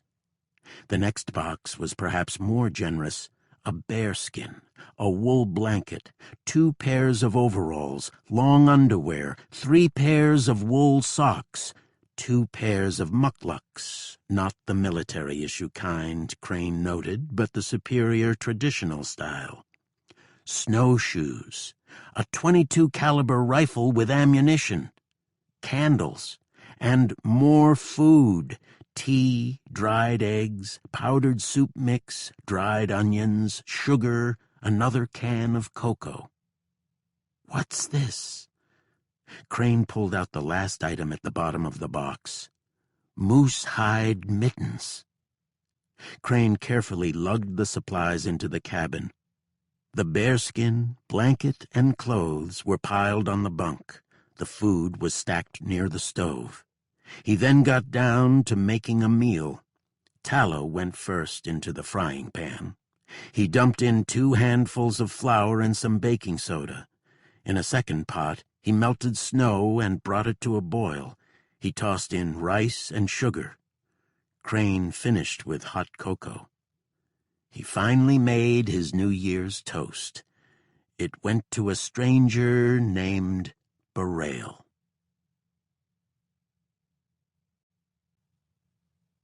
Chapter 9. August 31st, 2006. 64 degrees, 49.072 minutes north, 143 degrees, 31.361 minutes west. Doug Beckstead watched the military forensic team move with crisp precision around the wreckage. The dig leader, anthropologist Gregory L. Fox, wanted to set up camp as soon as possible and get work started. Their window was small. Snow was not impossible in late August. The weather in 2006 was already uncommonly threatening. Low temperatures were dancing around the freezing mark in one of the coldest snaps on record for this time of year in the Charlie River Valley. Sporadic rain, sometimes near the verge of sleet, rode in on north winds. Fox wiped the lenses on his square glasses, covered with dirt kicked up by the 2 Black Hawk helicopters that had ferried them from Fort Wainwright, the former Ladd Field. "Let's get going," Fox urged. "We have a lot of work." The team didn't need coaching. They had been through this before many times. A search perimeter was set up, fanning out from the shattered fuselage and wings. Tents sprang into place, sleeping bags were rolled out, and generators were switched on. Bits of debris and rocks, some coated with melted aluminum from the B-24's fireball, were cleared away from the first grid marked out for the dig. Some members of the 8-person search team, wearing sweatshirts and fleeces against the growing chill, crouched close to the rocky soil at an elevation 1,500 feet above the Charlie. Their trowels began to scrape at the ground, clearing fractions of an inch at a time. The team planned to spend a week at the site. Then they were looking forward to some rest. The Charlie River was the second leg of a summer mission in Alaska. Earlier in August, they were on Alaska's rugged Kenai Peninsula, south of Anchorage, at the crash site of a Catalina flying boat that went down during the Aleutian battles in 1942. It was a near certainty that the pilot's remains were at that site. It was just a question of finding them. The wreckage of the iceberg Inez had less clarity for the searchers. Only Beckstead was convinced that Hoskins' remains were there. It was essentially a gut feeling, but one increasingly bolstered by his own research and evidence. Beckstead had uncovered bits of gear, including parachute buckles, during his visits to the iceberg Inez since his first stop in 1994 on the helicopter trip. As his research piled up, Beckstead never bought into the theories that Hoskin could have bailed out at the last moment. His persistence paid off. He sent some bone fragments to the U.S. military, believing they could be human remains. They weren't. But the parachute buckles and other items were enough to move the crash site high on the priority list. The Pentagon decided to send experts in field forensics to the site. The military also allowed Beckstead to tag along as an observer and National Park Service liaison. Still, there was nothing stronger to go on than Beckstead's hunches and his collection of random debris. "It was one of those roll-the-dice situations," said Fox, a Nebraska-based expert who had led dozens of missions around the world for the Pentagon's Joint POW-MIA Accounting Command, known as JPAC. The unit is often the last of any American boots on the ground in many former battlefields and crash sites. Their undertaking, in the widest sense, seeks to write wartime epilogues that were once out of reach. Until the 20th century, a soldier missing in action most likely remained missing. The fighters knew it. So did their families. It had been that way since antiquity. Rarely were bodies returned for funerals. Instead, their battles and deeds were celebrated in poems, fables, or song. Students of Imperial Rome know well the many tales built around the mysterious fate of the 9th Legion, which was last seen during clashes with tribes in Britain in the northern reaches of the Empire. Centuries earlier, Herodotus recounted a tantalizing head-scratcher about a 50,000-strong Persian force that disappeared in the Egyptian desert. And even if someone wanted to comb the old battlegrounds, the corpses hold their secrets tightly.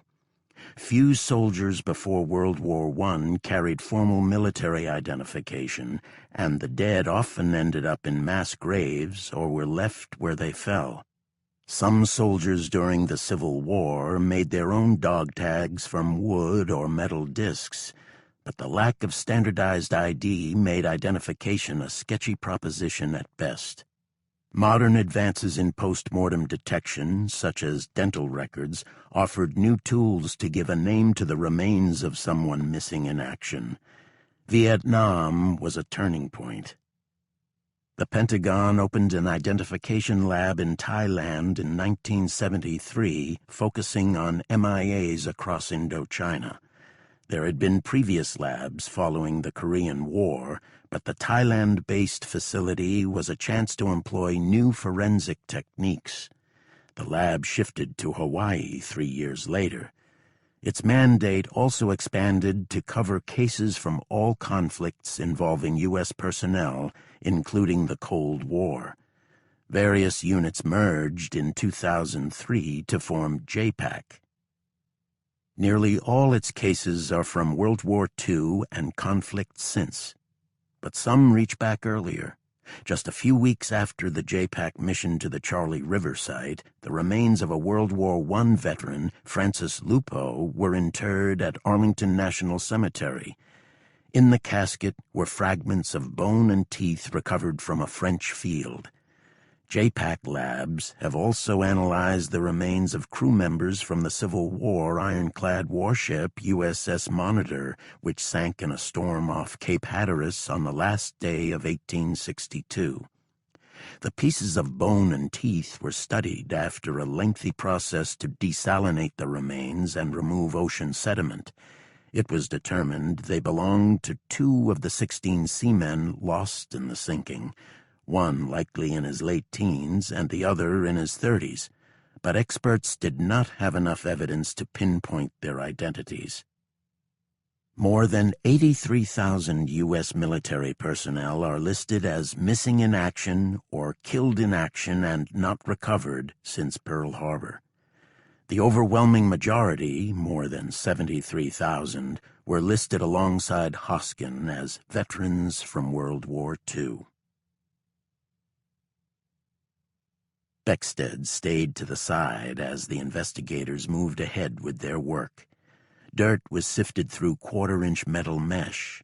Some soil was still so saturated with oil from the crash that it was picked through by hand. A military photographer documented each step. Also on hand was an explosives expert in case the cold-weather test flight had munitions that were never listed in the military reports.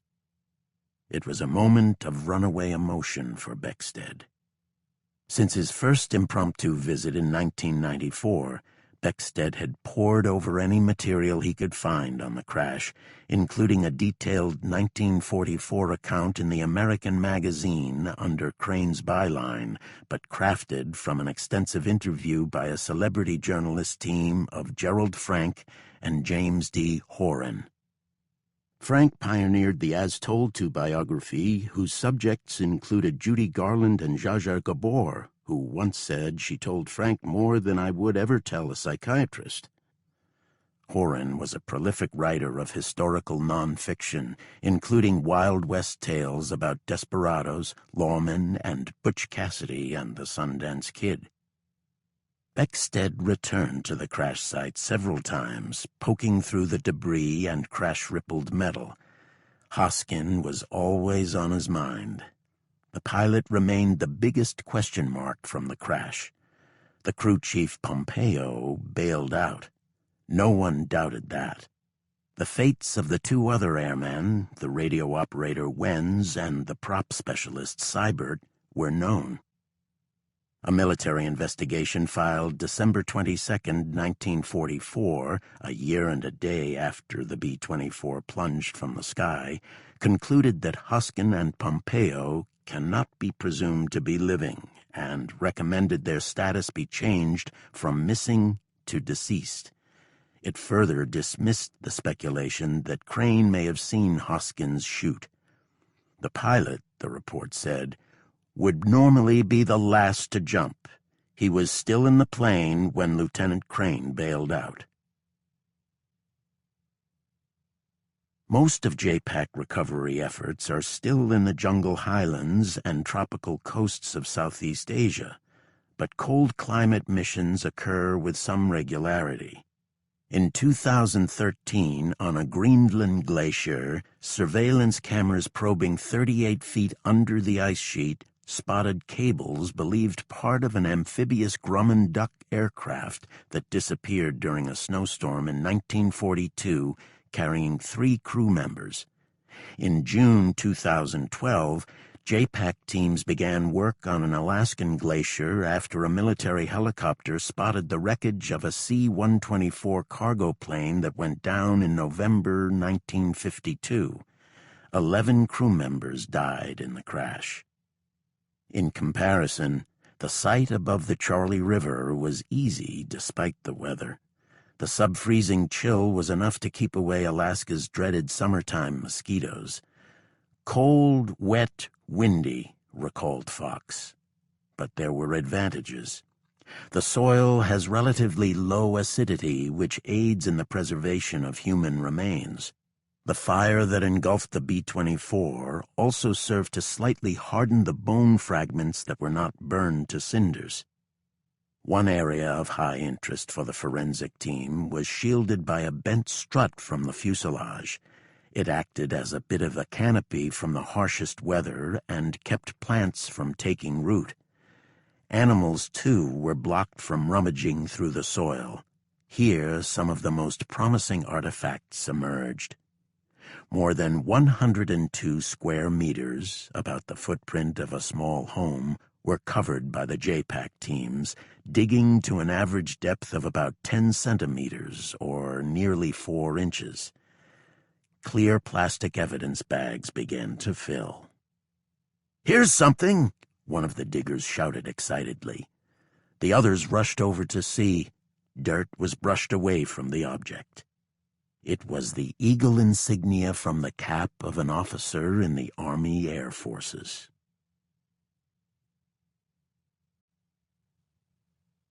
Chapter 10. January 10th, 1944. Wing Rescue Section, Seattle. With a winter warm front approaching, a military plane flew south from Ladd Field. A classified mail bag was in the cargo hold. The documents aboard included a dossier of 7 typed pages that recounted, in exacting detail, the hunt for Crane, Hoskin, and the others. It also marked another official step in the process to move them from the list of the missing to that of the dead. The last search flights had gone out in late December, making their passes about 10 miles south of Big Delta. It was a fitting and frustrating end to more than a week of searches that never came close. The planes were dispatched in the opposite direction from the wreckage and Crane's northward push along the Charlie River. None of the planes, in fact, ever came within the general vicinity of the B-24's resting place. It's unlikely that crews even glimpsed the mountains around the headwaters of the Charlie. The search leader, R.C. Regal, waited more than a week before writing up the cover letter for the report on the loss of B-24D number 42-40910. Perhaps he was waiting for some miracle with the new year. Regal was like that. He tended to hold out hope until the very end. He knew Alaska well. A big land sometimes produced big surprises. But the file couldn't wait forever. Regal wrapped it up during the first week of 1944 and got it into the mail sack tossed into a C-47 carrying airmen for some R&R in the States. The flight left for Seattle just as a ridge of relatively warm air ballooned up from the south, pushing the thermometer in Fairbanks over the freezing mark for the first time in months.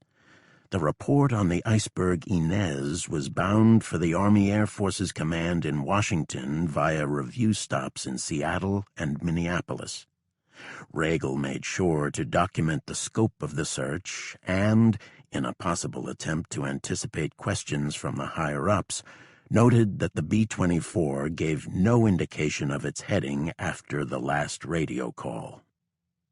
Intensive detailed search was continued with from 9 to 17 aircraft through the days 21 December 1943 through 29 December 1943, with particular attention being paid to the area of the submitted flight plan, wrote Regal in his personal style that kept punctuation to a minimum.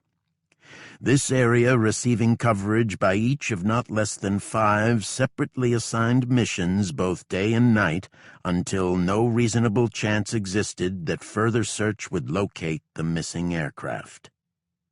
The search, in other words, was now formally abandoned. Regal was not only wrong about the proper search zone, he also misjudged the chances that anyone had bailed out. The possibility of parachute escape, he added in a backup document, appears to have been remote. With nothing to go on, the theories about the crash leaned toward sudden and catastrophic structural breakup. What else could explain a plane that vanished without the slightest hint to Ladd Tower? Aircraft went down all the time in Alaska, especially in the winter. Some Ladd disasters unfolded in full view. Planes crashed moments after takeoff or returned with cold-fouled landing gear and skidded in a bloom of sparks and shredded metal. For the others, there was almost always some trail, a distress call or sudden storm, to offer clues on what went wrong. This time, the plane was just gone. The aircraft, while conducting propeller tests in an area of known intense turbulence, suffered structural failure which prevented use of radio and prevented escape of personnel, Regal speculated in a December 27 report that was included among the paperwork sent to Washington. This conclusion is reached after consideration of the known characteristics of the members of the aircraft's crew and in consideration of the fact that no signs, signals, or other traces of personnel have been found during search of this operating area and between that area and Ladd Field, Regal continued. Regal's report concluded with a bit of self-generated optimism, perhaps inspired by the stunning return of Pompeo and his crewmate from the wilderness in 1942. He noted that the prevailing high-altitude winds on December 21st peaked at about 90 miles per hour from the southeast. They could have pushed the B-24 off course, and Hoskin could have made an emergency landing in the Yukon River Valley for some reason such as low fuel, and they could all be safe somewhere. Under the premise, the probability is that all personnel are safe and comfortably supplied and encamped, Regal wrote. He urged all crews to remain vigilant for signs of the plane during regular missions. Such appeals were passed to the west side of Hangar 1. This was known by some as Red Square, the hub for hundreds of Soviet airmen, officers, and handlers sent to Ladd Field in one of the most far-reaching displays of Moscow-Washington cooperation during the war. Neither side, though, wanted to talk about it much at the time. To most outside Alaska, Ladd Field was little more than a distant point on the military map of World War II. It came up occasionally in newspapers as a dateline for USO tours, or, as with Pompeo, the backdrop for inspirational stories about survival in the tundra. What was rarely mentioned, however, was the extent that Ladd Field was a linchpin site for the complicated relations between the Soviets and Americans during the war, and, as it would turn out, a bit of a dress rehearsal for the Cold War to come. Fairbanks was the handover spot in a long-distance feeder network to ferry American warplanes over the Bering Strait. From there, the aircraft headed across the vastness of Siberia to join the battles on the Eastern Front. The logistics were complex, but the premise was simple. America had the industrial clout to churn out planes and fighting equipment at staggering rates, while the arsenals of the Soviet Union and other Allied countries were drained dangerously low. A match was made. The United States supplied the hardware. The other countries strapped in their pilots or sent the made-in-America firepower to their ground forces. It was known as the Lend-Lease program. Washington set the plans in motion months before the attack on Pearl Harbor. At the time, it marked a major shift from official American policies to keep some distance from the widening war. Not all were happy with the change. It brought a fierce backlash from pro-isolationist factions in Congress. One vehemently anti-war senator, Burton Wheeler of Montana, complained that Lend-Lease would drag America into the conflict and "our boys will be returned in caskets maybe, returned with bodies maimed, returned with minds warped and twisted by sights of horrors and the scream and shriek of high-powered shells." He appealed to other lawmakers. Was the last World War worthwhile? The views of Wheeler and others who favored neutrality took a dramatic U-turn after the Japanese attack on Pearl Harbor in December 1941. Many of the former isolationists, however, later paid a political price. In 1946, Montana voters sent Wheeler packing to end his long Senate career. In the early stages of Lend-Lease, some U.S. materiel was shipped off to Britain and its European allies, but the mainstay of the program became the supply routes for billions of dollars in equipment, from Spam to submachine guns to the latest fighter planes, bound for the embattled Red Army. The reasoning in Washington and London was that it was money well spent. Think of it as a down payment to keep the Soviet Union in the war.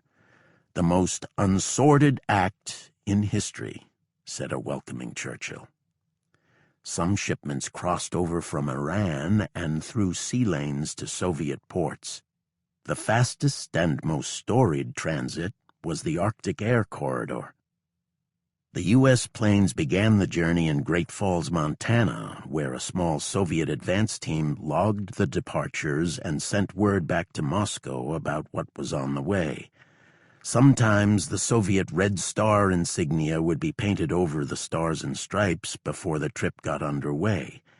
American pilots razzed each other, saying they didn't know whether they were flying on behalf of the Soviets or the Air Force of the filling station giant Texaco, whose well-known logo also was a red star.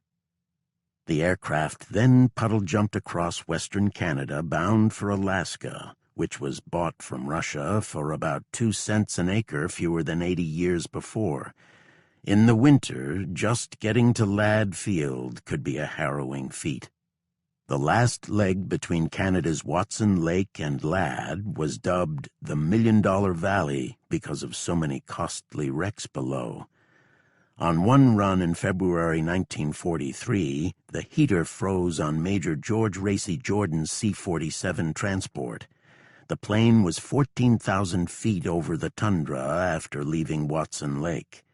Jordan estimated it was minus 70 outside.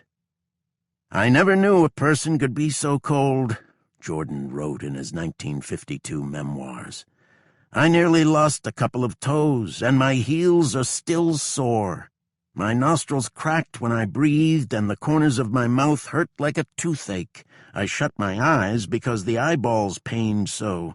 The pilot couldn't see out of the window because of his breath freezing on the pane. So we flew by instruments until the end, when we used lighter fluid to wash a hole to land by." Jordan's book became something of a Cold War screed. His contention was that the Soviets manipulated the Lend-Lease program to help build up their military and gain important insights into U.S. military technology. But Jordan's chronicles are more important as one of the most vivid descriptions of Ladd Field's Soviet guests. About 8,000 planes headed to the Soviet Union along this route, including craft such as the P-39 Era Cobra fighter that was Crane's specialty. The P-39 had its drawbacks, including small fuel tanks that limited its range. The Soviets loved the P-39s all the same.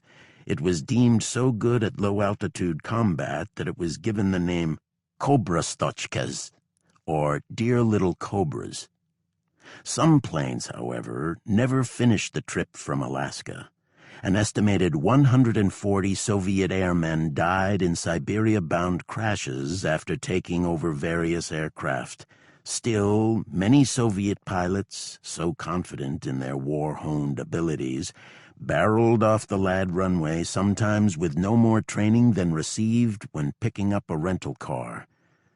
In one pre-flight briefing, a Soviet pilot climbed onto the wing of a P-40 fighter to quiz the American airmen before flying to Siberia. His translator was on the other wing. Just 4 questions were asked. How do you start it? How many RPMs for takeoff? How do you keep the oil and coolant pressures in the right range? How does the radio work? On many levels, Ladd Field became an ad hoc laboratory in East-West understanding. Soviet engineers used pantomime in the supply room to fill orders. A seat was made available for a Russian speaker in Ladd Tower. A civilian woman who worked at Ladd once invited 2 Soviets to a home-cooked dinner by her mom in Fairbanks. The woman prided herself on being a good chess player and wanted to show her skill to the guests. Well, it turned out she was good by Fairbanks standards. She recounted how the Soviets demolished her with just a handful of moves before checkmate. The Ladd Field newspaper, the Midnight Sun, ran phrases in Russian, such as transliterations of "Comrade Captain" and "I am your friend." Yet the airmen from both countries quickly found the common languages of drinking and bartering. A popular swap was American pin-up beauties for Russian memorabilia, such as coats, pins, and the classic Cossack-style trousers with their billowing thigh panels. Many of the deals were brokered by an American private, Frank Nigro, who moonlighted as a bartender at the Russian Officers Club, where beer was a dime and a Hershey bar a nickel. When Major Jordan arrived on the frozen tarmac from his bone-chilling flight, he was greeted by a buxom Russian woman mechanic. Without inhibitions, the generous girl seized my head with her brawny arms and hugged me to her warm bosom, Jordan wrote. She held it there until I could feel pins and needles, which showed that the tissues were warming back to life. Jordan was then led to the Soviet section, where he was plunged in a tub of cool water that seemed hot to his iced skin. Paper cups brimming with vodka soon arrived. "Russian medicine," one of the Soviets grinned. Jordan then got a rough rub-down with towels and received a dinner invitation from a slim, elegant man who spoke refined English. He looked to Jordan to have the ascetic features of a monk. It was, according to Jordan's account, the KGB's man at Lad Field. Later, when Jordan showed up at the officers' mess for dinner, it was the usual divide. The Americans kept to one side in a men's-only section. Only a few women nurses stayed on base at the time, and the Women's Army Corps, or WACS, didn't arrive until April 1945.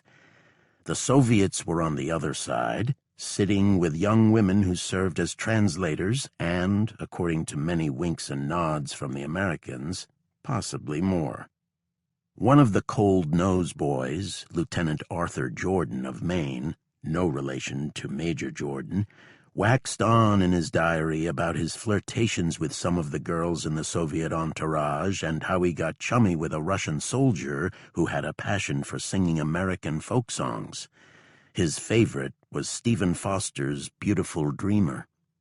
Jordan also got a great kick out of watching the Soviet crews guzzle bottle after bottle of Coca-Cola while trying their luck at slot machines. "They slammed in hundreds of nickels, dimes, and quarters," Lieutenant Jordan observed in his diary. "They are getting a taste of the best democracy has to offer, and they love it," he added in a bit of personal flag-waving. "I guess they are not too eager to leave. Can't blame them." It all must have seemed a bit disconcerting for someone like Leon Crane, who was raised on stories of pogroms in Ukraine and the suffering of his parents and other Ukrainian Jews. Crane knew a bit of Russian picked up from his parents. If he decided to try it out on the Soviets at Lad, he never mentioned the results. As it stood, there was no official media blackout on the Soviet presence at Lad, but American reporters in those days generally towed the line on information considered instrumental to the war effort, so the War Department had a firm grip over how much was said about the Soviet role at Lad. That control extended to censoring letters from the public to remove references to the Soviets. Yet there was no way to keep it secret from anyone who ventured to Fairbanks. The Reds had full run of the town, then about 4,000 people with just a few paved streets, and explored all it had to offer.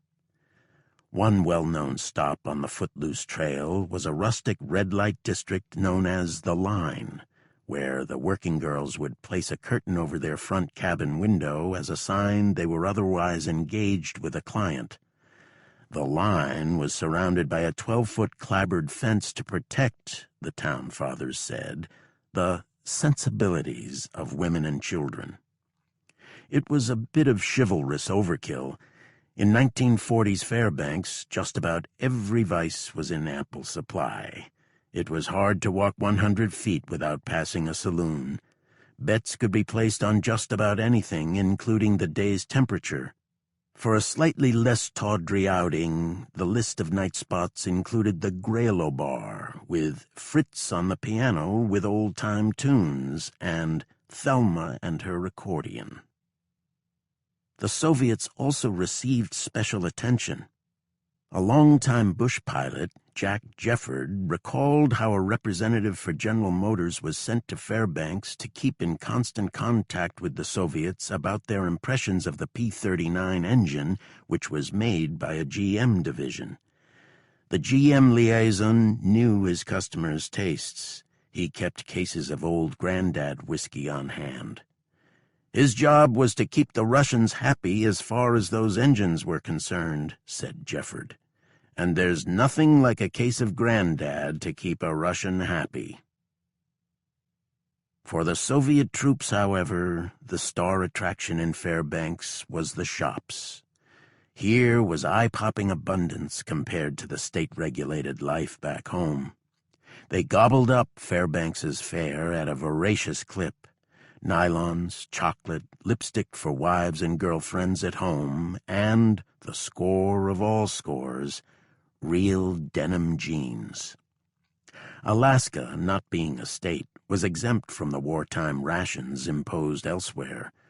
One story says an American officer overheard a conversation that went like this. Soviet officer: "I want shoes." Store clerk: "What kind?"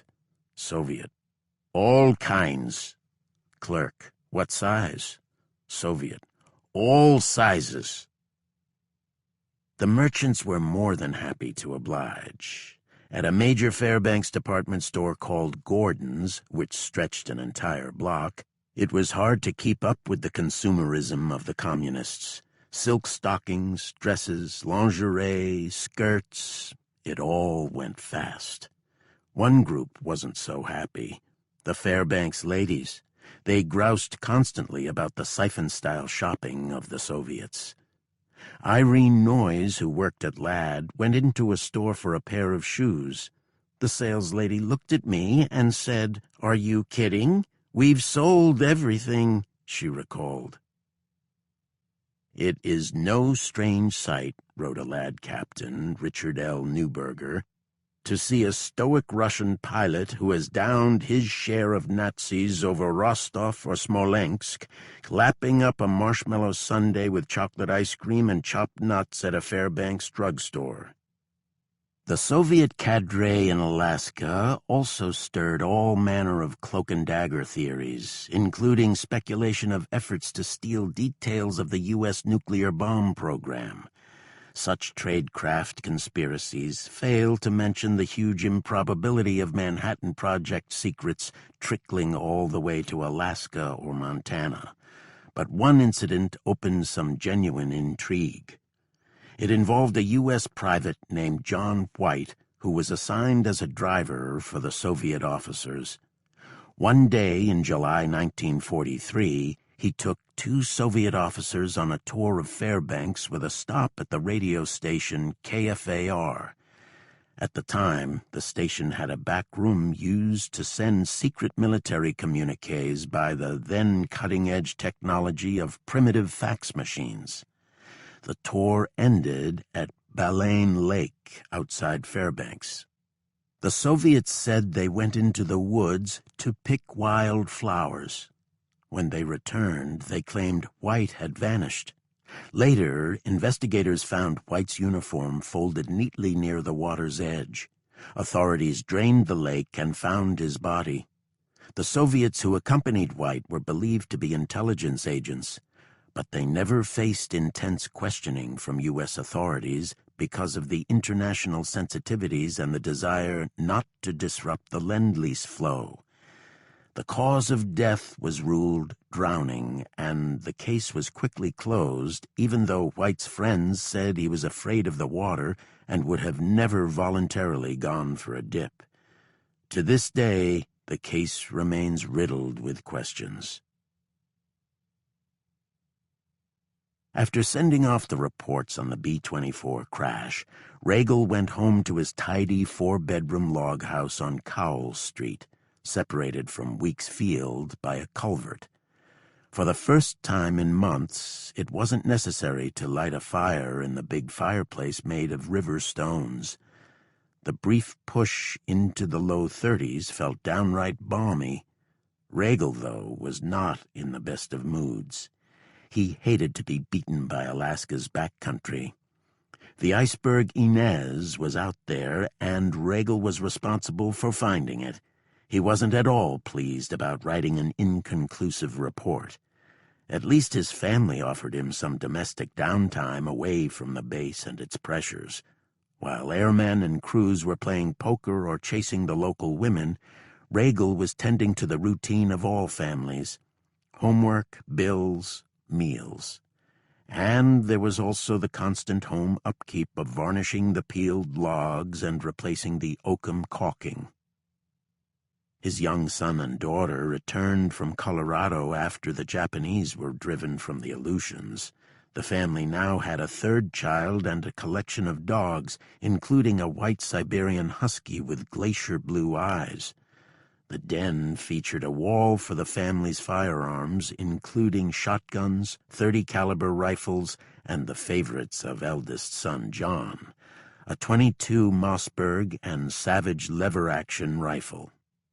All the kids learned how to properly handle a weapon as soon as they were strong enough to lift it.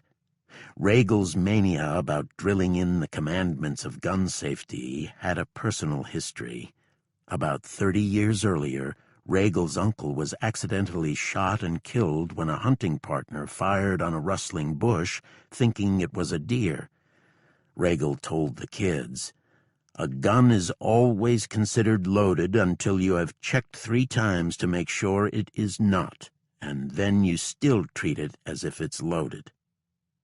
While Regel fitted comfortably into Alaska's frontier ethos, it was not so kind to his Chicago-raised wife, Jane, a statuesque presence who stood a few inches taller than her husband. Their firstborn, John, recalled how his parents diligently researched the demands of life just below the Arctic Circle and rigged up a sun lamp for wintertime doses of vitamin D, also possibly in attempts to ease Jane's seasonal doldrums. But Jane's body and soul seemed to clash constantly with the far north. She suffered from long bouts of melancholy during the 20-hour winter darkness. At times, she was so incapacitated that chores such as wood collection and meal preparations fell to John while still in grade school. Jane also couldn't quite find a social center of gravity. Base activities didn't interest her. The university was a welcome haven for a while, but it quickly seemed too provincial and predictable for her sensibilities, which were shaped by the activist energy of Chicago's Hull House community and its campaigns for social reform. After the war, Jane's treatments for depression nearly bankrupted the family and, at one point, brought Regel to tears after he was denied credit at the local Piggly Wiggly market. It was a rare breakdown. Regel usually seemed to be in forward motion, doing his part to keep up with Alaska's eccentric spirit.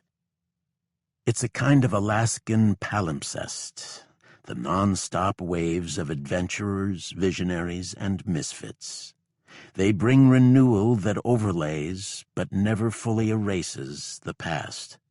Fur trappers made room for gold rush stampeders. Dog sledders passed the torch to bush pilots. Each period, though, left its mark for the next. War footing in Alaska brought its own share of splendid originals, such as military advisors on cold weather survival and tactics. There was a Canadian-born Arctic scholar named Vilhjalmur Stephenson.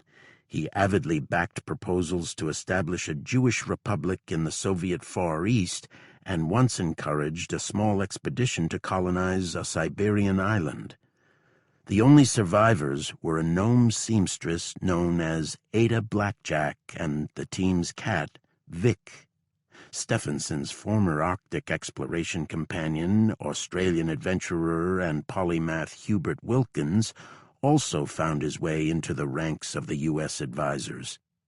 Wilkins led a failed attempt in 1931 to cross under the Arctic ice cap in a decommissioned U.S. submarine he named Nautilus, after Captain Nemo's vessel in 20,000 Leagues Under the Sea.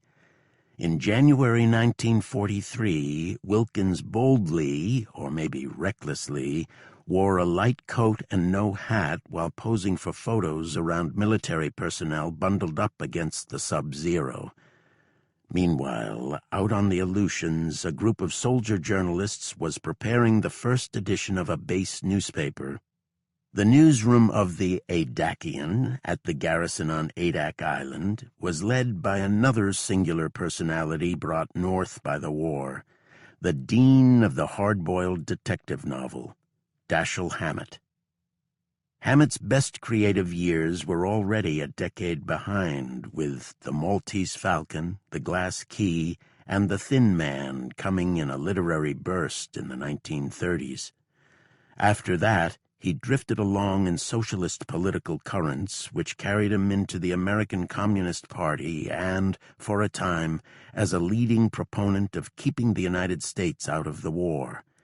At the same time, his lover, the prolific playwright and screenwriter Lillian Hellman, was dismayed by the Nazis' anti-Semitic policies and became a leading voice of alarm in America about the Third Reich. Like many, including the original Lend-Lease opponents, Hammett's views on neutrality took an about-face after Pearl Harbor. He somehow wrangled a place back in uniform despite being emaciated and weakened from tuberculosis lingering from World War I. The now Corporal Hammett was shipped off to Adak and got permission to put out the mimeographed newspaper. The trial edition came out January 19, 1944, and Hammett soon recruited a staff that included future journalistic standouts such as Bernard Kalb. About 2 months later, actress Olivia de Havilland made a morale-boosting stop in Adak and met with the crew from the paper. Hammett penned a letter to Hellman about the starlet's visit. "She seems nice," he wrote. "As a matter of strict fact, she seemed a little more than that to me, but I'm not unmindful of the fact that she's the first woman I've really talked to in nearly 9 months. The softness is what really gets you. Suddenly you realize that everything you've touched for months and months has been harsh in texture. The snow here is granular with a good deal of ice in it. The tundra is coarse. Even the mud is gritty. Visually, there is no softness here. I'm, if possible, more convinced than ever that this is the most beautiful part of the world, but it's an almost metallic, two-dimensional beauty with no warmth or gentleness to trick or woo you into liking it. Its great bleak loveliness is just there, hard and sharp, forever and ever."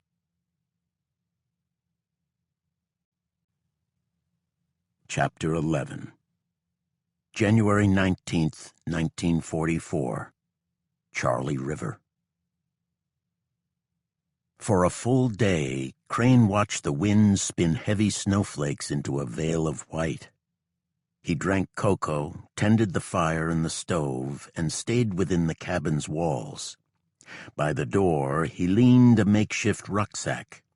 It was fashioned from one of Barail's tents and a wool blanket threaded together with rope. Packed inside were beans, rice, and other supplies to last several days. A frying pan was tied to the pack with parachute cord. Resting atop it all was Barail's .22 rifle, oiled and cleaned, along with boxes of ammo. The only thing standing in the way was the storm. When it eased, Crane was ready to set off for the first time since his all-night odyssey nearly 3 weeks earlier. In that time, he had healed. His hands were the biggest concern.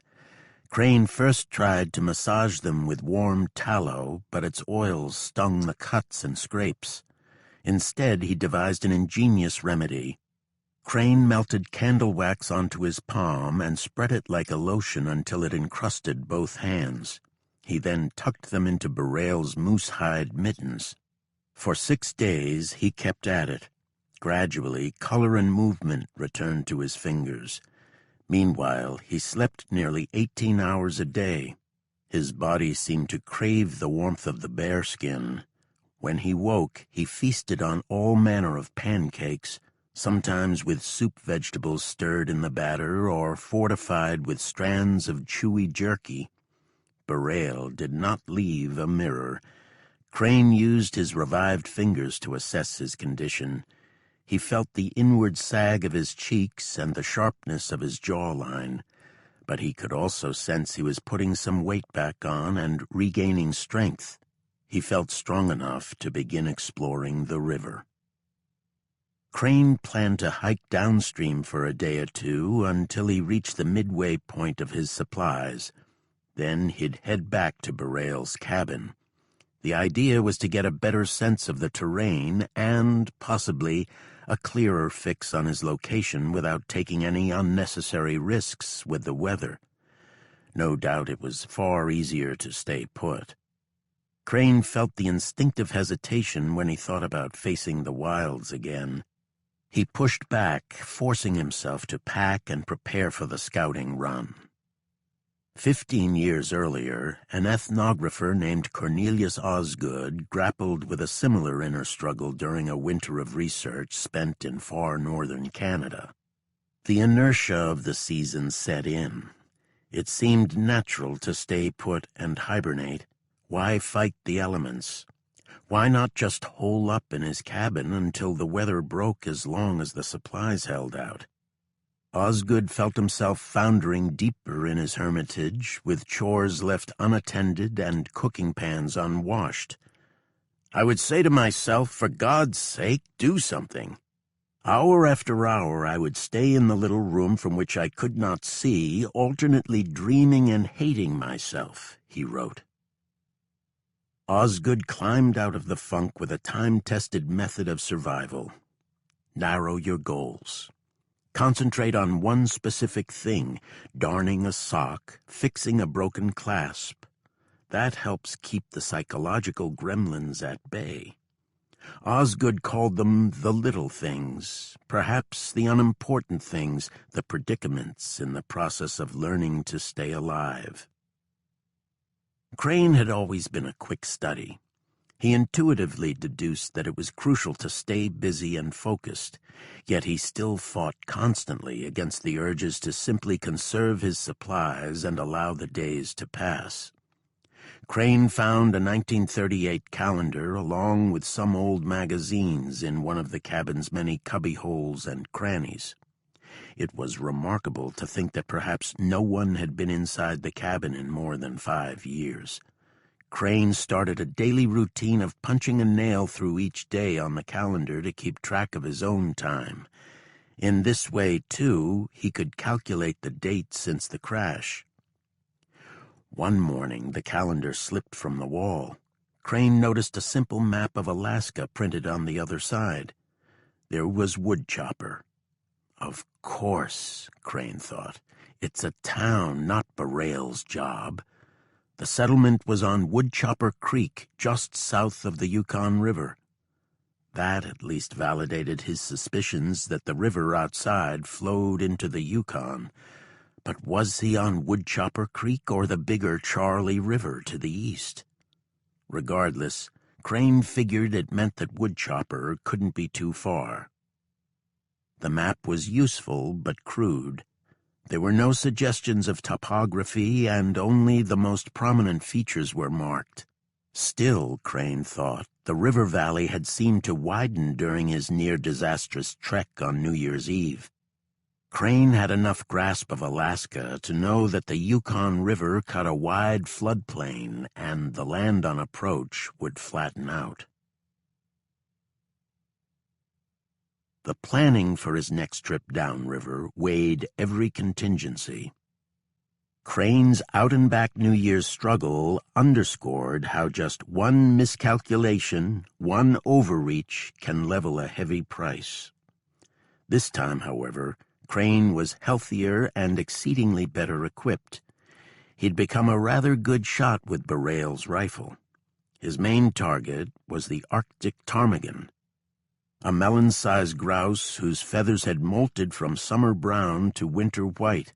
Crane also exacted some satisfying revenge on the red squirrel population. He was learning how to read the Alaskan bush. When he bagged one of his first ptarmigan, he noticed its stomach was full of a reddish brush. He found a grove about a quarter-mile downriver and turned it into a private shooting gallery. Crane badly butchered some of his first prey, so much so that it looked more like roadkill than freshly downed game. He had since become quite efficient in field dressing the birds and squirrels. The trick was to clean them and strip the fur before they froze solid. He'd toss away the guts and wrap the heart and liver in cloth to add to his evening stew. Even some of the old issues of the Saturday Evening Post left behind by Burrell played a part in Crane's backcountry education. A couple of the stories were about outdoor life and cowboy ways. Crane read them at night by a Coleman lamp he found under the bunk. He mined the articles for tips. One caught his eye. In wind, build your fire in a hole. Perhaps obvious, but it was another aha moment for the city-bred Crane. Crane had planned to set off January 19th. The storm killed that. The next day came up clear but distressingly windy. The swaying spruce made creaking sounds that reminded Crane of huge door hinges in need of oil. Fresh snow kicked up in stinging gusts. Crane, however, had tired of waiting. He decided to give it a try. He passed his pack and gun through the cabin door. He checked his pockets for the bullets and matches. The snow was over his knees. He turned north. It was -30. From the first steps, this was a wholly different experience than the mad dash weeks before. He was now something of an explorer. Crane took his time and stayed attuned for signs of habitation, the possible smell of burning wood or a path in the snow leading from the river. He also converted a burlap sack into a wind-breaking tunic by cutting holes for arms and his head.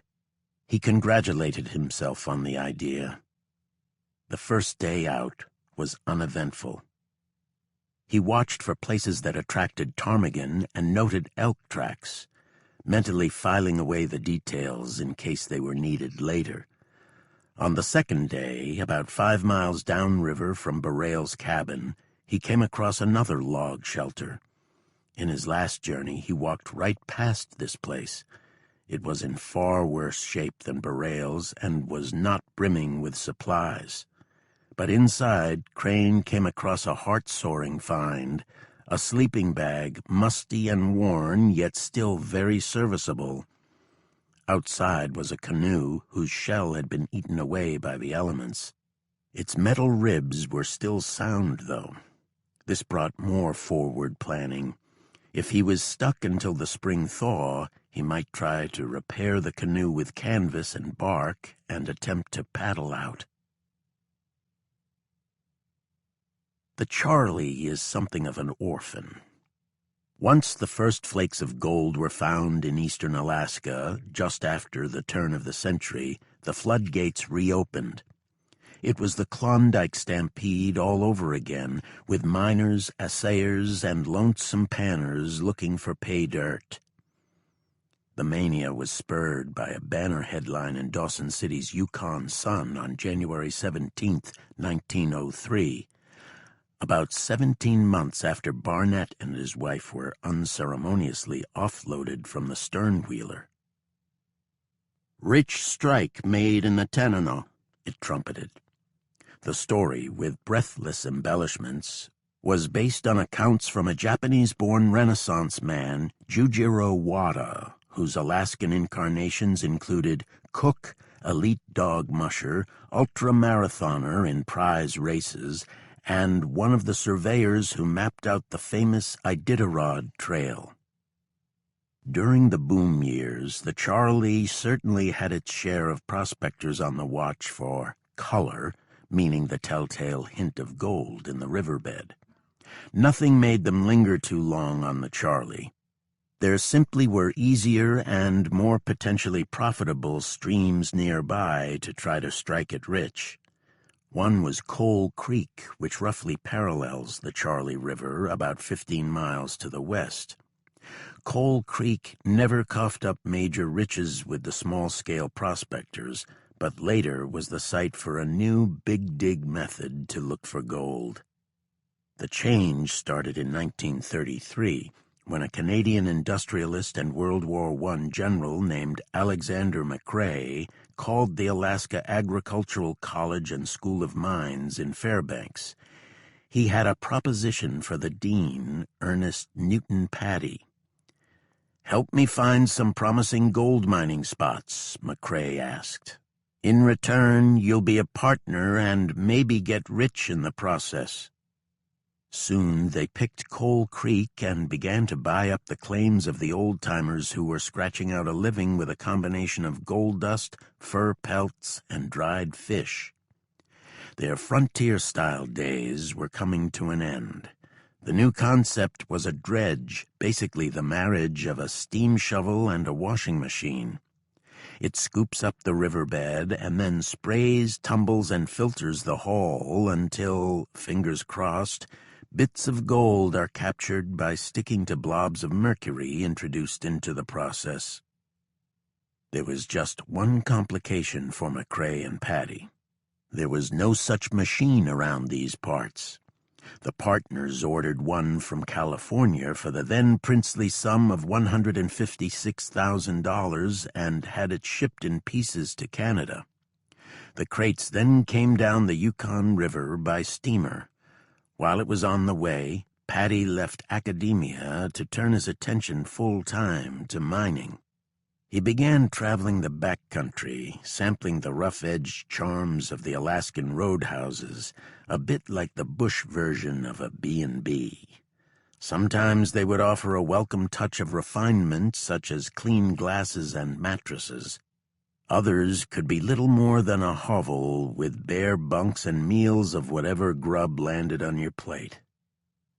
"Young man," one of the chow slingers at a roadhouse told Paddy after noticing his decidedly urbane aura, "you are looking at the dirtiest cook in Alaska." "My friend," Paddy replied, "you are looking at the hungriest man in Alaska." The Coal Creek dredge started churning in 1936. A year later, the two partners had a similar operation going on neighboring Woodchopper Creek, which got its name as a stop for steamboats to replenish their supplies of logs for the engine room. Workers on the dredges came and went depending on the seasons, their moods, and their ability to hold their liquor. Drifters showed up looking for a place to hang their hats for a while and make some money. One skinny geezer refused to give his name and was known only as Man with an Axe. Another time, a deranged character rolled into camp calling himself the Devil. He had to be tricked onto a bush plane with the promise of a job in Fairbanks, where U.S. Marshals were waiting to take him out of circulation. The cook at Woodchopper had the unenviable task of keeping up with the crew's bellies. He also did his part to keep the varmints in check. He liked to show off his daily catch of drowned mice lured into a bucket of flour and water. Some diehards stayed year after year on the dredging rigs. Among them was Phil Burrell.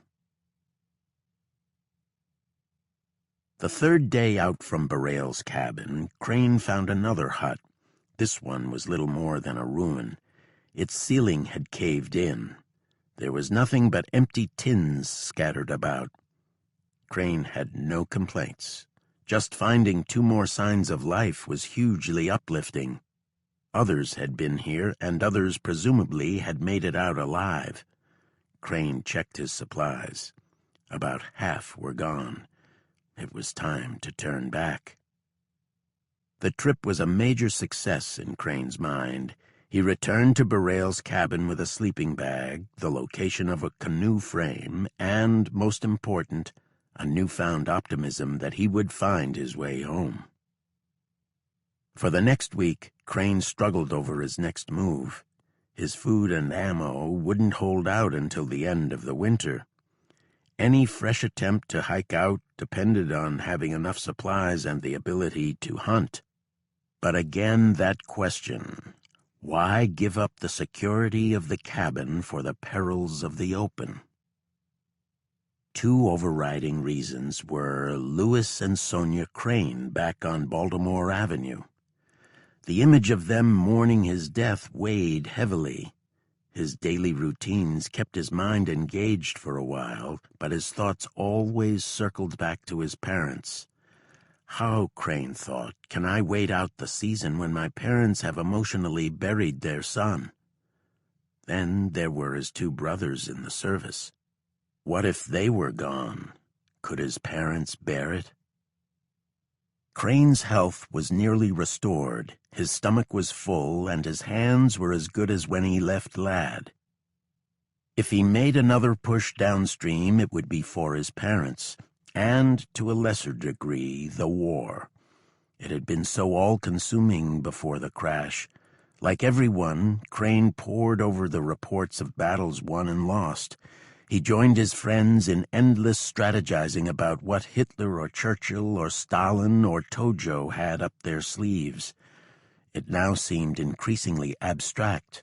It was as if the newsreel of the war had somehow gone dark when he bailed from his plane. It's a hard thing for any soldier to process. The bedrock of military order is that every job, every act is a vital contribution toward victory. Certainly, there is fundamental truth in that. A slipshod mechanic may cause a plane crash that may lose a battle, and that may tip the fortunes of the wider war. Signs at Ladd Field reminded mechanics that every bolt and weld counted. But what does it mean to be suddenly yanked away from everything and everyone? Crane felt a natural sense of duty to get back. But to what? He had no idea what had happened on the battlefront since that last radio broadcast of December 21st on the Rhineland bombings. What Crane had missed was some progress by the Allies, but no one was predicting an end to the war any time soon. In Italy, Allied forces were attacking German paratroopers holding the bombed ruins of the hilltop abbey at Monte Cassino. The Germans would eventually pull back, clearing the way for the fight to move closer to Rome, but not until inflicting heavy casualties on American GIs. Meanwhile, U.S. forces with the 45th Infantry Division, loaded deep with Oklahoma farm boys who lived through the Depression-era Dust Bowl, were being pounded by German gunners at the Anzio beachhead. Before the rise of the Nazis, the symbol of the 45th was a swastika, one of the common markings used by the native Plains tribes. To the north in Europe, the Red Army was pushing deeper into Poland. In the Pacific, British Marines had taken a critical supply port in Burma, and Americans were preparing for the invasion of the Marshall Islands. At Ladd Field, the crews were enjoying what they called another warm spell, with the thermometer rising to a pleasant 5 degrees. Crane couldn't stay put until a real thaw. There was at least some purpose in action. If nothing else, the knowledge that at least 2 other cabins dotted the river gave him hope that maybe he could simply cabin hop to civilization. The trouble was how to carry sufficient supplies for an open-ended journey that could be days, weeks, who knows? A sledge was the only real option. Crane got to work. He took 2 old boards from the cabin for runners and pulled away the wooden frame from a plexiglass skylight. He nailed a wash tub to the skylight frame. Crane fashioned a rope harness that would wrap around his chest and under his armpits. Packed with supplies, Crane guessed the rig weighed about 120 pounds. He gave it a few tugs to make sure the harness held. It did. He now waited for some sign it was the right moment to leave Barail's cabin for good.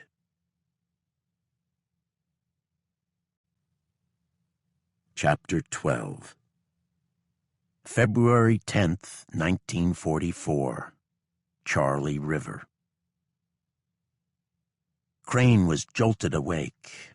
The sounds were both familiar and strange, like a language learned and forgotten. Something was breaking, snapping. But this was not quite like anything he had heard before. At first, Crane feared the cabin was collapsing. He tensed, waiting for bits of wood and moss to rain down. The structure, however, held tight. He listened closer. This was coming from outside. But what? It was too deep, too powerful to be prowling animals. It reminded him in some ways of the sickening whine of wrenching metal when the tail systems failed on their B-24. An earthquake? Crane had felt a few tremors since coming to Fairbanks. He heard first-hand accounts of a 7.3 magnitude quake in July 1937, and how roads near Fairbanks jackknifed and window glass popped from panes.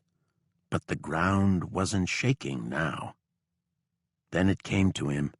The river ice must be buckling. For a few days, the temperatures had risen by a few degrees. It's the eastern Alaskan version of a winter warm spell. This modest and fleeting feint toward spring was enough to unsettle the ice layers on the Charlie. In places, the ice was 4 feet thick and would not give up its hold until at least April. Alaskan bedders keep close tabs on such things. Near Fairbanks, the annual spring ice breakup of the Tanana River is a major event for wagering. The spring before Crane's arrival at Ladd, the official icebreak moment was set at 7:22 p.m. on April 28, 1943. It has occurred as early as April 20th and as late as May 20th. Yet, as Crane knew well, the ice was inches thin in other spots, with water percolating through some holes. Tons upon tons of ice were now rearranging in a creaking, groaning, pressure-easing churn. Such fluctuations in winter temperatures are common even in Alaska's icebox interior. Low-pressure systems or wobbles in the jet stream can pull warmer, more humid air from off the Gulf of Alaska, like the brief spell above freezing in January in the Fairbanks Valley when the transport plane carried Regel's crash report on the iceberg Inez. These midwinter temperature rises are rarely high enough or sufficiently sustained to melt river ice. But they can weaken the seams and weak spots in the ice, setting up a domino-style movement as one shifting section bumps against another. In that instant, Crane's plans were changed. After the burst of determination to build the sledge, Crane had moved back to his old rhythms at Barail's cabin. Punching a hole in the calendar, slowly fixing his meals, hunting. The desire for an all-or-nothing push north hadn't faded. It just wasn't so easy to give up the predictability of life behind four walls. Crane carefully rationed his food and the fuel for the Coleman lantern. Some days he tried to convince himself that waiting until spring maybe wasn't such a bad option. The reply in this inner dialogue was always the same. You have no idea when spring will come and what it will be like. The river will certainly rise, and that could leave you cut off. Crane had gradually come to some understanding of the backcountry winter and what was needed to survive it. The great annual melt would bring a new set of challenges. For all he knew, it could be worse, with soaking rains and chill winds. Those are, after all, the main ingredients for hypothermia. The morning of the angry ice spurred him back into action. Crane decided not to risk becoming prisoner of an in-between dilemma, still not spring, but the river ice becoming too fractured and fissured to handle him and the sledge.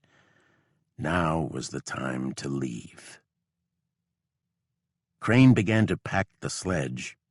The pile soon grew higher than the experimental load when he had first tested his design.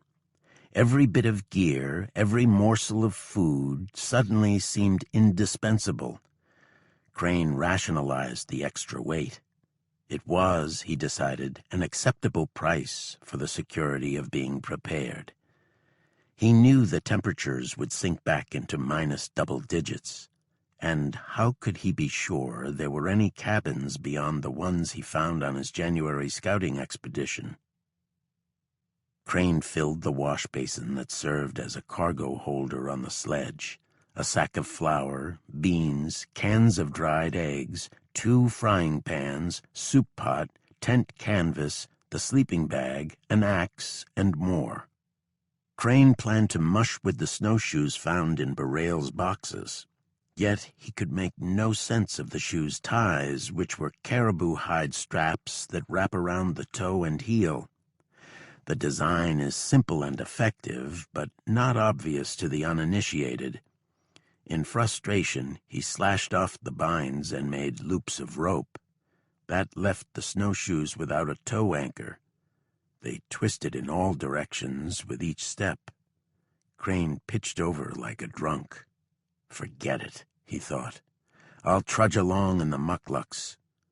He tossed the snowshoes onto the sledge, figuring they might come in some use later. If nothing else, he could toss them in a fire. All was ready at dawn on February 12th, 54 days since the crash. Crane made one last hole in the calendar, ripped away the cover with the Alaska map, and looked around one more time at the place that had saved his life. He used some tent canvas to patch the skylight that was dismantled for the sledge. The weak winter daylight flowed through the gaps in the weave, making the canvas seem dotted with rhinestones. Crane had nothing except some charcoal to attempt to write a message. He abandoned the idea. I'll track down this Phil Berail later when I'm out, Crane thought, and thank him in person. Crane pointed the sledge downriver and looped the rope harness around his chest. He leaned forward. The rope snapped taut. His thighs tensed. The sledge wouldn't budge. Crane tugged again, still not even an inch of progress. He leaned in, almost parallel to the snow. The sledge finally creaked forward. Crane hauled it over the riverbank and onto the ice. He had gone 20 feet and was already panting. Remarkably, MIT engineer Crane had disregarded basic physics. A flat-bottom sledge, something like a toboggan or the carriages used on dog teams, would have distributed the weight better and perhaps rode over the snow with less resistance.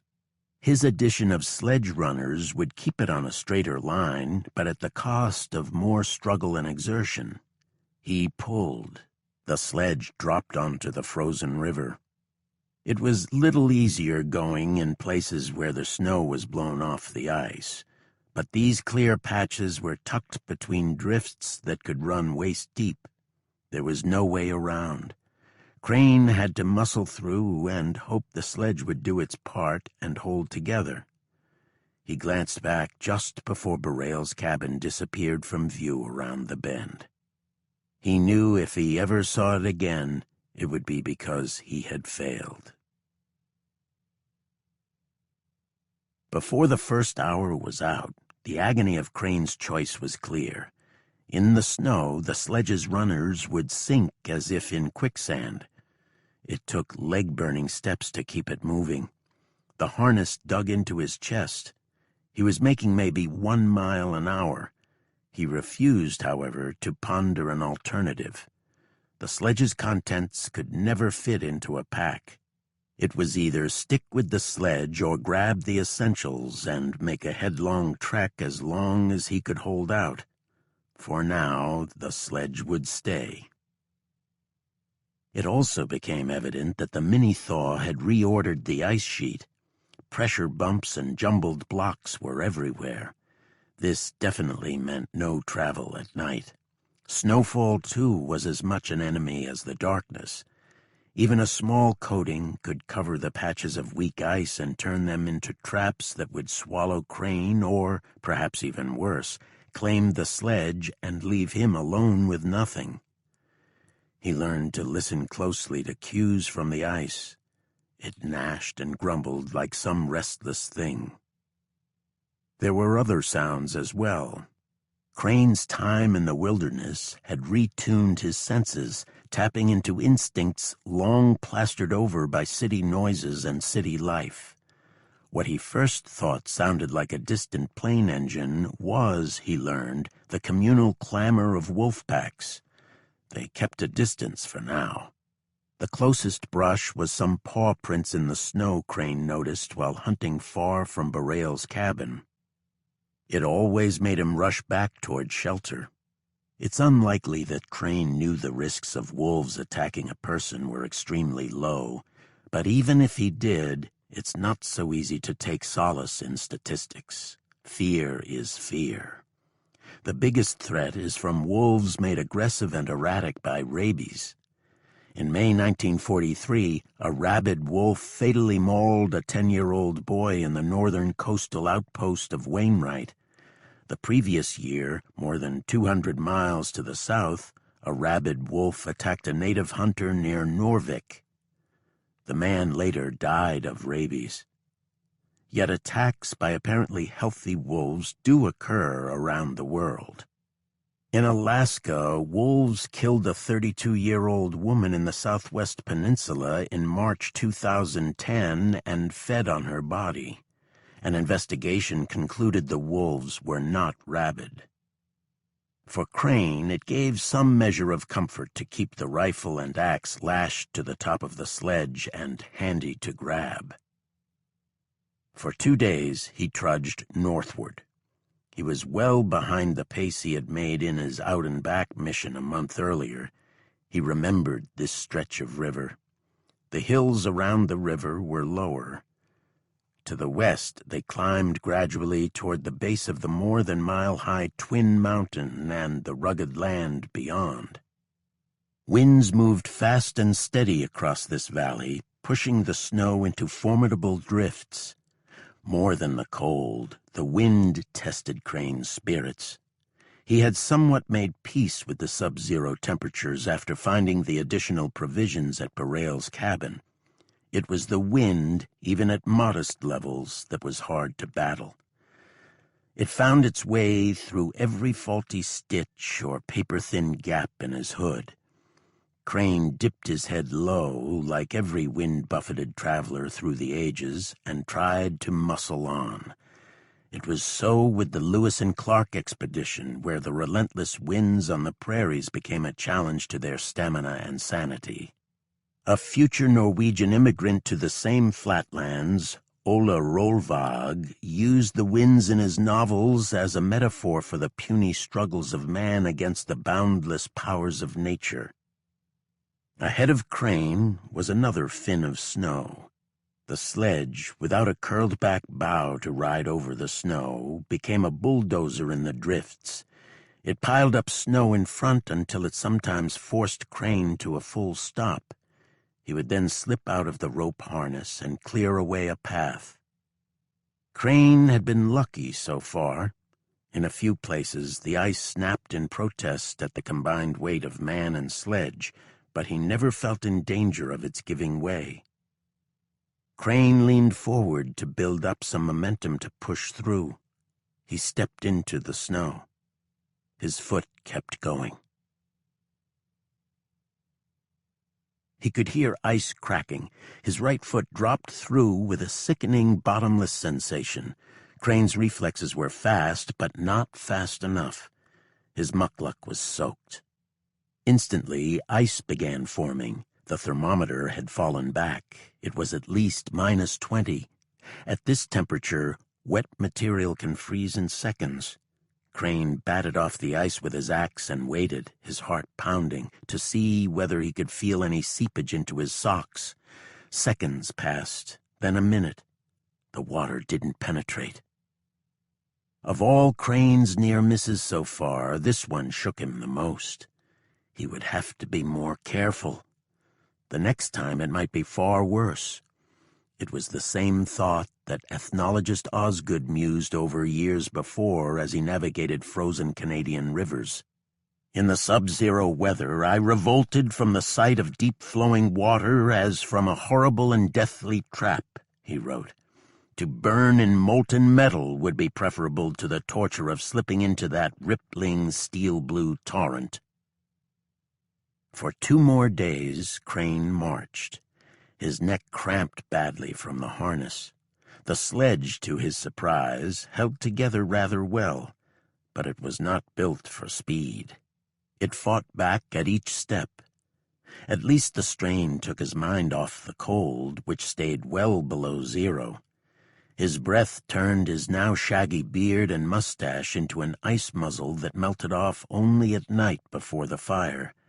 At times it felt that he was breathing through a pipe. Everything seemed to narrow. Crane's world was whittled down to the act of a single step, and then the momentary terror on whether the ice would hold. Crane also was not the same man who thought about giving up more than 7 weeks earlier. His engineer training, the ability to think through problems, perhaps helped to some extent in his rebirth as a survivor. But the ranks of the Arctic dead are full of men of science and reason, almost all with far more wilderness credentials than the pilot from Philadelphia. What Crane learned was gathered in increments, plucked like stray threads from crises and moments of doubt. His transformation bound him in ways he probably couldn't yet imagine to some of the greatest feats of resolve. In the words of one famous polar odds beater, it just comes down to putting one foot in front of the other. Early 20th century Australian explorer Douglas Mawson was fond of quoting a bard from the other end of the earth, Yukon poet Robert W. Service. "It's dead easy to die. It's the keeping on living that's hard." Mawson did just that. His early 1913 ordeal through the Antarctic has become a well-studied case in the psychology of survival. Mawson was a geologist and veteran of Antarctic expeditions. He once joined the indomitable Ernest Shackleton onto the ice sheet. Mawson's grand plan, however, was to lead his own expedition in the Antipodean summer to set up a research base and draft the most comprehensive scientific treatise to date on the frozen continent. On November 10, 1912, Mawson left the group's home base, bound for the Antarctic interior. He was accompanied by 2 others, an affable British Army lieutenant who served in the Royal Fusiliers, and a Swiss explorer and mountaineer named Xavier Mertz, who was a rare mix of bon vivant and rugged alpinist in his native Basel. In Mertz's signature, a line slashes through the M of his last name as if to say nothing stood in his way. About a month after setting off, the young British officer Belgrave Ninnis plunged into a crevasse along with a dog sled and most of their supplies. Mertz and Mawson yelled down into the blue abyss for hours, but heard nothing but the whimpering of an injured dog. The surviving pair then started a dash back to camp about 300 miles away using dead reckoning and a surveyor's theodolite. What few rations they had were soon exhausted. They were left to cull the remaining dogs one by one for food over the next weeks. It also possibly exposed them to dangerous levels of vitamin A from the livers of the Greenland huskies.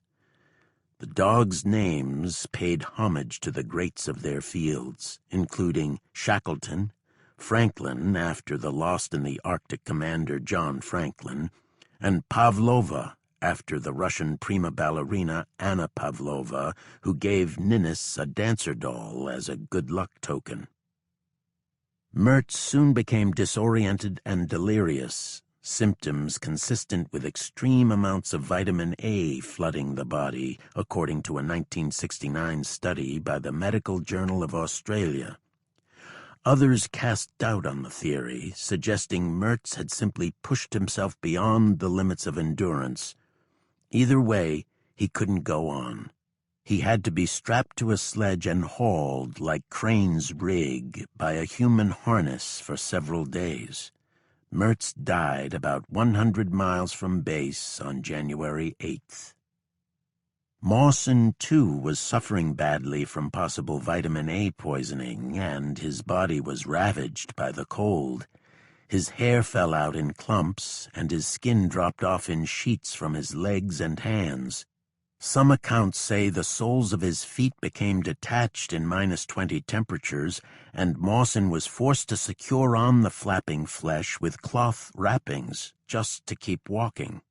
But, like Crane, Mawson benefited from remarkable luck. Near death, Mawson stumbled across a cairn covering supplies left by fellow expedition members. He was now less than 30 miles from camp. And, also like Crane, the ice was a constant concern. Mawson was haunted by fears of slipping into a crevasse like the unfortunate British lieutenant. Finally, it happened. The ice opened up. Mawson dropped into the abyss. Then he stopped. By sheer good fortune, his sledge was just a bit bigger than the mouth of the crevasse. That little differential kept him from plunging to certain death. "There," Mawson wrote, "exhausted, weak, and chilled, hanging freely in space and slowly turning round as the rope twisted one way and the other, I felt that I had done my utmost and failed, that I had no more strength to try again, and that all was over except the passing. There, on the brink of the great beyond, I well remember how I looked forward to the peace of the great release, how almost excited I was at the prospect of the unknown to be unveiled." Instead, he mustered the will to climb up the rope, wondering every second whether the sledge would hold. When Mawson staggered into camp alone on February 8, 1913, he was unrecognizable from illness and fatigue. One member of the team was said to ask, "My God, which one are you?" The expedition's ship Aurora had remained as long as it could with the southern summer ebbing. Incredibly, it had pulled anchor just hours before Mawson appeared. A small group was left behind to continue the search for Mawson and the two others. They were forced to spend another winter in Antarctica, in one of the windiest spots on Earth, before their ship could return. It was all glory for Mawson when he reached Australia in February 1914. His story dazzled his homeland and fitted well into the age's narrative of heroic exploits at the poles. But later, whispers and rumors began, never proven and vigorously denied by Mawson, that he may have resorted to cannibalism and eaten parts of Mertz's body. Mawson instead talked endlessly about the perils of the ice in speaking tours arranged to help defray the costs of the expedition. "One wrong footfall," he told rapt audiences, "and it could be your grave. Sometimes the margin is decided by inches." For Crane, it began like so many frozen misfortunes, with a crack. Ice again folded under Crane's feet. This was different, bigger, louder than when his foot plunged in several days earlier. Instinctively, he gulped a breath as he felt the surface give way. This was it, he thought. I am going under, just like the suicide he contemplated 2 months before. Crane wondered, in what he guessed could be his last conscious thoughts, whether the current was strong and how far he would drift under the ice before blacking out. Then it all stopped. His chest was squeezed by the rope harness. It pulled at his armpits like a parent dunking a child in a pool. The sledge, Crane realized, had halted his fall. That stubborn, irascible sledge nudged forward a few paces but held its ground, just as it did for Mawson decades before. Had Crane built a more streamlined model, it might have saved him some hardships while hauling it, but it also could have cost him his life. If the sledge slid forward through the hole, or even just to its edge, Crane would have had no chance. He twisted around and grabbed at the rope. He slapped at the ice with Burrell's mittens, looking for some leverage. The ice around the hole creaked, but held his weight. Crane was soaked and panicked. He hauled himself out, watching always the sledge's runners and praying they held fast. A skin of ice formed the instant the air hit his waterlogged clothes. He could feel water leaking through the tops of his mucklucks and finding its way through layer after layer to every part of his body below his chest. Crane was shivering uncontrollably and having trouble catching his breath. His body, literally, was wondering what had hit it. A sudden drop in cold water sets off a cascade of responses. Nerve endings fire wildly. Heart rate and blood pressure spike to the point that it can bring on pulmonary failure. Some survivors report feeling their breath knocked out of them as if punched in the gut. At the same time, Crane was on a fast track toward hypothermia. Water below 70 degrees robs body heat far faster than cold air. When the water is just above freezing, like the midwinter Charlie, exhaustion and unconsciousness can begin to set in after less than 15 minutes. At least his head was dry. That bought him a few precious minutes. Crane had to act fast. He yanked at the harness and ran toward the bank with the sledge in tow. It may have resisted a bit, but Crane couldn't feel it. He surged onto the rocky shore. Where are the matches? They were in a sack near the frying pan.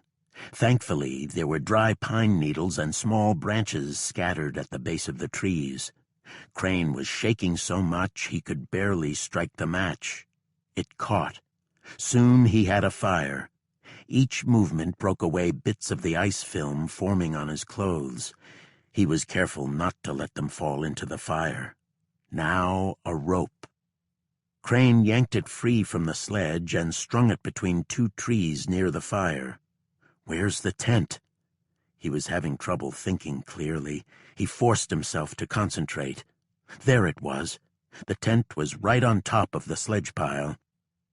Crane draped it over the rope, forming a shelter that was almost on top of the fire. There was no time to think about whether the tent would go up in flames. Crane yanked off his flight suit, long underwear, mucklucks, and socks. He was naked and losing body heat. He wrung out the clothes as best he could and laid them near the fire. His eyes stung each time the breeze would push the smoke into the tent.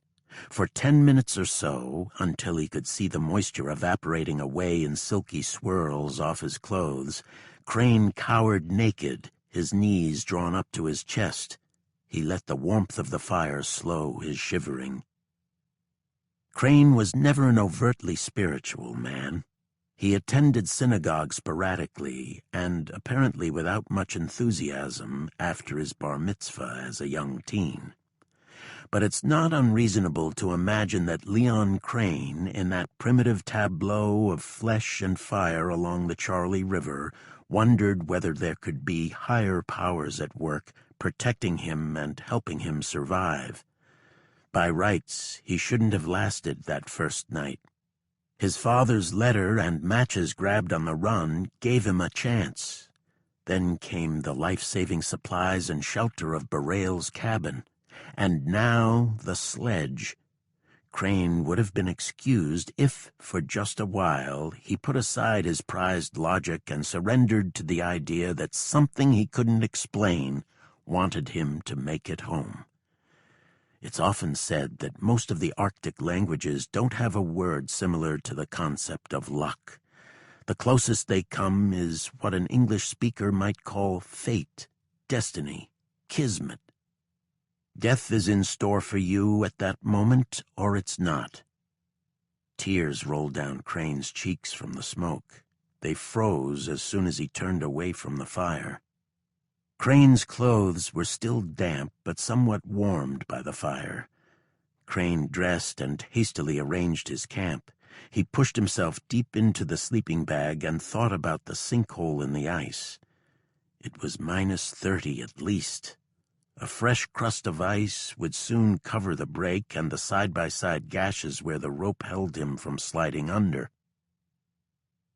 The next day, Crane was back on the move. The Charlie Valley was narrowing and made big sweeping turns.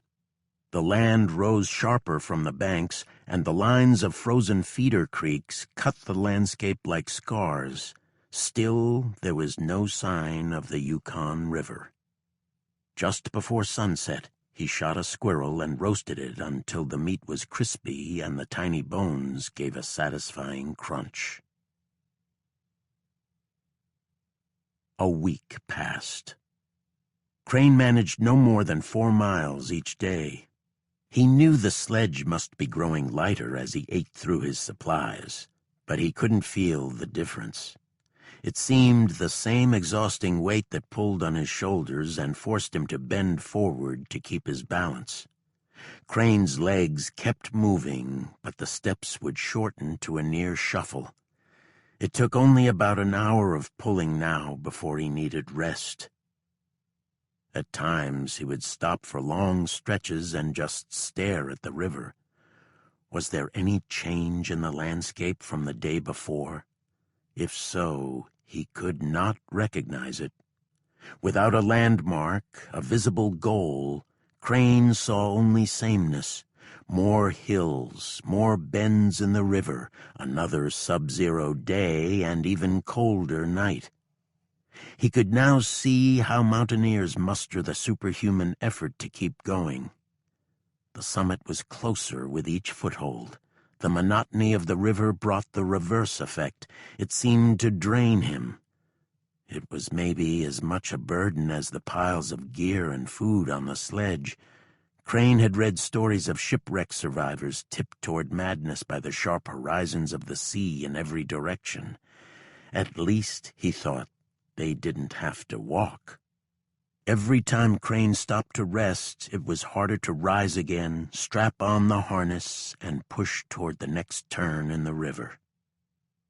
After more days of walking, Crane came upon another deserted cabin. It had to be many years since it was last occupied. The roof was partially collapsed, and animals had long ago scoured the pantry looking for any scraps. There were some things they couldn't get, though. Crane was amazed to find a few supplies left untouched, and more than that, here were some incredible luxuries. There were canned vegetables and, Crane could scarcely believe it, a tin of Vienna sausage which were jokingly called Yukon shrimp by some of the Alaska-based GIs. He gobbled them down and licked up the juices. He was grateful for the shelter. The temperature was falling again. The morning was as cold as he had felt since bailing from the B-24. It was near -50. It simply was too much to go on. He stayed in the cabin to rest. Far away in Washington, letters had been mailed to families of the iceberg Inez crew. The one addressed to Crane's father was dated February 16th under the reference of Crane's Army serial number, 0409175. It begins with the mention of the terse December 29th telegram. Now, for the first time, Crane's family had more information. The letter from the office of Colonel T.A. Fitzgerald said Crane was aboard a B-24 out of Ladd Field on a weather experimental mission.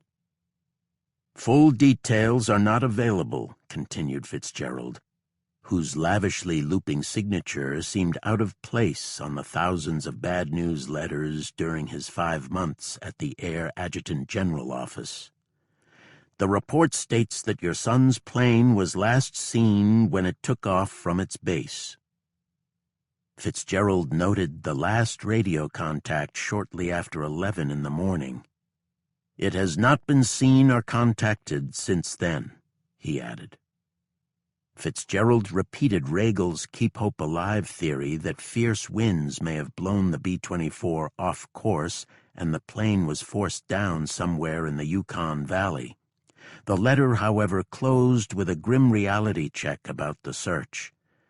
"Neither the missing craft nor its crew members were found," wrote Fitzgerald. "The above facts constitute all of the information presently available," the letter went on. The great anxiety caused you by failure to receive more details concerning your son's disappearance is fully realized.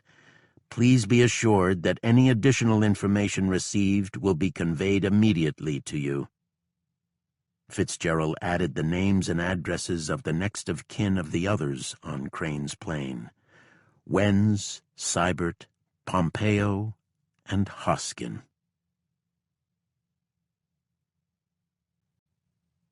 Chapter 13.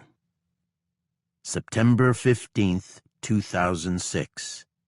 Hickam Air Force Base, Hawaii. Each piece uncovered from the crash site above the Charlie River was cleaned with a soft brush and tap water. A full inventory was made. Possible human remains from the B-24 wreckage were set aside. They would undergo study later. For now, the job was to catalog and photograph items tagged as material evidence. One U.S. Army metal button cover, badly corroded. One stainless steel watch body, burned and stained. One Type A11 watch body, known as a hack model, burned and corroded. One presumed watch band buckle, corroded. One metal key ring with 4 keys, corroded but Made in USA mark legible. 2 pocket knives, one corroded and burned, the other with blade open and less stained. One U.S. Army officer's cap insignia, intact but stained gray-black by scorched soil. The Hoskin case, file number JPAC-CIL 2006-124-I-01, had moved from the chilly Alaskan dig site to a temperature-controlled room in Hawaii lit by fluorescent lights. The spaces filled with tables holding carefully arranged skeletal remains and shelves with boxes containing other artifacts found at dig sites. The black flag honoring America's POWs and MIAs sits near a glass wall. The forensic experts wear white lab coats, making the room seem like something between a coroner's office and a biotech research facility. Their mission is a bit of both. It's here, at the Central Identification Laboratory on Oahu, that analysts hope to give an identity to the remains and relics uncovered in the search for missing American military personnel. It wasn't often that evidence bags arrived from Alaska. Most of the JPAC missions are dispatched to Southeast Asia or the South Pacific in search of the thousands of American remains believed resting in forest lowlands or mist-covered mountains. In Alaska, the MIA tally is tiny by comparison, around 300, mostly from aircraft or ships that went down over the sea during the Aleutian battles. Others, like the iceberg Inez, were taken by storms or cold or malfunctions during flight. Usually, the Alaskan crash sites are in places so inhospitable and remote that military investigators need more than just a hunch to mobilize a search for remains. Any Navy personnel lost at sea, meanwhile, are considered entombed under the waves and are not part of the active JPAC searches. Occasionally, though, Alaska gives up its secrets on its own. In June 2012, the Alaska Army National Guard was conducting a training flight over Mount Gannett east of Anchorage. As their Black Hawk passed over the Colony Glacier, a crew member spotted what appeared to be yellow life rafts and shredded metal exposed by melting ice. It was the spot where an Air Force C-124 cargo plane crashed in November 1952, killing all 52 people on board. The Hoskin case had an added distinction. Amateur sleuths such as Beckstead are exceedingly rare. Without his dedication to scour the wreckage, the Hoskin file would likely have remained on the shelf.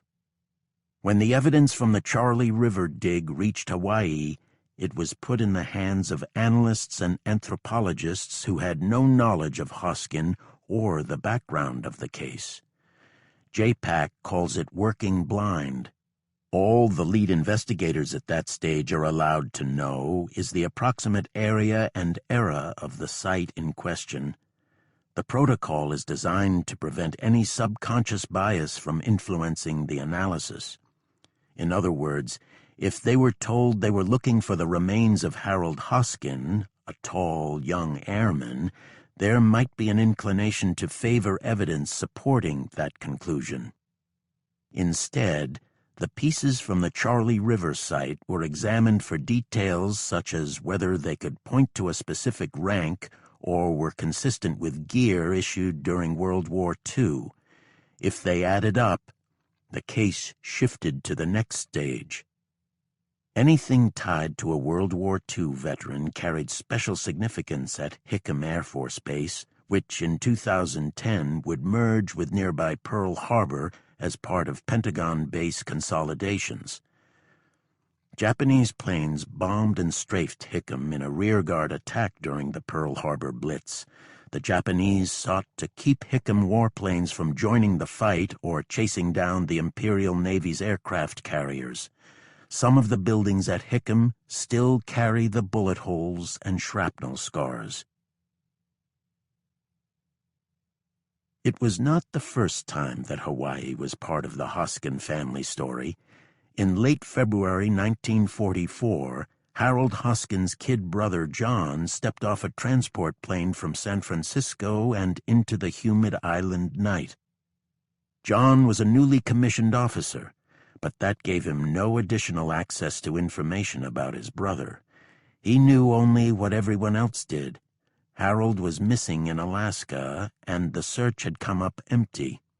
In his mind, the facts pointed in only one plausible direction. Harold was gone. He kept those opinions to himself, however. His brother's pregnant wife, Mary, refused to entertain that kind of talk. She simply would not allow herself to contemplate the worst. Even as months went by and the northern Maine winter drifted into pale green spring, she would tell everyone that she expected Harold to one day walk through the front door like he was coming back from a normal day at work. People would smile sympathetically at Mary's unflappable faith.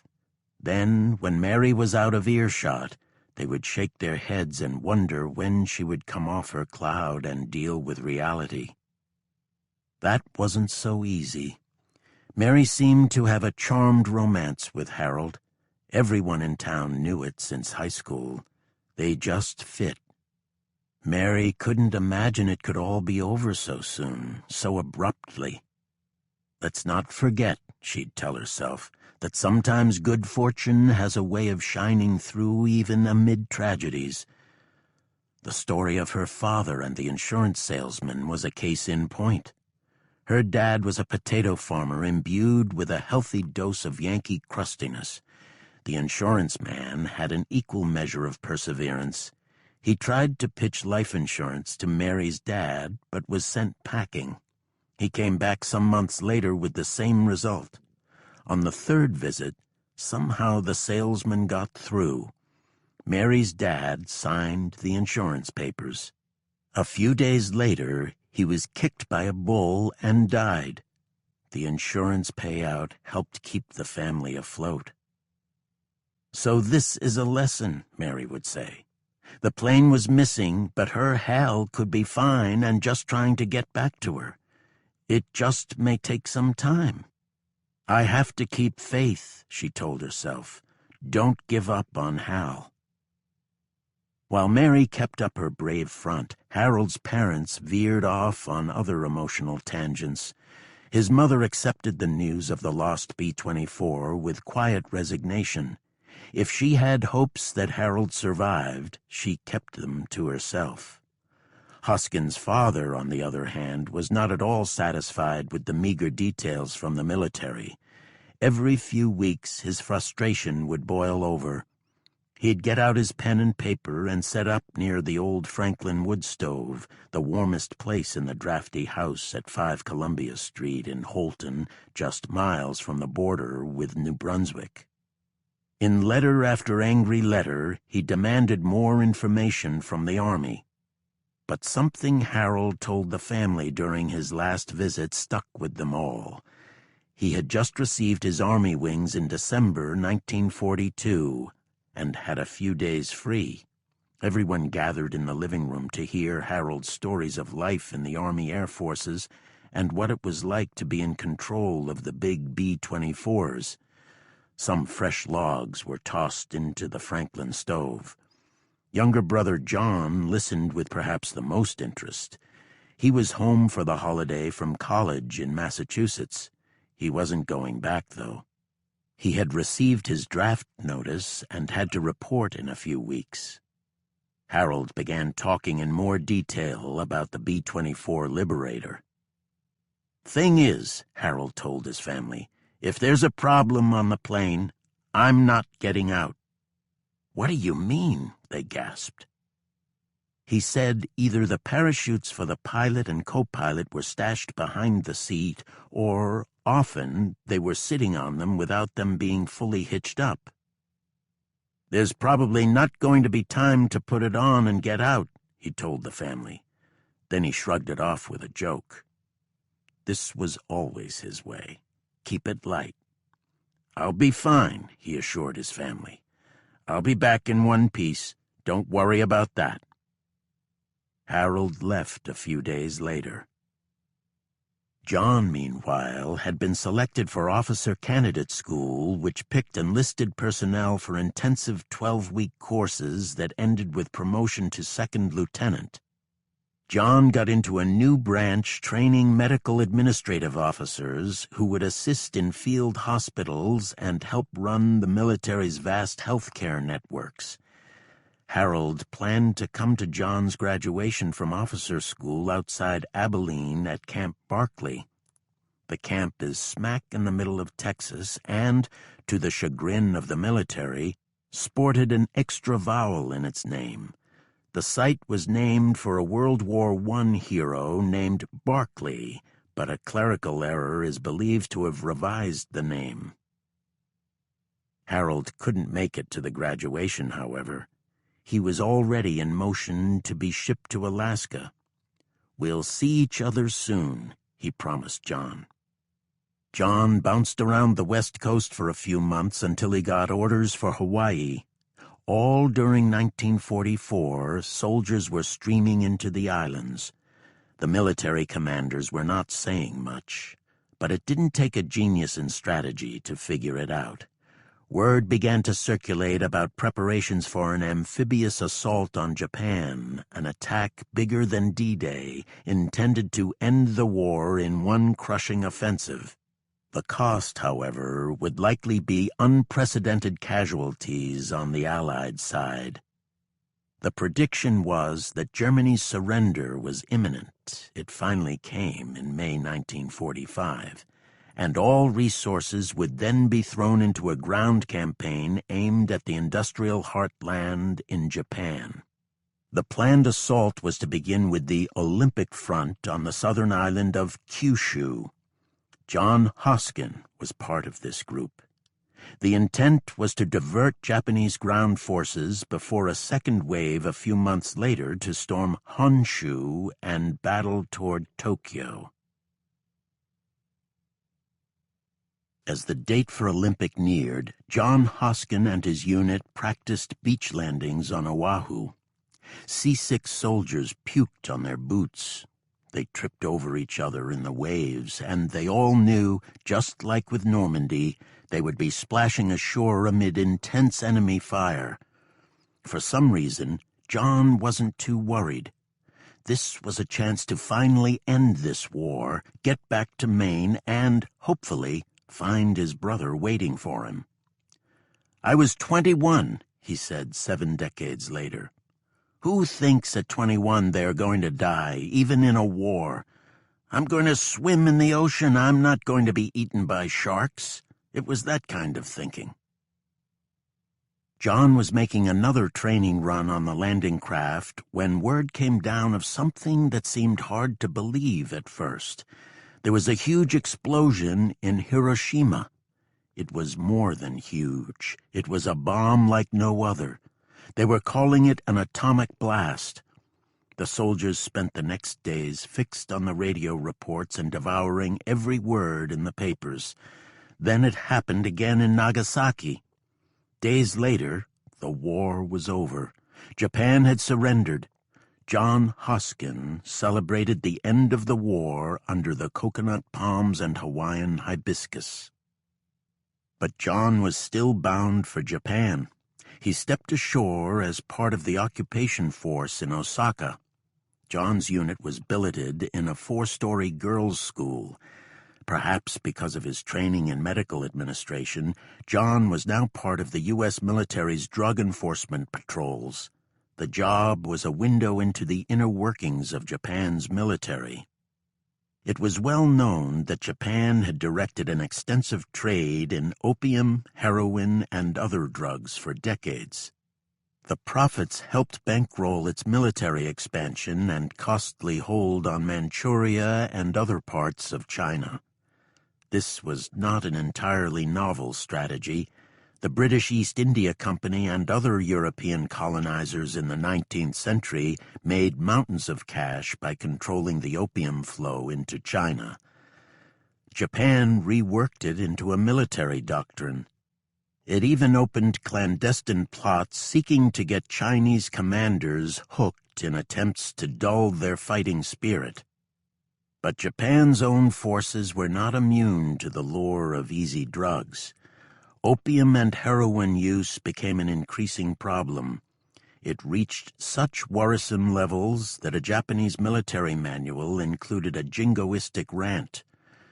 "The use of narcotics is unworthy of a superior race like the Japanese," it said.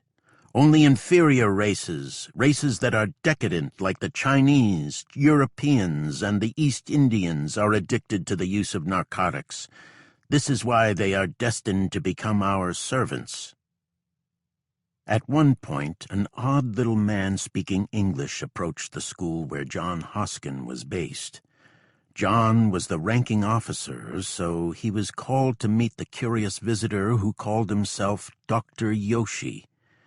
The doctor had studied in the States and returned to Japan before Pearl Harbor. He could not leave once the war began with America. The doctor was now living on a hill outside Osaka and fending for his family with what he could grow in his garden and whatever else he could scrounge. John quizzed the doctor about the opium trade. He seemed well informed, and they struck up a mutually beneficial partnership. The doctor offered information. He got American food and supplies in return.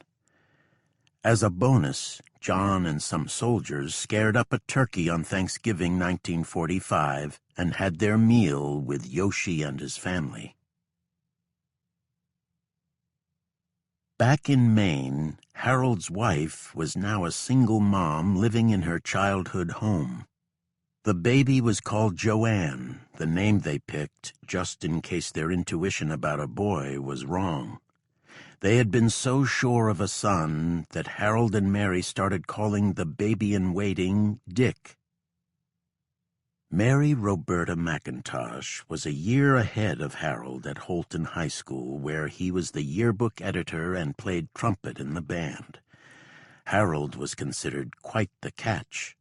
Yet few of the girls bothered to try to turn his head. It was known to all that Harold was smitten with Mary. "The rest of us didn't have a chance," classmate Phyllis Ritchie recalled. Mary and Harold were married in Tucson in January 1943, just before he was reposted as a flight instructor in Texas. They bought a slightly shabby 1934 Buick and christened it Elizabeth. In July, they drove into the mountains of New Mexico for a long belated honeymoon.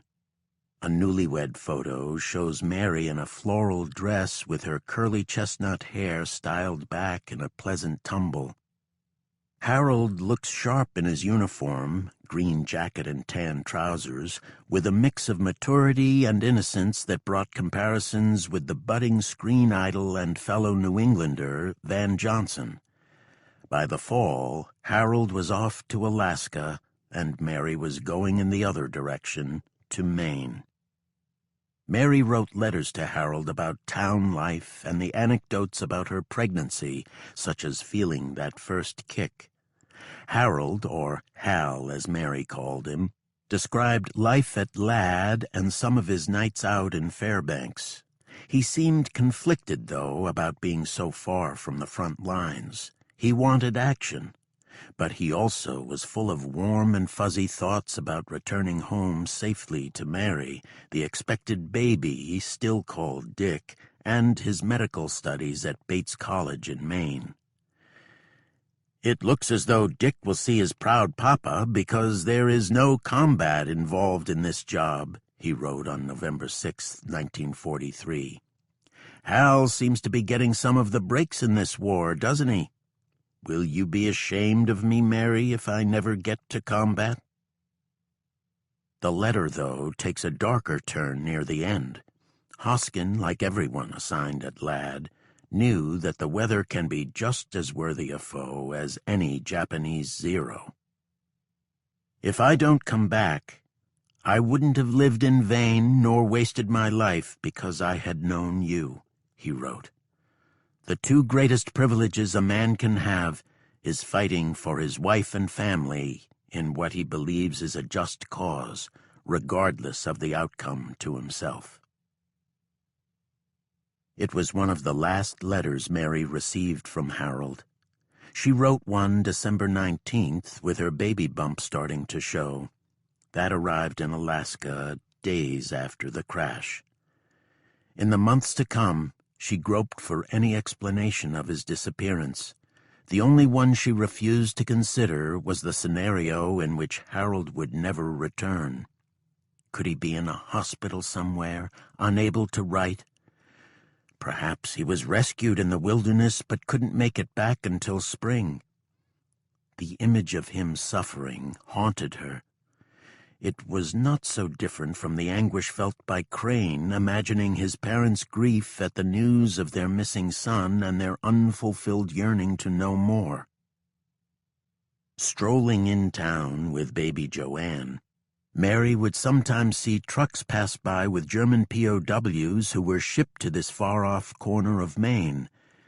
It was among the dozens of POW camps on American soil, holding mostly Germans, but some Italians and others, after Britain asked for help in handling a swelling number of captured soldiers.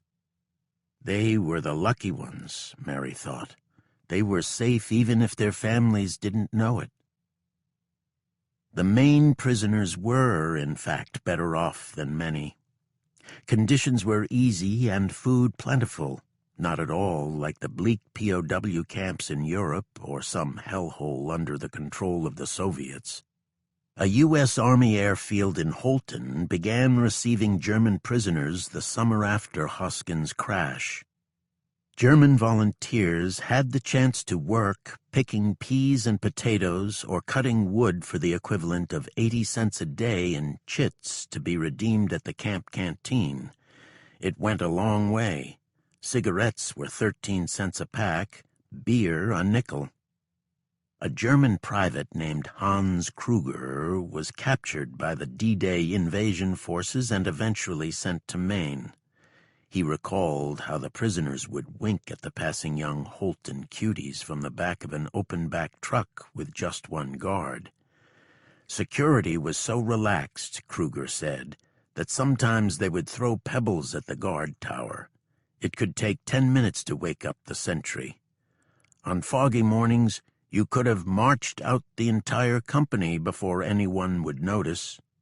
But why? Nearby Canada was also at war with the Third Reich, and conditions at the camp, with all-you-can-eat meals, were heavenly after the rigors of the front. The whole experience made Kruger, in his words, pro-American all the way. "Hal, darling, I wish you were here. I miss you and want you so very much, Mary wrote in that undelivered December 19th letter just before the crash. If you listen real hard, I bet you could hear me say over and over, Hal, darling, I love you with all my heart. There were photos of Harold around the house Mary shared with her mother. Harold, however, was generally off-limits in conversation when Mary was around. Her pain was too deep. As Joanne grew up, she wanted to talk about her father, hear stories about him before the war. Mary made it clear that it was asking too much even from her daughter. Mary would just sob and turn away. She couldn't talk about him, said Joanne. She would break down. The emotions were that strong even many, many years after the war. She lost the love of her life. At the lab in Hawaii, the cataloged items were assessed one by one in late 2006. The older pocketknife could have been World War II vintage, but gave no direct link to the military or lad field. Same for the keys. The Hack watch was standard Army issue, getting its nickname from the military term time hack, meaning to mark the present hour and minute. The button cover was certainly Army as well. The officer's insignia, however, was the most compelling. Only someone in the cockpit would have had that on their cap. An eagle with olive branches in its right claw and 13 arrows in its left. The material evidence recovered from the B-24D is consistent with military insignia, a style of watch issued by the military and frequently worn by aviators, and personal effects commonly carried by aircrew members during the World War II era, Chief Anthropologist Fox wrote in his report. The U.S. Army officer's cap insignia is consistent with the rank structure of one of the unaccounted-for individuals and the one individual who survived the crash. Chapter 14. March 3rd, 1944. Charlie River. The snow alone should have been enough to make Crane think twice. It came in wind-blown slaps that whistled through openings in the tumble-down cabin where he had found the Vienna sausage and decided to rest for several days. The temperature had edged up slightly, but was still cold beyond reason. Crane guessed it just below zero and far lower with the wind chill. He was becoming good at judging the weather. The difference between regular subzero that could kill the unprepared or unlucky in a matter of hours and the blasts of supercold that could claim a life even faster.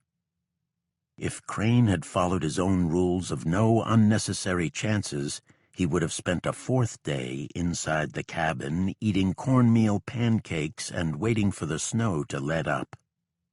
So why then was he here, a mile north of the cabin, leaning into a near blizzard and hauling the sledge through fast-piling snow?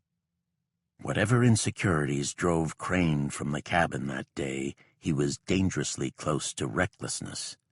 So many tragedies in the far north have begun this way. Crane pressed on when he should have stayed put. Army field teams researching cold-weather survival during World War II received the same messages over and over from tribal natives and old-timers. The weather always has the edge. The smart thing is to hunker down. Never push your luck. Crane was doing just that. He couldn't see more than a yard ahead. This frightened him most of all.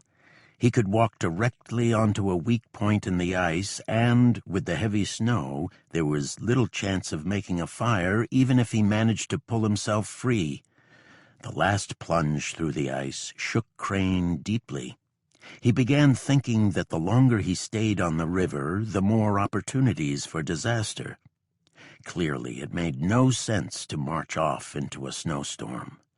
It was the other possibilities running through Crane's mind, the parade of what-ifs that led him out the cabin door. What if I broke my leg stumbling around the cabin? What if wolves surround it? What if the weather pushes above freezing again and the ice becomes unsteady? Crane was in acclaimed company. The high latitudes have witnessed extraordinary feats and exemplary bravery, as well as spectacular insolence and irresponsibility. Crane didn't have to look far for examples. The great tide that began with Canada's Klondike gold rush in the 1890s left a backwash of bodies. Winter trails were dotted with frozen corpses set like tundra gargoyles, their skin plum-colored from frostbite and lips peeled back in weird, frosty smiles. Stories abound of would-be prospectors, desperate to outrace rivals, setting off into blizzards and never seen again. It's impossible to calculate how many perished on the way north during the heady gold rush years straddling the turn of the century. Photographs from some of the Klondike jumping-off points, Skagway Port in Alaska, or the Canadian trailhead at Dawson City, suggest almost comical disregard for the demands of subarctic travel. Some stampeders carried their belongings in tins and coffee cans. The clothing worn by the most ill-prepared often seemed more attuned to a Sunday stroll. Some had flimsy leather shoes and derby hats. They look, remarkably and tragically, like Charlie Chaplin's sad sack character the Tramp in his 1925 silent film The Gold Rush, which lampooned the boreal greed. An 1898 photo shows a group of actresses heading to the gold rush boomtowns, hiking their dresses as they forge a stream with luggage in tow. One route to the gold fields, a difficult passage known as the White Pass Trail from Skagway to the Yukon River on the Canadian side, was so littered with the carcasses of pack animals that it became better known as Dead Horse Trail. Canada's Minister of the Interior in 1897 lamented, "The inhumanity which this trail has been witness to, the heartbreak and suffering which so many have undergone, cannot be imagined. They certainly cannot be described." Poet Robert W. Service tried. There are strange things done in the midnight sun by the men who moil for gold. This is how Service began The Cremation of Sam McGee in 1907, about a fictional prospector from Tennessee who freezes to death and whose body is hauled onto a pyre by his friend. The poet is said to have fashioned the work on the tale of a doctor, Leonard Sugden, who, Yukon lore says, once disposed of a corpse in the firebox of a stern-wheel steamer after receiving permission from the late man's family. The real McGee, named William Samuel McGee, was a Canadian-born erstwhile stampeder whom Service met while working at a bank in Whitehorse. Service received permission to use McGee's name in the poem, whose popularity opened up a cottage industry in the far north. Souvenir urns were sold containing the mortal ashes of the made-up McGee. The Arctic trails have their secret tales that would make your blood run cold. 2 hours out from the cabin, the snow was coming down so hard that it made walking in a straight line difficult. Crane had lost all reference points. As any pilot knows, even the tiniest fraction off course compounds itself with every second. Soon you are hugely misdirected. Crane worried he could stray toward the riverbanks where the water was shallower but the ice thinner. At first he thought the sledge was snagged. Crane gave another tug. Why was it pulling back? Crane gasped. The sledge was going under. He had no time to slip out of the rope. He staggered backward, trying to keep his balance while twisting around in the driving snow to see what had happened. He heard the ice splinter. The back of the sledge was dropping into the water. Its front rose up like a sinking ocean liner. This at least gave Crane some advantage. He had more leverage on the ropes. He pulled back, seeking firmer footing in the snow. Crane knew he could wriggle out of the harness and let the sledge sink away. He'd be alive, but with absolutely nothing except his clothes. No food, no rifle.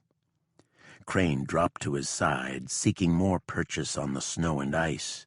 There was some traction, but not enough to counter the weight of the sledge and supplies. He could feel the void. His muckluck slid off the ice and dangled over the hole, dipping into the mix of water and ice shards. The sledge dropped another foot. Crane could hear the river water gurgling. Crane pulled back harder. The sledge tipped and floated in the water. More ice gave way. His legs dropped into the water. For a third time, Crane was splashing into the frigid Charlie. Most of his weight, fortunately, was still on the ice. He spun on his hips and managed to get one soaked leg out of the hole. Crane knew this would be his last chance. If the ice shattered below him, then all was lost. He crawled and pulled. His second leg was out. He was sprawled flat on the ice, grabbing and pulling and thrashing with hands and legs like a creature trying to escape a trap. The sledge runners bumped up against the edge of the ice hole. Then the sledge rose a bit. Crane was winning. He yanked again, his boots jabbing at the snow even as more fell in the storm. The front of the sledge angled higher. One more burst, thought Crane. The sledge moved past its center of balance and fell back onto the ice. For a desperate moment, Crane feared it could break through again. The ice held. There was no time to examine the sledge and how much of his supplies were wet and now crusting over with ice. Crane was shivering badly. Snowflakes stuck to the moisture before it iced up, giving the impression of feathers. Crane leaped up and raced for the riverbank with the sledge in tow. A layer of ice formed over the runners, making it easier to pull. As Crane fumbled for the matches in his parka, he gave a glance at the sledge. Amazingly, the damage was limited. The rear was encrusted in ice, and some water seeped into his food stocks. But in the super chill, much of the flour and sugar froze into clumps instead of fully dissolving. He guessed he could thaw them later over a fire. The wash basin container in the middle was high enough to block most of the water. The rifle and ammo lashed to the top were fine. So were the rope and canvas. He fashioned another makeshift tent near his fire. He worried that the snow would have made the driftwood too wet to catch fire, but it took the flame. Once again, Crane stripped off his parka, underwear, mucklucks, and socks. His shivering ebbed. But the river had won. Crane decided to abandon the sledge. He had hauled it close to 50 miles. The rest, however much was left, would be done on foot. When Crane's clothes were dry enough, he hitched himself to the sledge for one last pull. He headed back to the ramshackle cabin to divvy up his provisions into whatever he could carry on his back. This time, he would wait out the storm. The return trip to the cabin seemed faster. The wind was at Crane's back, and the snow was no longer spilling into his eyes and collecting in his beard. In the dying light, Crane saw the outline of the shelter. He spent the evening making a supply triage. What should be saved and what should be left behind? The snowshoes were an easy decision to cast aside. They had been no help. Food was parceled out. It was about enough, Crane figured, for a month if he was careful. The .22 ammo was getting low. No more wild shots. Either he had a good chance for a kill or he would not pull the trigger. The matches he grabbed for Hoskin back at Ladd were long gone. He still had some he found at Burrell's, along with a flint, which mustered some decent sparks when struck with his Boy Scout knife. The storm eased after sunset, but the sky didn't clear. It felt heavy and low and ready to disgorge more snow. Crane made about a half-dozen plate-sized pancakes of flour and cornmeal. They would make the trip inside the pockets of his parka. The next morning, Crane set off. He was now a mix of Alaskan wanderer, huntsman, and traveling kitchen. His rifle was slung across his shoulder. Its muzzle rested against the top of his rucksack, which Crane guessed weighed a staggering 50 pounds. But it still felt light after the sledge harness. His right mitten was wrapped around a heavy staff to probe the ice. 2 frying pans were lashed together and hung around his neck. The snowfall had covered all traces of the spot where the sledge broke through, but Crane could still see the fire ring on the bank. He gave the ice a solid bash with his stick. It answered with a nice sturdy vibration that rippled up the pole and through the thick moose-hide mittens.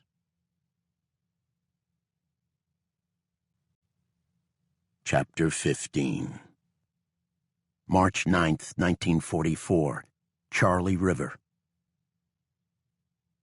The hills groaned. The sound was low and hollow. It seemed almost sad, as if the mountains were struggling to cast off a great burden. Then Crane would see trees bend and sway. Some would snap. It made no sense to huddle in the groves. Branches and tree trunks sometimes broke like matchsticks and crashed to the ground. The best place to hide was behind large rocks if he could find them. Even they shuddered at the force of the wind. And as quickly as it started, it was over. Crane called them willy-waws, a word learned from flight training about Alaskan weather hazards. He was right about their raw power. A willy-waw is sudden and scary, but Crane was a bit off in his geography. For most Alaskans, willy-waws are a coastal phenomenon of ground winds riding over a mountain ridge and given a supercharged kick by higher altitude airstreams, pressure differentials, and gravity. Yet the effect in the interior, where such savage winds have other names, can be the same. In the span of just 5 minutes, a 20-mile-per-hour breeze can be whiplashed to nearly 4 times that speed, and then, just as rapidly, fade away. To Crane, it felt like a beating each time they came. His ribs hurt. His shoulders ached from hunching low for cover. Twigs, pebbles, bits of frozen dirt peppered his face. He asked himself how many more of these he could stand. If the winds became worse, he wondered whether there may be a time when he could no longer get up. He would try, but his legs would resist. He'd drop back into the snow to await the next storm, and that would be the end. Such sudden and unruly gales go by other names in other places. Squamish winds, as they are known, channel through fjords. Chinook winds roar off the Pacific and roll down the leeward slopes of the Rockies. Mariners from the Aleutians to Patagonia have described in awestruck tones the ragged and rebellious winds that pour off seaside mountains. A 19th-century sailor off Alaska said willy-waws turned the sea into a frightening, icy froth. Winds also carry perhaps the most important figure in the mythology of the lands where Crane was lost. The raven is the creator, savior, and shape-shifting trickster in the distant time stories of the native Athabascan tribes. There are multiple variations on the same themes depending on the storyteller, but in all, the great raven, known as Dotsun-Sa, was there at the beginning of everything. One tale carries echoes of Noah and the biblical flood, perhaps infused by brushes with Russian Christians centuries ago, or possibly just an interesting coincidence in a land where spring floods are an annual fact of life. It begins with the waters rising and the great raven building a huge raft to carry pairs of animals of his choice. The great raven then began to remake the world. He asked a muskrat to swim to the ocean floor to bring back mud. The raft began to transform into an island that grew bigger and bigger. Dotson filled the island with berries and plants, lakes and rivers. Later, it came time to remake men and women. He first chose rock to make them, but realized they would live forever. The great raven decided clay was better. It brought mortality. He liked his creation so much, in fact, that he desired a human wife, but was driven away by the people who saw Raven as a nuisance. As revenge, some say Raven unleashed mosquitoes on the earth to pester humankind evermore. But Raven had his benevolent moods. As always, there are many interpretations of the same story, but one goes like this. A powerful chief once stole the sun and moon and hung them in his home as trophies. The world was dark and cold. Famine set in, as people could not hunt or fish. Animals starved because they could find neither food nor prey. Raven concocted a plan. He knew the chief's daughter went every morning to a small stream to collect water. Raven turned himself into a tiny fish and jumped into her jug. She took a drink and swallowed the fish, making her pregnant. She gave birth to a boy. Years later, when the child was young and precocious, he started crying. His grandfather, the chief who stole the sun and moon, asked what he wanted. The boy gestured to the purloined orbs hanging from the rafters. The chief let the boy play with them. The boy then hurled them back into the sky to return the sun and moon. In the winters of the past, Athabascan families huddled in shelters, and some burrowed into the ground for added insulation, and they shared these stories and entertained themselves with riddles. Outside, ravens hunted for scraps as one of the few animals that rode out the dark season. The river valley was wider now. The water flowed slower on the flatlands, making the ice more solid and predictable, but the route was less direct. The Charlie meandered as the land leveled. Without knowing it, Crane had crossed the Tintina Fault, which cuts diagonally south of the Yukon River in eastern Alaska and into western Canada. It marks the northern edge of a geologically complex zone of quartz, granite, feldspar, and other minerals. It's now part of central Alaska's Gold Belt. Some of the gold remains deep in the earth around quartz veins and other deposits.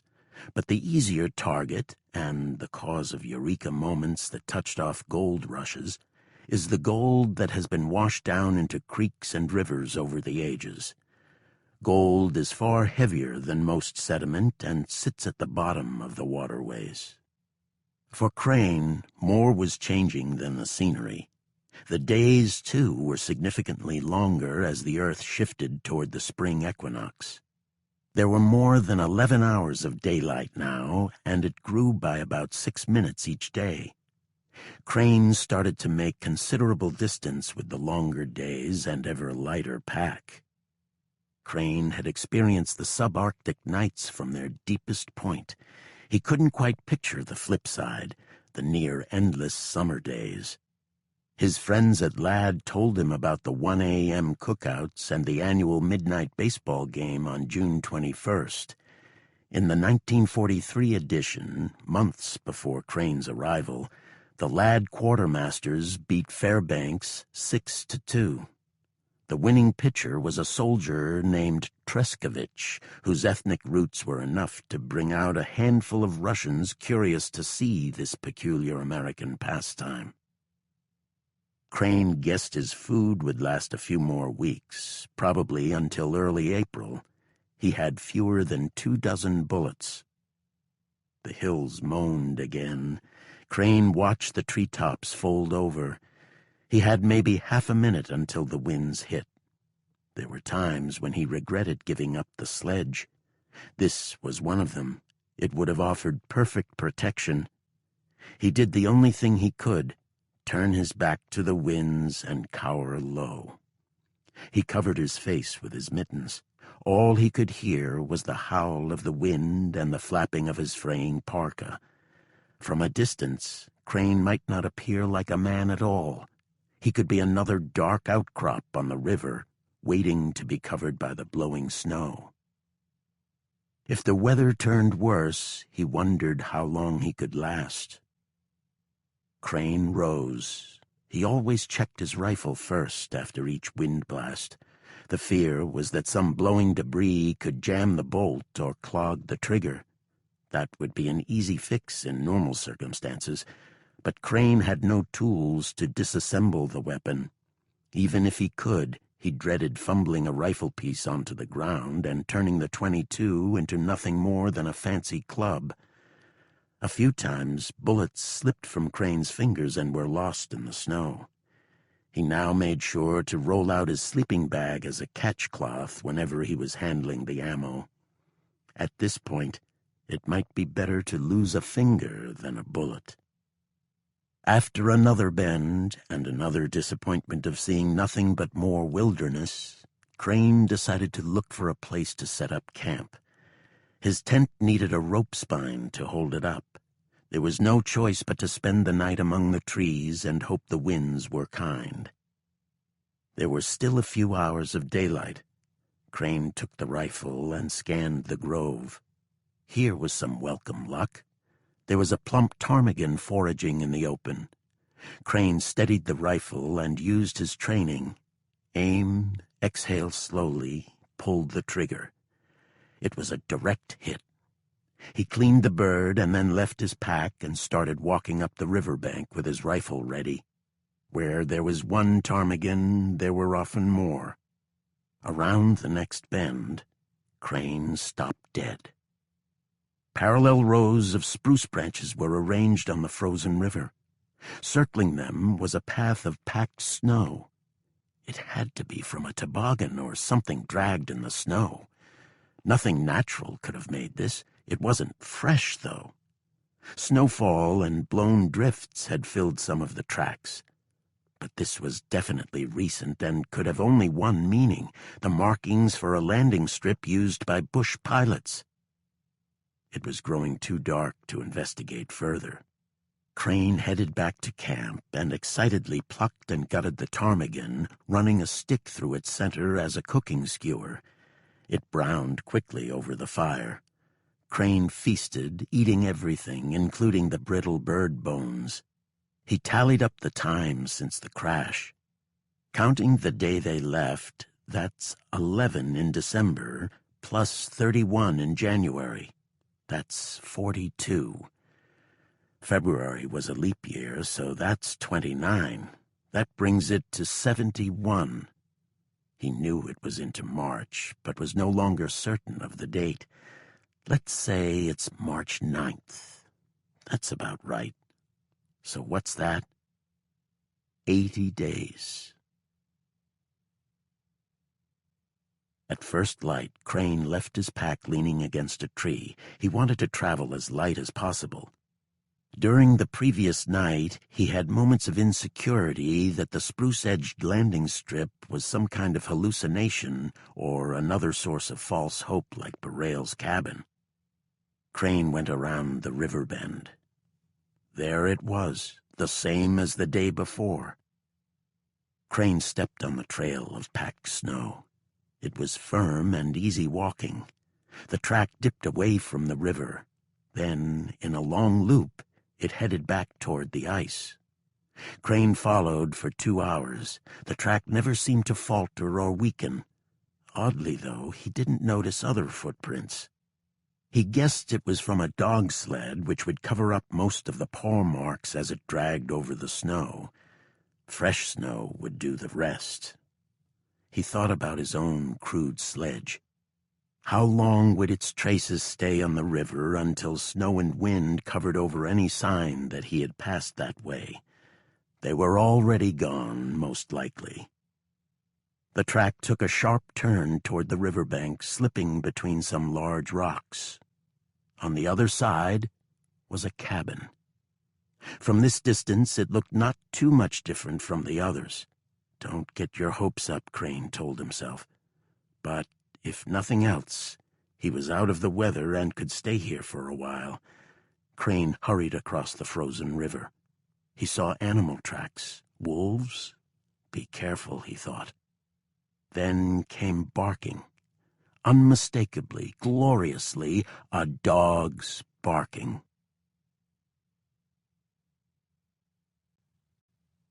Chapter 16. March 10th, 1944. Ames's cabin. Crane couldn't make sense of it at first. The dog was barking, but he also saw movement in the trees. That definitely was something else. It was too big to be a person. Cautiously, Crane crossed over the riverbank. He stumbled on some rocks under the snow. He took a few steps closer. Then he relaxed. Crane was staring at a clothesline with some cloth diapers and a red and white checkered tablecloth waving in the breeze. Ho! He yelled. Anyone there? For the first time in 81 days, someone answered. The cabin door opened. A man looked back at Crane. He was dressed somewhere between trapper and dandy.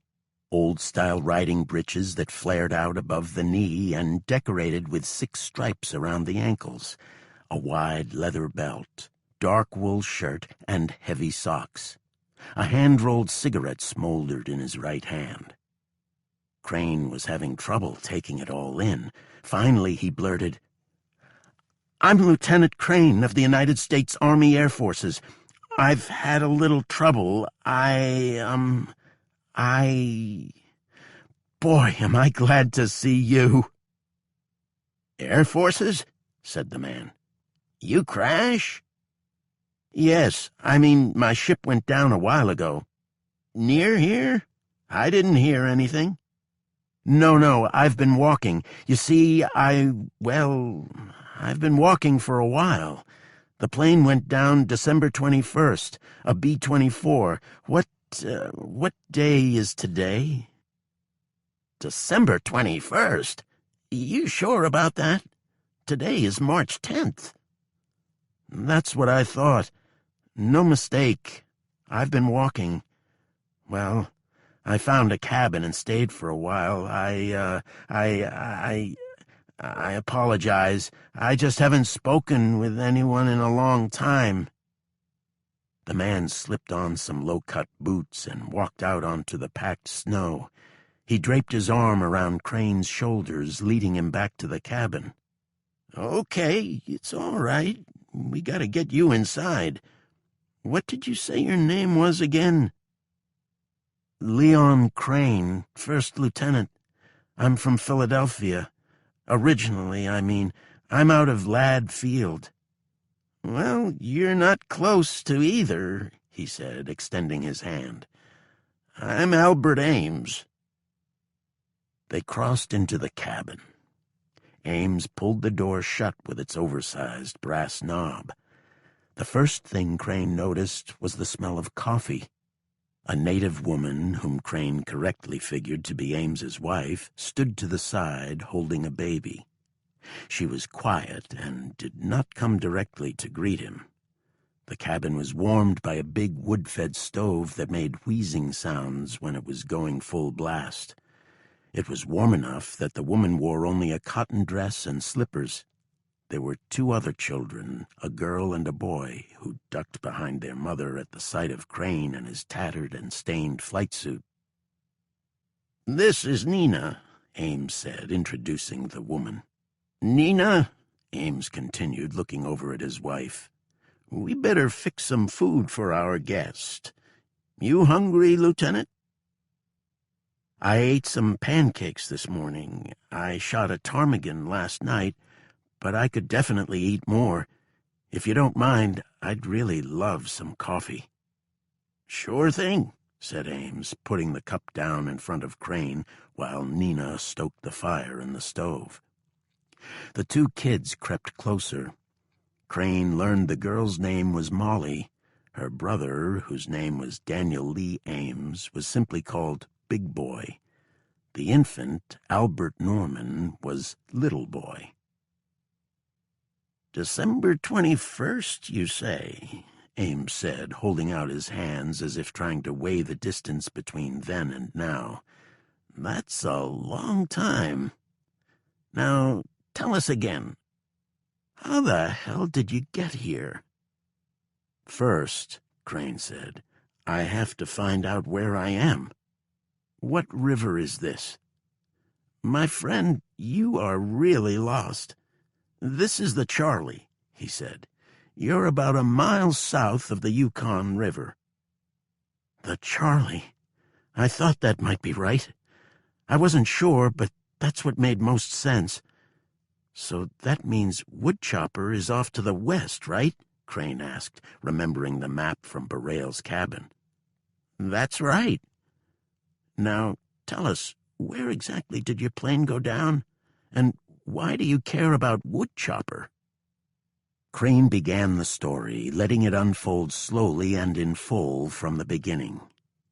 How they reported their last position heading out from Big Delta, bailing from the B-24, burning his father's letter, finding Borrell's cabin. "Phil Borrell?" Ames cut in. "Hell, I know Phil. Everyone knows him. He lives over in Woodchopper. I see why you're asking. You're a very, very lucky man, Lieutenant. Phil's was the last cache on the river. If you missed that, I don't think you'd be sitting here with me now." "What do you mean, the last?" "I mean the last one. There are no more. Borrell was the last one to keep up a full store of supplies down the Charlie. I don't think he's been down there in years, though." "This is his rifle," said Crane. "These are his mittens. This guy saved my life." "Well, then, you'll have to thank him in person when we get you to Woodchopper. Here, look at this." Ames pulled out a large and detailed map of Alaska. It was mounted on plywood. Ames traced his finger along the Charlie River, beginning from where he guessed was the crash site. It was more than 95 miles as the river flowed. "That's impressive," said Ames. "You said you were from Philadelphia?" Over a lunch of moose steaks, they traded stories. Crane's world of urban buzz and streetcars seemed marvelously exotic to Nina Henry Ames, a member of an Athabascan clan who was born in Fort Yukon. Her older relatives were so bound to traditional ways that they found no need to learn more than broken English. Crane talked about the winters in Boston, which now seemed child's play. Albert Ames joked that now there were two rivers of the same name in his life, the Charles in Boston and the Charlie here. To Crane, the lives of the Ames clan were equally extraordinary. They had been trapping and fishing along the Charlie and other rivers since the early 1930s, in a lifestyle not that much removed from that of Nina's forebears. But for Albert, it was a matter of choice. He decided to head into the wilderness after some globe-trotting. Ames, in fact, had seen much more of the world than Crane. Albert left South Dakota as a footloose teenager just after World War I. He bounced around the East Coast for a while, stopping in Atlantic City to see his aunt. He cavorted along the boardwalk and gawked at the extravagances of the seaside hotels, such as the Traymore, whose bathroom taps included the option of heated ocean water. Ames later found a place on a freighter bound for China. On the return journey across the Pacific, he stepped off the gangplank onto the Alaskan territory. Ames outfitted himself with a backpack and some sturdy shoes and, for reasons only he knew, started to walk into the interior. The Alaska Railroad was not yet finished all the way to Fairbanks, but it could have carried him off the coast. Instead, Ames ended up hoofing it to Fairbanks. In those days, traveling by foot did not seem entirely outlandish. Ames often made better time than the automobiles trying to traverse the wilderness on dirt roads and through hinterlands where mechanics were much more familiar with airplanes than cars. Ames liked to tell his real-life tortoise and hare stories about how he repeatedly pushed the same rattletrap car out of ruts and mud holes as he walked north. In Fairbanks, he landed a job as a horse packer, hauling goods up to Circle on the Yukon River. On one of the runs, he met the young and pretty Nina. They built their magnum opus, the cabin on the Charlie, in 1941, using nice spruce logs with square notching that stacked together tightly. The seams were filled with hard-packed moss. The peaked roof was insulated with sod. The flooring was sturdy boards, and a trap-door led to a well-stocked root cellar. All in all, it was bigger and more solid than Barail's outpost. By now, Ames and Nina were experienced trappers, setting lines along the Charlie and deeper into the hills for fox and marten and, when luck was shining, mink and ermine. These were reasonably good times in the fur trade. The war had boosted demand for fur to line winter gear for troops, but at the same time, the government set a price ceiling as part of the wartime economic measures. The maximum price for mink, fox, and other pelts could not exceed the highest paid for comparable goods in March 1942. Nevertheless, a silver fox pelt could fetch up to $40, about 30% higher than 1938. Some spin doctors in the fur industry went so far as to claim that furs were a morale booster in the war effort. They lifted the spirits of our womanhood to meet the sorrows of tough times, one furrier claimed.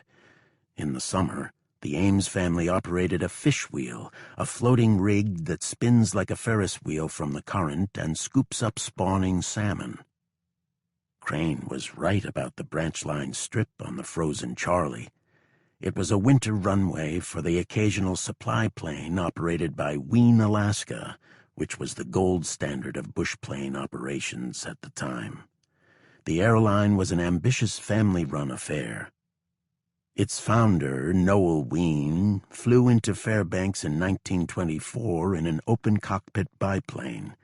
He later had his first cabin aircraft, a single-engine Fokker F-3, shipped in pieces from Europe. Ames's other connection to the outside world was his team of up to 20 sled dogs.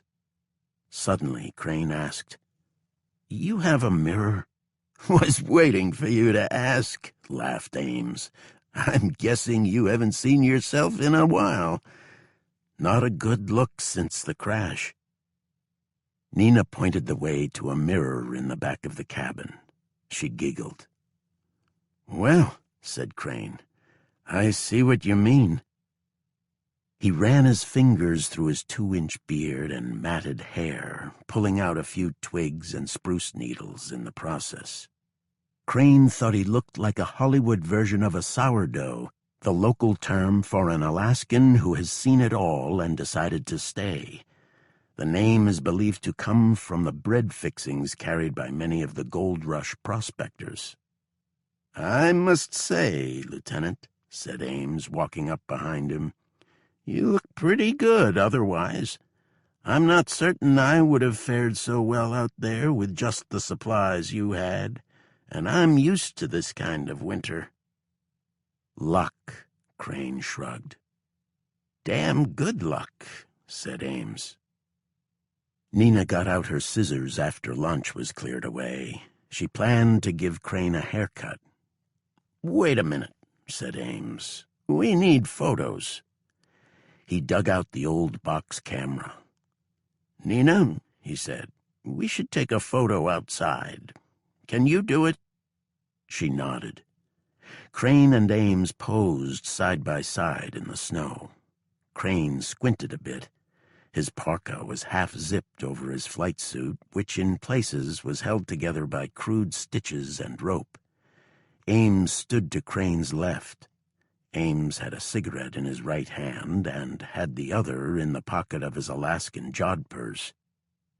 "A few more with just the lieutenant," Ames urged. Crane took off his parka for several more shots. His smile was somewhere between relief and bewilderment. Back in the cabin, Nina went to work. Tufts of his heavy dark hair dropped onto the blue oilcloth covering the table.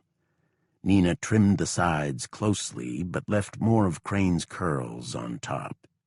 Molly and Big Boy stared at the grimy stranger. Ames gave Crane a pair of overalls and a razor. Nina carried a basin of warm water over to the mirror. For a half hour, Crane worked on his beard, first with the scissors and then razor. He was about to shave off his mustache when Ames held up his hand. "Wait, you look too damn healthy," he joked. "No one will believe you. Keep the mustache." Crane did. "Say," asked Crane, "you have a radio?" "Sure do, but just a shortwave receiver. Not one to call out." "Well, can't ask for too much," Crane smiled. "What's happening with the war? Last I heard, back in December, the Brits were bombing the hell out of Germany." Ames tuned in the shortwave radio. The war headlines included a report from Anzio and how the Allies were holding up to German shelling. A Coast Guard petty officer, 3rd class, J.J. McAndrews, wrote in his diary that day, "Boy, Anzio has really been bombed to hell. We loaded up with troops who have been fighting since the beachhead had been established and are now going back to Naples for a few days' rest." Crane felt a bit down. He had imagined, in the times when he allowed himself to imagine his rescue, the war would have turned even more in the Allies' favor. It was looking good, but Crane liked to fantasize that he would come out of the wilderness and the end would be near. "Where's the nearest radio to call Ladd Field?" Crane asked. "My parents probably think I'm dead. Guess everyone else probably does, too." No doubt," said Ames. "The nearest radio, well, that would be on a plane. We can get you over to Woodchopper, but not right away. Best rest up for a couple of days. We got 2 planes coming into Woodchopper soon. Well, I mean hopefully soon. You really never know." One was a mail plane, which was already late because of the weather and the thousands of other glitches that can happen in the Alaskan winter. The other plane scheduled was for a pregnant woman who is heading to a hospital in Fairbanks. All the next day, Crane watched Ames prepare for the trip. It was strange for Crane to be idle. He was a bystander, drinking endless cups of coffee. He tried to hide his impatience, but they all sensed it. "Soon," Ames repeated, looking up from the dog sled as he made some repairs. "Soon, Lieutenant." The temperature was close to -20. There was a trace of new snow which gave everything a fresh sheen. Crane came out to help Ames load the dog sled. He noticed Ames was moving smartly in snowshoes with those same infuriating traditional ties that baffled Crane. "Easy," Ames chuckled. In 30 seconds, Ames showed Crane the trick. Wedge in your toe around one loop and wrap the longest bind behind your heel and tie it shoelace fashion.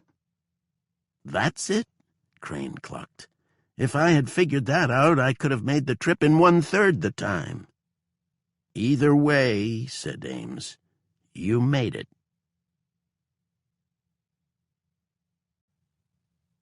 Chapter 17. March 13th, 1944. Woodchopper. Reaching Woodchopper took 2 days. At times, the dog team couldn't carry both men. Crane followed behind on Ames's snowshoes, amazed at the speed he could make. The night was spent with one of Ames's trapper friends, who broke out some dried fish for the unexpected guests. Crane took some bites and then ducked out for another run to the outdoor privy. His stomach was in knots. No doubt it was from the rich moose steaks and gallons of coffee. In more than 80 days on the Charlie River, this was the first time Crane was marginally sick.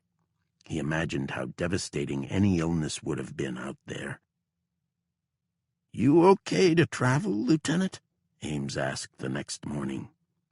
"Made it this far," said Crane, still unsteady from diarrhea. "I'm not going to stall out now. Let's go." "Fair enough," said Ames. "Your call." That afternoon, Ames steered his dogs past the empty Woodchopper Roadhouse where Woodchopper Creek joins the Yukon River. Years earlier, the 2-story boarding house, a bunk and meal for a couple of bucks, was the biggest and most elegant structure along that stretch of the river. Now it stood as a silent monument to vanities built upon gold. The roadhouse was put up around 1910 by a German immigrant known as Valentine Woodchopper Smith. It became a port of call for gold miners, wanderers, sourdoughs, and steamboat crews loading up on cords of wood. It didn't take much to impress this hard-bitten crowd. Smith, however, went the extra mile. He added touches such as rocking chairs, toilet seats covered in cold-beating caribou hide, and meals served with a knife, fork, and spoon. By roadhouse standards, these were 5-star trappings. Smith garnered the reputation as the backcountry's uber innkeeper. The competition was not much. Many other roadhouses across interior Alaska had a slapdash take-your-chances quality in their best moments. Judge James Wickersham, the same justice who came up with the idea of naming Fairbanks after his Senate buddy, didn't know whether to laugh or cry at the hangdog state of one roadhouse where booze boxes and milk crates were repurposed as chairs and the tavern door was a piece of clapboard nailed to wooden poles. The owner of another down-on-its-heels roadhouse was known to fire warning shots from her rifle at passing travelers who had the temerity to pass by in search of better accommodations. But the success at Smith's establishment eventually brought imitators. Nearby, at the mouth of Coal Creek, a small-time miner named Frank Slavin put up his own place in 1932, investing the serious sum of $1,000. His menu included fresh chicken and vegetables from his garden. He even lugged in leather chairs to give the main room a hotel lobby feel. When the big dredge operations arrived in the mid-30s, Slavin sold his claims along Coal Creek for a small fortune and spent his winters in decidedly milder Seattle. The Woodchopper Roadhouse story doesn't end so well. By the mid-30s, it had passed into the hands of an older couple, Jack and Kate Welch. Jack liked his booze, but held it together enough to keep the roadhouse's doors open. Kate was the postmistress for several years and liked to keep up with local gossip by steaming open letters and taking just a wee peek inside. One miner who had a cabin on the Yukon advised a friend to use sealing wax on letters to avoid prying eyes. One spring, the ice breakup bottlenecked near the roadhouse. The rising waters, 15 feet or more, threatened to carry away the building. The Welches had just enough time to cut loose their dogs so they could scamper to higher ground. The couple retreated inside the roadhouse to make their stand. Table-sized chunks of ice battered the log walls during the frightening night. Jack manned the windows, using poles to push away some of the ice slabs. By morning, the water receded. The first floor was ravaged, including Jack's prized National Geographic collection, waterlogged beyond hope, but the place survived. The couple was just never the same after that harrowing night. Kate remained mostly bedridden with worsening rheumatism. Jack's mental state, meanwhile, appeared increasingly unglued. One night early in World War II, he became convinced German troops were bearing down on the Yukon. He grabbed his rifle.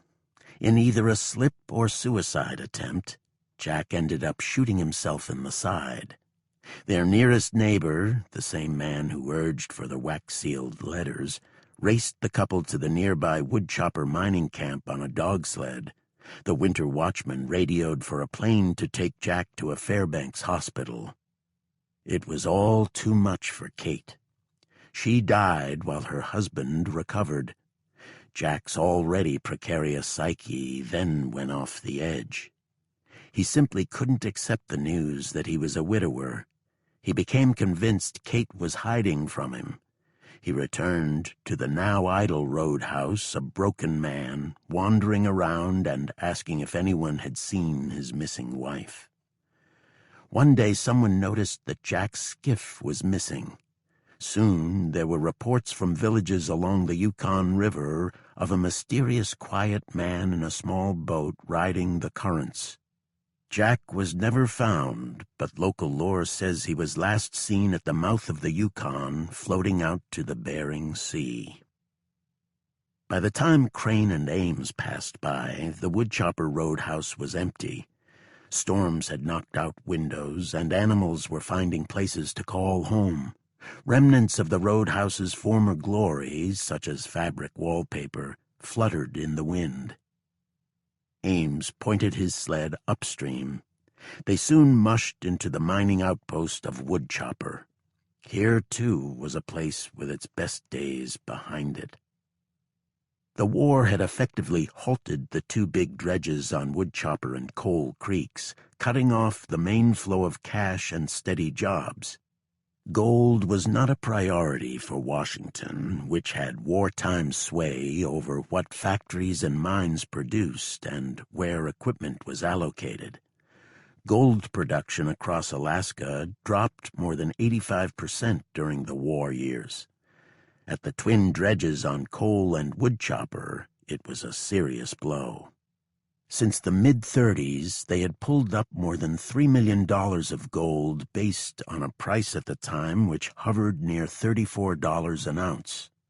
They were successful, but not wildly so. Fewer than 24 people continued to stick it out in Woodchopper during the war. What kept Woodchopper alive, as with many other villages in Alaska's interior, was the airstrip.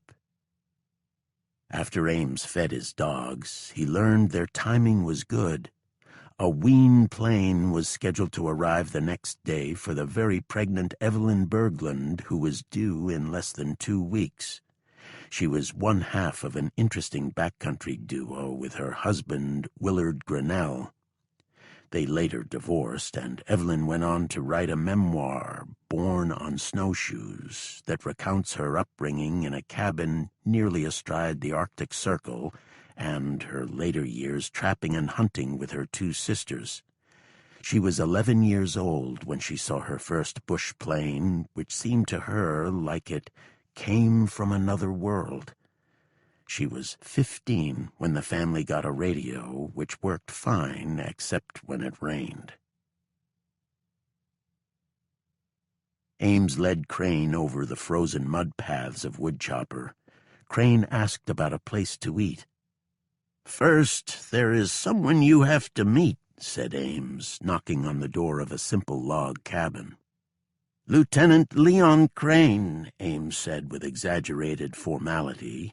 "Let me introduce you to Mr. Phil Burrell."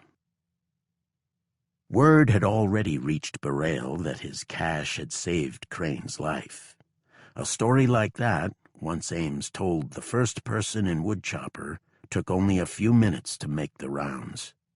Burrell, a big man with a voice to match, was already something of a living Yukon legend at age 65. This just added to his fame. The Indiana-born Burrell first drifted north in 1904. He had big appetites in all things and was ready for anything. He did a bit of logging before building a series of cabins in the Charlie River Basin. He learned the wilderness talent of getting by with whatever job came along. Burrell prospected, but never got more than a pinch of gold dust. He did some mining, but got antsy at being underground. He eventually landed a position as hydraulic foreman at the Coal Creek dredge. In the winter, when work shut down, Burrell would head to his main cabin, the one that Crane found.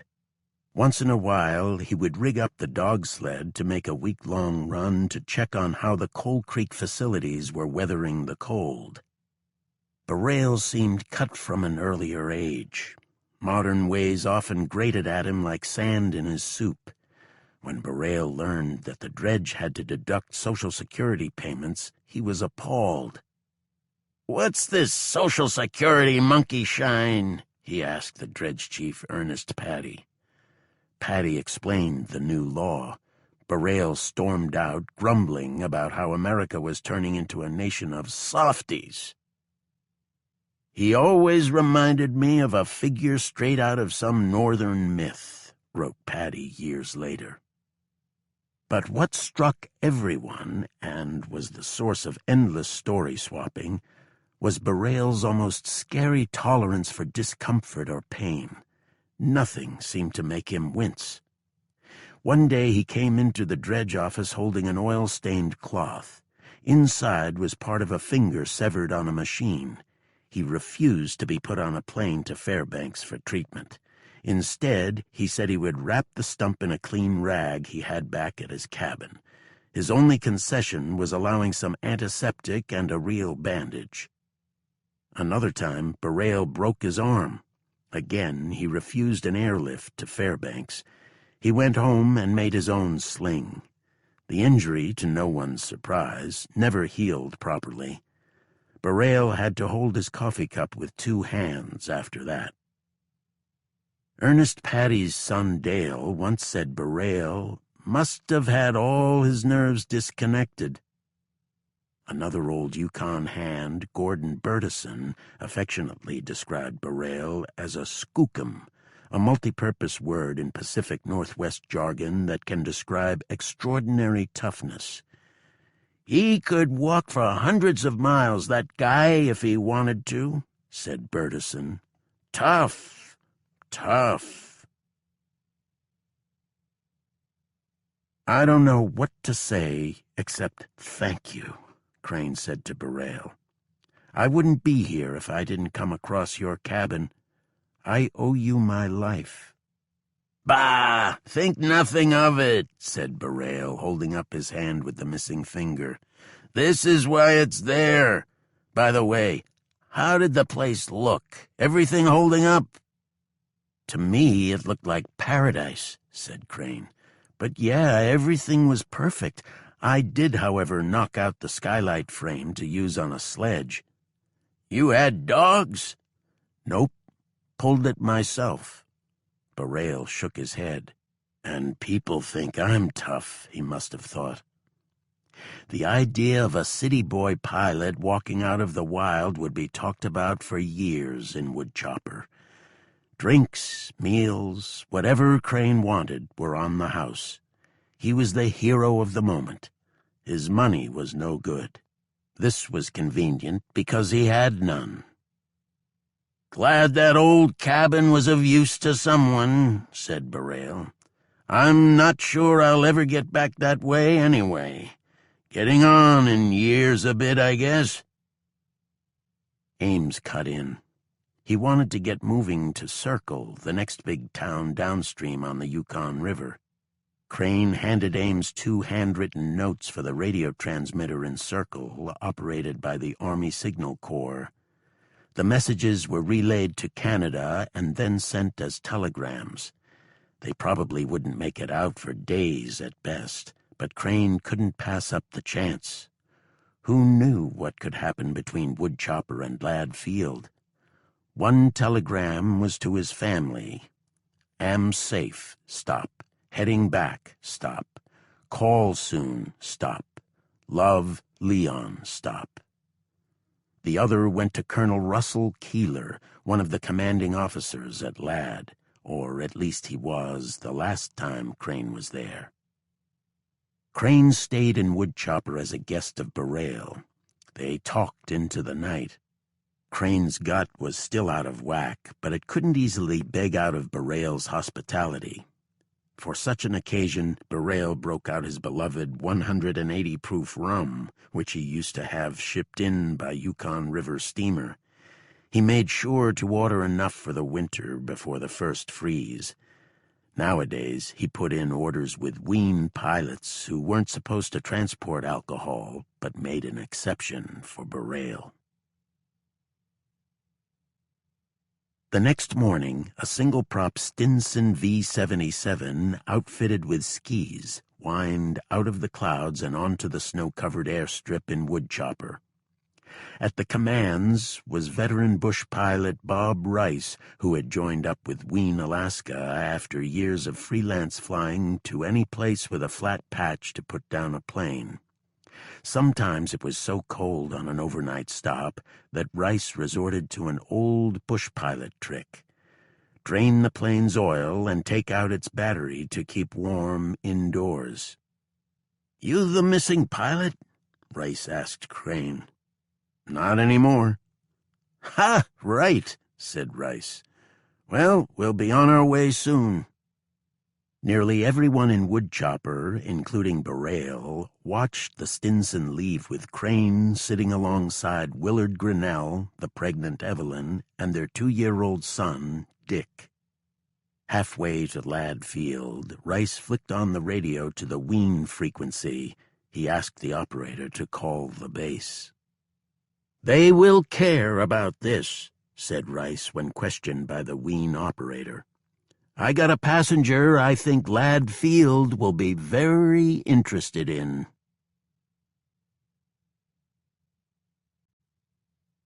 Chapter 18. March 14th, 1944. Fairbanks. A few minutes later, pilot Bob Rice listened to the radio message relayed from Ladd. Rice turned to Crane and flashed his big smile. "They want to know if you are dead or alive, Lieutenant." "What?" "That's the question from Ladd when Ween told them I had you on board. Are you alive or dead?" "Hell's bells," said Crane. "Guess I'm still alive." Rice went back to the radio. "This is Bob on the inbound Ween flight from Woodchopper. Concerning Lieutenant Crane, tell Ladd that he's very much alive." For about a minute they heard only static as Rice set a course southwest over low hills covered in snow. Then the airline operator came back. "Roger that, Bob. They say there are a lot of people waiting to see him." Rice, a wiry man who seemed blessed with a perpetually good mood, gave an exaggerated grin in Crane's direction. This should be interesting, Rice thought. He'd seen a lot flying the bush, but nothing could match bringing back someone pretty much given up for dead. Rice made friends easily. Within a few minutes, he was swapping stories with Crane about managing the tricky skies in Alaska. Rice would have made a good military aviator. He was meticulous in the cockpit. He never went in for the cowboy style of some other bush pilots. Everything was checked and double-checked and, just to be sure, triple-checked. There was no glory, he would say, in crashing. Rice's decision to come to Alaska, however, was a rare snap call. He was racking up flying miles in his native Washington state by taking friends around the countryside and on the occasional run to Seattle for some nightlife. He seemed content. Then someone came into his father's grocery store with wide-eyed tales about the bush pilot life in Alaska. Rice was soon packing. He literally helped map out Alaska from the air. He arrived in the days before most planes had instruments. Rice compiled situational awareness logs. They identified landmarks such as rivers and power lines, giving pilots reference points and an idea of the visibility. As an apparent good luck charm and conversation piece, Rice kept the polished bone from a walrus penis. It was as long as his forearm. As the plane bounced toward Fairbanks, Crane turned to chat with Willard Grinnell. Crane was deeply intrigued by the backcountry life since finding Ames and his family. It was so different, so freeform from anything he had known. To Crane, Grinnell seemed to be a bred-in-the-bone woodsman after more than a decade trapping to the east of the Charlie River near the Canadian border. Grinnell surprised him, though. "I was once a total tenderfoot myself," Grinnell told Crane over the noise of the plane. "What?" said Crane. "You're serious? You mean you learned how to live off the land?" "Well, I learned a lot from Evelyn, of course," said Grinnell, giving a quick nod to his wife. "She is the real expert. Let's just say I had some hard, on-the-job training in the early days." It was, like with Crane, a live-or-die proposition in Grinnell's first days in the wilds. In October 1933, Grinnell was wedged into a bush plane with some trapping gear, a few provisions, and a fellow named Ben Moreland, who described himself as an out-of-work school teacher in Fairbanks. Grinnell and Moreland planned to make a go of trapping. The plane landed on a gravel spit on a river, dropped them off, and headed almost immediately back to Fairbanks. The two men watched in silence as it disappeared over the hills. That night it dropped down to -30. They had a wood stove, but no tent. "We built a brush lean-to on the bank and, in kapok sleeping bags, hugged the stove, one on each side," Grinnell wrote in a letter decades later. The next morning they got to work on a cabin, even though neither had any experience notching logs or making a roof. "It was build or freeze," Grinnell wrote. "So we built." As soon as the river ice was strong enough, the school teacher decided he had had enough. He hiked out and eventually found a seat on a plane back to Fairbanks. Grinnell stayed. The bush was, he would say, in his blood, even if he had a lot to learn. His father was among the first prospectors to reach Nome in the winter of 1898-1899, before heading back south with a lot of stories, but no riches. Rice's Stinson banked leftover Lad a little before 7. There was still 45 minutes of daylight. Crane could see Hangar 1, the metal roofs of his barracks, and the runway where the iceberg Inez took off.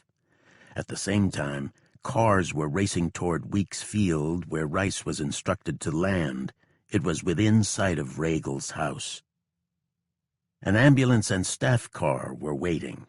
So was a group of airmen looking like a gaggle of reporters gathered for a celebrity arrival. Crane looked the part with his dashing new mustache and still dressed in his ragged flight suit. Crane figured he should return to base in uniform as much as possible. In the crowd were some of the guys from the overtime poker game that got Crane off to a late start 85 days before. The plane landed and out popped old Crane, Maine Airman Arthur Jordan wrote in his diary that night. "What a thrill that was! We grabbed him and rushed out into the field. En route, he told us the beginning of an unbelievable struggle for survival." Questions were fired from all sides, but he had some of his own first. "Any news of Pompeo, Hoskin, the rest of the crew?" Crane was crushed to learn there had been no word on anyone since the crash. The search missions never even spotted the wreck, he was told. Crane thought about his first days lost, scanning the sky for a plane near his Spruce Branch SOS. No one ever came close. An arm reached across and pulled Crane into the staff car. Crane barreled through the Ladd gates and was led directly to Colonel Keeler's office in Hangar 1. Keeler was waiting at the door. "Well done, Lieutenant, well done," said Keeler, who kept his hair parted down the middle in the style more fitting of the 20s.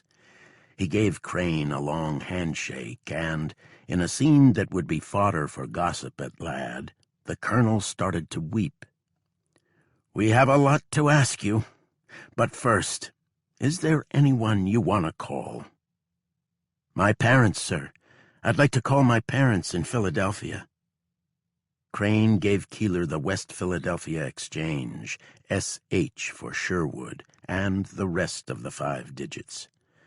Keeler contacted the operator. It was past midnight on the East Coast. Crane's father answered. "This is Colonel Keeler from Ladd Field in Alaska. I have some good news for you," he said. "Will you please hold the line?" The heavy black receiver was passed to Crane. "Dad?" he began. "It's Leon."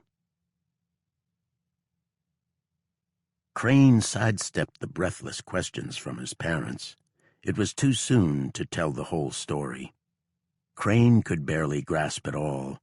He told his father that he had a little trouble and had to walk out of the woods. "He was fine, though. Don't worry. I'm back."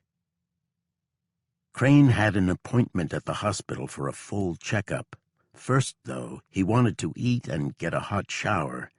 He walked the underground passageways. The people he passed slapped his back. Some newcomers at Ladd were told, "That's the guy." "The news was traveling like wildfire," Arthur Jordan continued in his diary. "No one believes he is back until they see him." At the hospital, word came down that an airman lost in the wilderness for nearly 3 months was coming in for a full physical. The incredible thing, the story went, is that he looks in remarkably good shape. On duty that night was a nurse from Iowa, Wilma Kearson. She received orders to help with the Crane examinations when he made his way to the hospital. First, Crane had other business. He passed the base exchange, where he grabbed the matches that morning for Hoskin. He stopped at the mess hall. "What can I get you?" the guy behind the counter asked. Crane ordered a milkshake. Outside it was 13 degrees. The coldest days of winter were behind. 3 days later, on March 17th, a Seattle newspaper ran a story under the headlines, "Luck saved Crane in Arctic wilds. City flyer, foodless 9 days, found cabin with stock of provisions." Margaret Seibert, a sister of the Iceberg Inez's prop specialist, noticed the article. She dashed off a quick letter to Anna Pompeo, mother of the crew chief. For one last moment, hope was rekindled. "Dear Mrs. Pompeo," she wrote, "it seems unbelievable that one of the boys got back. I'm keeping my fingers crossed for the others." Chapter 19. March 7th, 2007. Gorham, Maine. Only waiting remained. It was 6 months since the JPAC field team left the crash site above the Charlie River. So far, few details of the investigation had been shared with the Hoskin family, John and his wife Mary in Maine, and Harold's daughter Joanne in Florida. But clearly there was something of interest in the evidence bags. John had been asked to give a DNA sample. He went to his doctor for a cheek swab, which was sent by overnight courier to the military lab in Hawaii. March was a busy time for John, who even into his 80s moved with the energy of a much younger man. He took up tax preparation after retiring as a minister at the Free Baptist Church near their home in Gorham, a suburb of Portland, with mills, clapboard storefronts, and stone fences going back nearly 350 years. Mary was eager to get back into the garden after Maine's messy mud season bridging winter and spring. More than 5,000 miles away in Hawaii, the scientific director of the Central Identification Laboratory was putting the final touches on his report. At stake was whether the bone fragments found at the B-24 crash site could be linked conclusively to Second Lieutenant Harold Elton Hoskin, serial number 0736523. A match would wrap up another loose end from the crash, leaving only the crew chief Pompeo among the missing. Still, other mysteries in the crash may never be fully answered. Such as, what went wrong? The iceberg Inez appeared to have no more than the normal hiccups coming off the assembly line. The plane had been grounded at least once because of bad flying characteristics on takeoff and landings. Military reports also noted concerns with general instability of the controls on the plane. This might seem scary to commercial air travelers, but experts in World War II aviation, including Jeremy Kinney at the Smithsonian Institution, see no significant red flags from such observations. Wartime aircraft were in near-constant repair and retooling from normal wear and tear. The rule of thumb for military aviation at the time was to build it fast, get it flying, and make adjustments along the way. It became even more complicated by the rigors of the far north winter. One B-24 out of Ladd Field was once christened the Queen of Whitehorse because it was stuck for months in the Canadian city with a list of ailments, including malfunctioning hydraulics, clogged gas lines, and out-of-whack tachometers. The Inez had some special challenges as well. It was loaded up with cold-weather testing equipment. Very heavily instrumented was how it was described in a military report. This had previously overtaxed the plane's electrical system, leading to at least one complete electrical failure due to instrumental overload. But military engineers said they had fixed any electrical circuit problems. The B-24D was in perfect flying condition when it took off for the prop feathering mission, according to a post-crash report filed in February 1944, written before Crane's return to Ladd and his account of the last moments of the iceberg Inez. Crane told investigators that the instrument panel was acting strangely as they climbed through the opening in the clouds, trying to reach 25,000 feet. The first signs of trouble were failures of the gyro and flight indicator. They show, among other things, the plane's horizontal orientation to the ground. To some experts who have studied the crash, losing both instruments suggests some kind of blockage or breakdown in the vacuum selector valve, which sucks in air from the engines on the pilot's side. The system powers the gyro and de-icing systems on the leading edges of the wings. Others wonder if electrical overload started to skew the instruments. Regardless of the cause, engine number 1 cut out and could not be restarted, Crane said. By this time, the electrical system was going haywire. It's possible, but can never be proven, that electrical shorts brought down the radio, leaving the operator Wenz unable to contact Ladd Tower as the plane went into a spin. Moments after Hoskin and Crane managed to stop the first spin, they heard a cracking noise in the tail, Crane said. From then on, we had no control of the elevators, he continued. This deprives the pilots their main ability to hold the plane's pitch, basically keeping it from seesawing. The plane was soon in a second spin. All that was left for Crane and Hoskin were the 3 other engines, which may or may not have been working, as well as the rudders and ailerons, the hinged panels on the wings that controlled the plane's side-to-side swaying. Even with those few tools, they again managed to halt the spin. At the time, the B-24's nose was dangerously high, slowing the plane and bringing it close to another stall, Crane told investigators. He said he tried to bring the nose down using the trim tabs, which are small rudder-like panels on the wings and tail. Not effective, he said. The ship came into a stall again and whipped off into another spin, Crane said, according to the military report. Lieutenant Huskin gave the order to jump, and we both left our seats. At some point before, another key system failed. Bolts in the vertical stabilizer had been sliced away by the competing forces of the spin and the efforts to regain control, investigators believe. There was no way to right the plane, which was now bucking and swaying by the forces of the fall. Violently mishandled is how an April 13, 1944 report described the stresses on the aircraft. That is not a reflection on the crew's action. Instead, it means the plane and its systems were simply pushed to the limit of what steel and cable can handle. The crash, the report said, was attributed to structural failure, specifically to the fact that vertical stabilizer attachment bolts in both upper and lower holes of the front fitting failed without distortion of the fitting. A search radius of several hundred yards from the crash did not locate the plane's rudder or vertical stabilizer assemblies, suggesting they broke off as the aircraft was in its doomed plummet.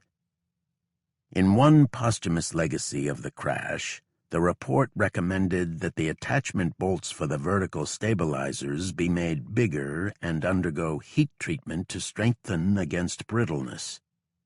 Loss of the vertical stabilizers had been considered a factor in a number of other B-24 crashes, including one uncontrolled spin on a B-24E that went down August 12, 1943, near the California desert town of Indio. A B-24 combat veteran, Bill Gross, believes a stall is the only credible explanation for the first spin. "We flew a number of times with one engine out with no big trouble," said Gross, a former radio operator and the last surviving member from his World War II bomber crew. "One engine out is not going to put you in a spin unless there is something else happening." That factor could have been trying to keep the plane in a tight circle while it climbed through the pipe of clear air, Gross said. The short radius climb could have slowed it enough for a stall. Normally, the instruments would have indicated the approach of stall speed, but Gross speculated that the electrical system disruptions reported by Crane could have compromised more than just the flight indicator and gyro. It may have given off-the-mark readings on flight speed as well, he suggested. "This plane was rigged up with extra electronics for the cold weather testing," he said. "They said they addressed the problems of overload, but who knows?" Once the plane fell away in the spin, the force of trying to level the craft was enough to wrench apart the elevator controls and stabilizers. "That's what doomed the aircraft," Gross said. "The stress just tore the systems apart. From then on, you knew it was going down." After mulling over the Alaska crash site for years, historian Doug Beckstead added his own theory on the cause for the B-24's initial spin. He believes the mechanism that controlled the angle of the propeller blades malfunctioned during the feathering tests. "The blades started changing angles as if they had a mind of their own," he wrote in 2007. "That in itself could cause the engine to tear apart. Then the blades locked up perpendicular to the airflow, which is akin to having an anchor dropped at the end of the wing." Randy Acord, who served with Crane at Ladd Field and became an expert on American aviation history, had still another idea. He placed the blame on the vacuum selector valves. He told interviewers in 1991 that pilots were uneasy about feathering because it required shutting down one or both of the engine's vacuum pumps. Acord believed that moisture got into the lines and froze, blocking the airflow into the valves. When the vacuum ceased, they lost all their flight instruments.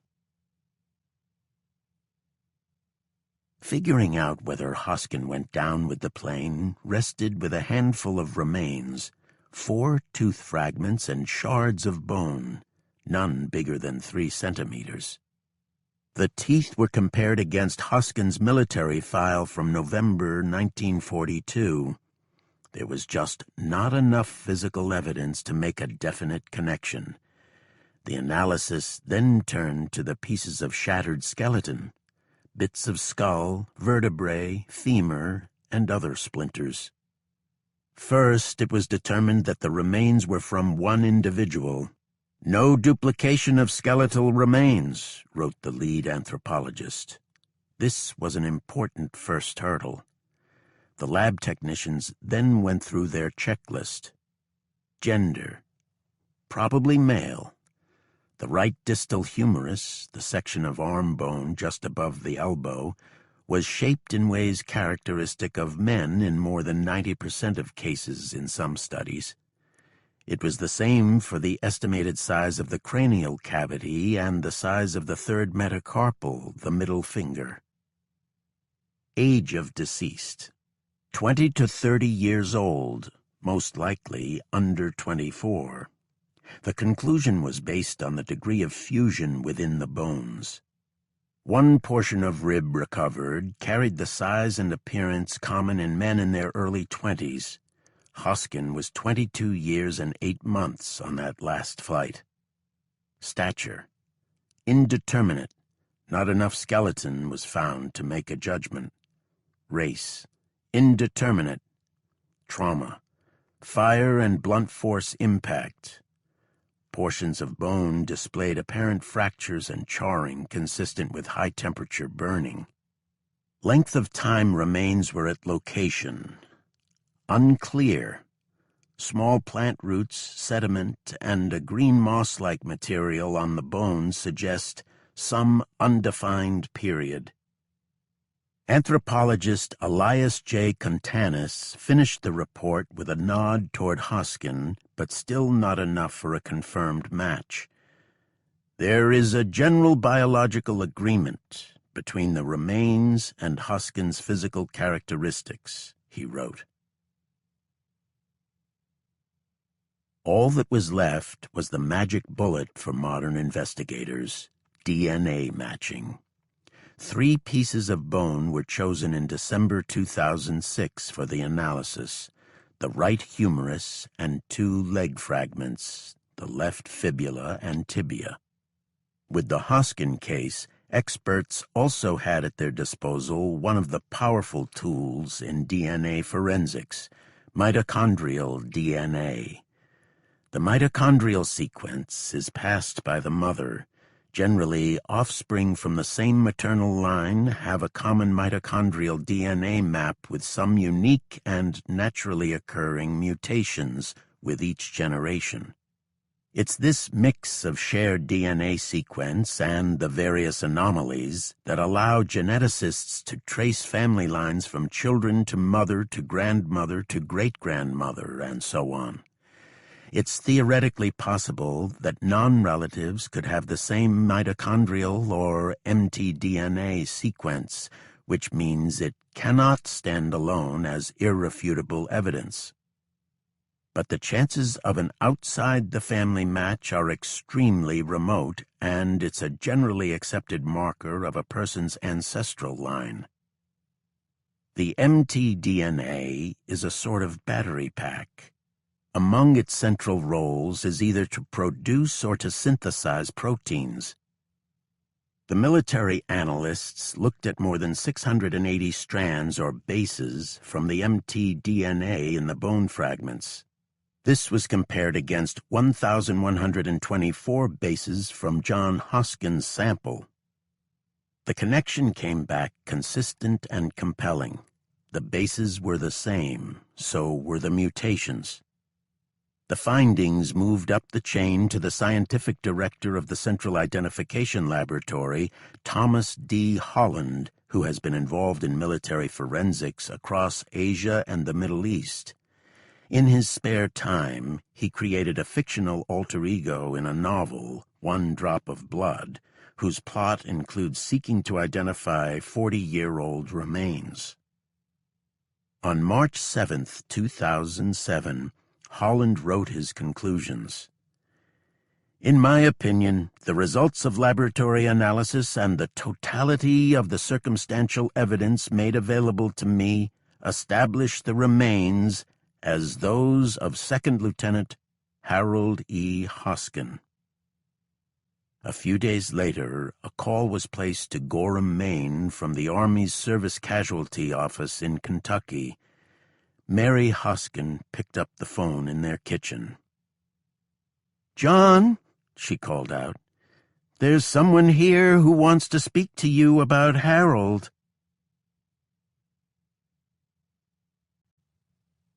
Chapter 20. September 7th, 2007. Arlington National Cemetery, Section 60, Grave 310. The burial ceremony for Second Lieutenant Harold E. Hoskin took place on a sunny morning in Northern Virginia. "Please remember," advised the signs at Arlington National Cemetery, "these are hallowed grounds." 8 military pallbearers carried the coffin into the Fort Myer Old Post Chapel. The blues and reds of the chapel's towering stained-glass windows were etched sharp and vivid in the late summer light. Rows of chandeliers cast a softer glow that was reflected on the varnished pews. The chapel began to fill. Each mourner carried a different piece of the story that began long ago over the Charley River. Harold's younger brother John, in a charcoal suit with a red tie, held hands with his wife Mary, wearing a navy blue dress. Hoskin's daughter, Joanne, sat nearby in an aquamarine outfit. When she learned of the Arlington ceremony, she took out a plastic box that had remained closed for years. This was her late mother's private treasure, holding some of Hoskin's belongings and 56 letters sent by him. For the first time, Joanne looked inside the box and opened each letter, carefully preserved and with just a hint of that pleasant musty library smell.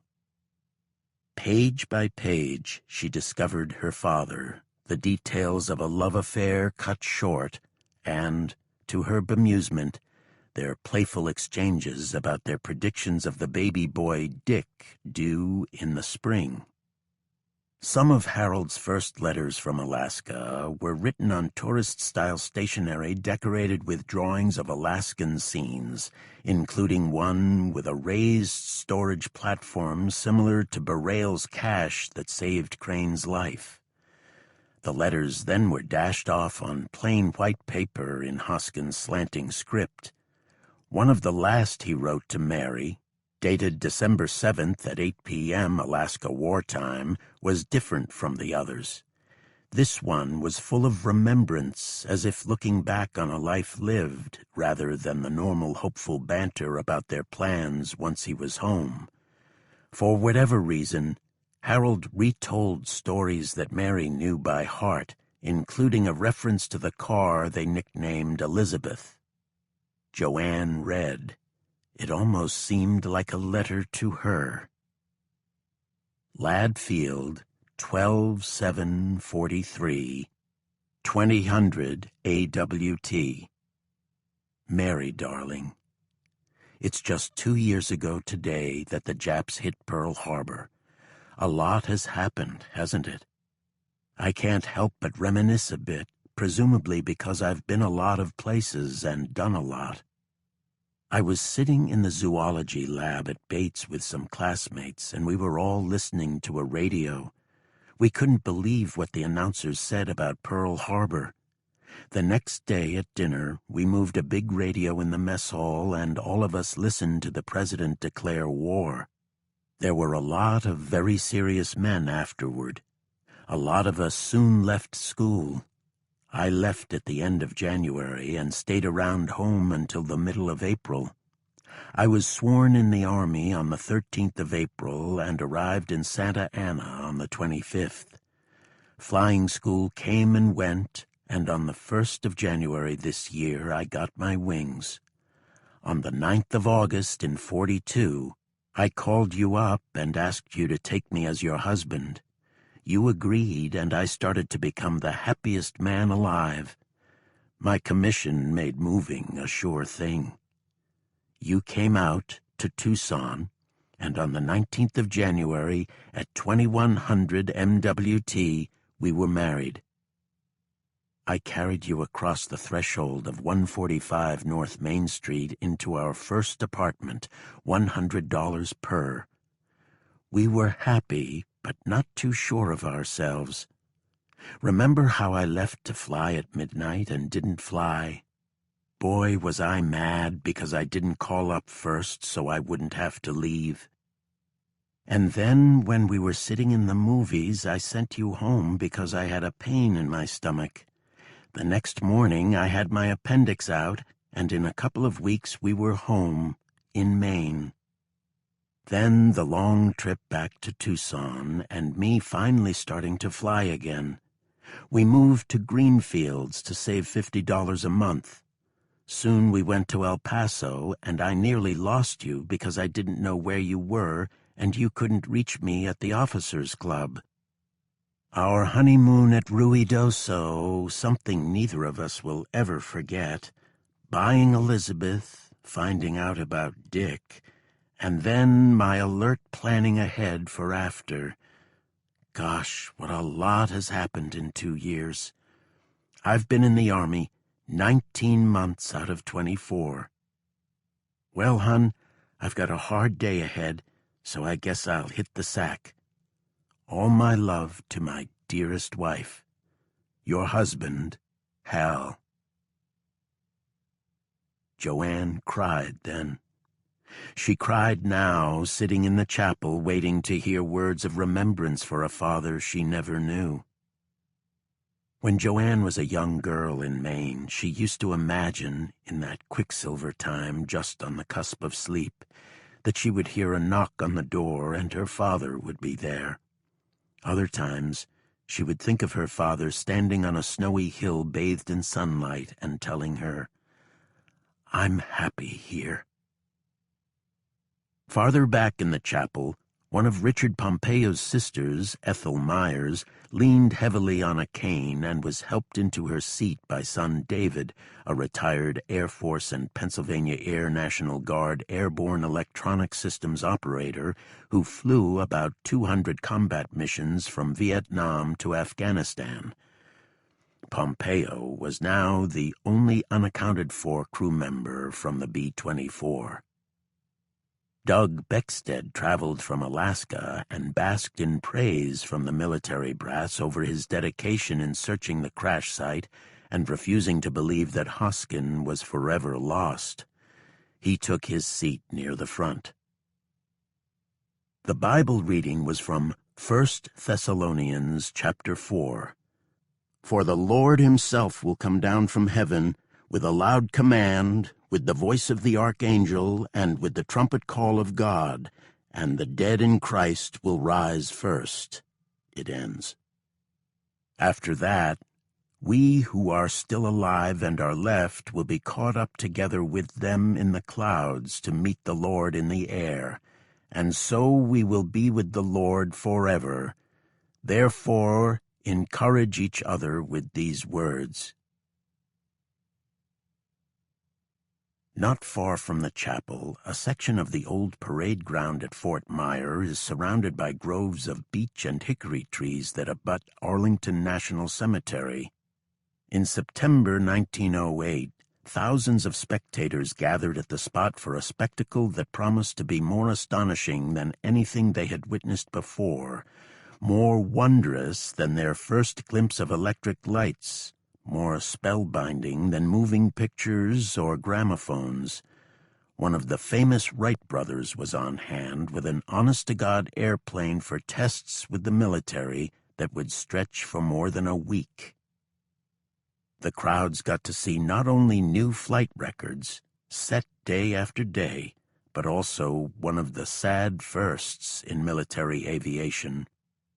Just after 5 o'clock on September 17th, with winds falling off just enough to try another flight, Orville Wright yelled over to a West Point-educated lieutenant to climb aboard.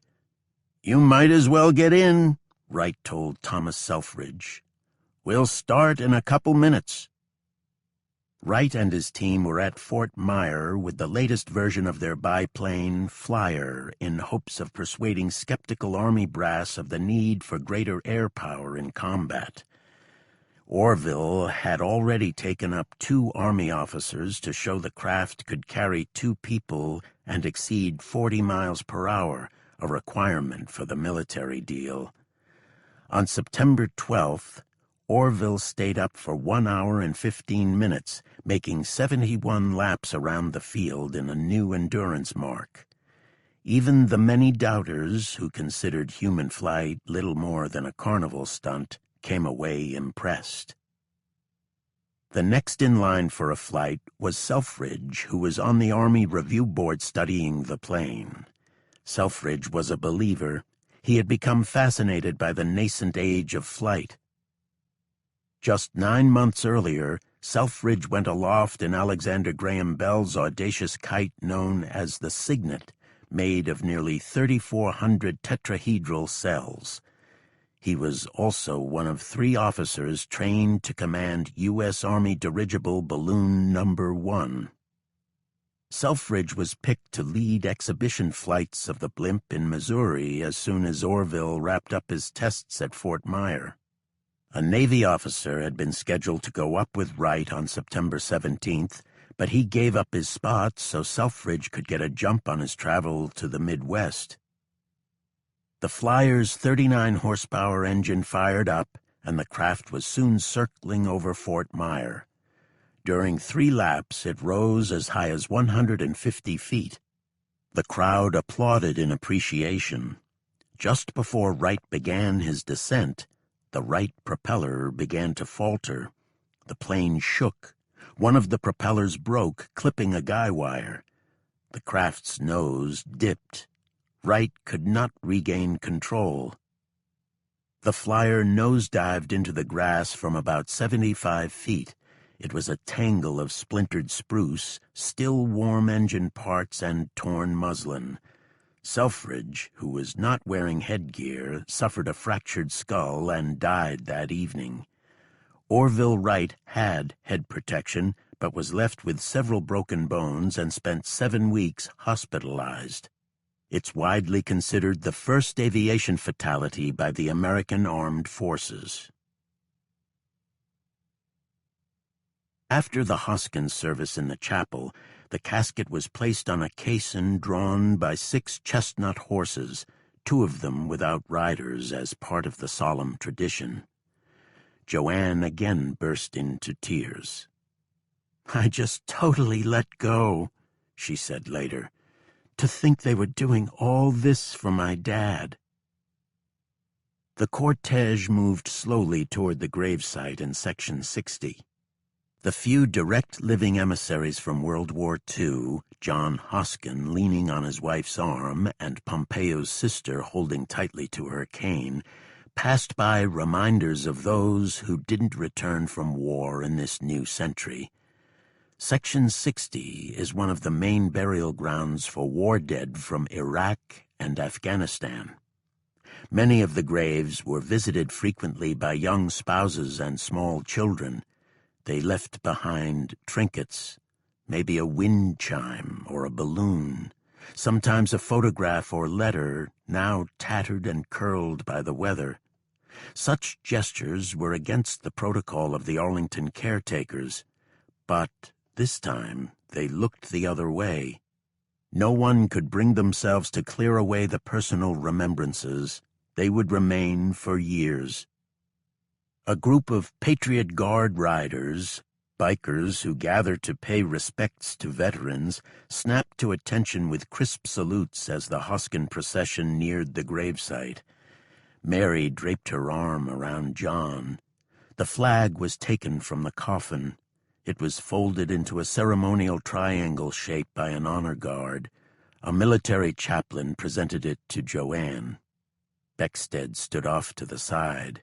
He would have liked to have shared the moment with one of Crane's children. They were invited by the Huskin family, but none could carve out the time. Bill, who visited the crash site with Beckstead, especially wanted to attend. He simply couldn't break commitments already made. He called Beckstead in Washington just before the funeral. "You know," Bill said, "none of this would be possible without you." Bill passed along thanks from the entire Crane family. Beckstead promised they would see each other soon. They never did. A bugler played taps. A B-2 stealth bomber passed overhead. The honor guard raised their rifles and fired. The shells from the 21-gun salute were gathered and distributed. Beckstead received one. It was carried back to Alaska.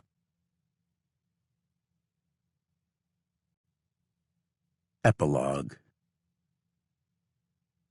Crane stepped onto the scale. The Army doctor, assigned to give Crane a physical after his return, nudged the lead weights along the balance. He jotted down 165. Then he looked at the records from Crane's arrival at Ladd Field. He did a double take and checked the scales again. Remarkably, Crane weighed about the same. Other tests brought the same results. Crane's health was nearly perfect, except for some minor frostbite damage to his fingers and abrasions from the sledge's rope harness. Ladd Field commanders quizzed Crane for anything that could pinpoint the crash site. Crane gave his best guesses based on the location of Burrell's cabin, which he assumed would be visible to spotters in the air. "That's good," said the Air Force's brass. "But what would be better is having you show us in person. When would you feel ready to head back into the Yukon?" Crane said he was ready now. A few days later, Crane was again over the mountains rising up from the Charlie. It took almost no time to spot the B-24 wreckage. "There it is," he said quietly. The reconnaissance plane took a few circles over the area to precisely log the location for the later recovery teams, which found the bodies of James Seibert and Ralph Wenz. On one pass, Crane was able to look north up the Charlie one more time. The plane then banked and set a course for Ladd. Crane would never return. He was given a short leave to return to Philadelphia. Crane was relieved in more than one way. Ladd Field authorities had interviewed Ames, Burrell, and others to confirm Crane's account of his passage down the Charlie River and close the book on the investigation. "I was more worried about their asking where the devil I'd been," he told the Philadelphia Record after arriving home. His plans in Philadelphia were to rest, eat, and spend all that back pay from his time lost. He did pose for one press photo at home at 5464 Baltimore Avenue. He pulled out a map to show his father, dressed in a suit and tie as usual, his route over the Charlie. Less than 6 months after returning to Ladd Field from leave, Leon Crane was assigned a test flight on a P-63 King Cobra. Crane's task on September 3, 1944, was to give the plane a test run to check on reported engine roughness before it was to be handed over to a Soviet flyer. The Red Army star had already been painted on. After about 45 minutes circling Fairbanks, Crane brought the plane in.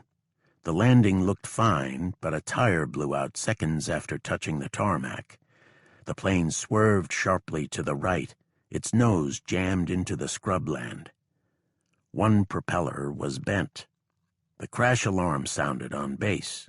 Crane cut the fuel, unstrapped his harness, and jumped from the cockpit. he was not injured. An investigation concluded the right brake had locked up. The heat from the friction fused together 3 of the brake discs, blocking the tire from spinning and causing the blowout. The report urged the manufacturer, the Bell Aircraft Corporation, to redesign its braking systems. Landing accidents of this nature are entirely too common for this model aircraft. The plane was abandoned by the U.S. military after the war, but lived on as target practice aircraft for gunners. At some point, Crane started dating the Army nurse from Iowa, Lieutenant Wilma Kearson, who was on duty the night he returned to Ladd Field. She had been reassigned to Ladd from Cold Bay in the Aleutian Islands. They were married in Fairbanks in January 1945.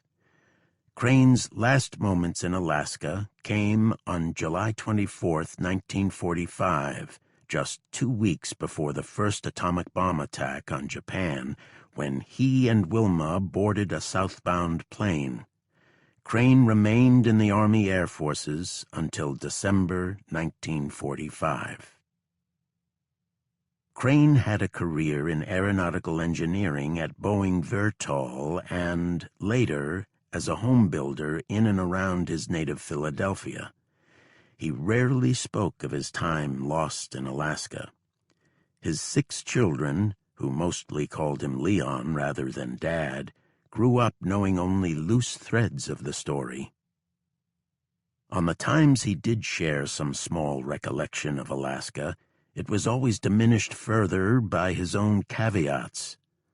Other people faced far worse in the war, he'd say. This was a breeze in comparison, he would add. Think of all those who didn't come home, such as the crew of the iceberg Inez, or those who were horribly maimed, or were lost in the Holocaust like those in his ancestral lands in Ukraine. He would shake his hand. What did I do? I just walked.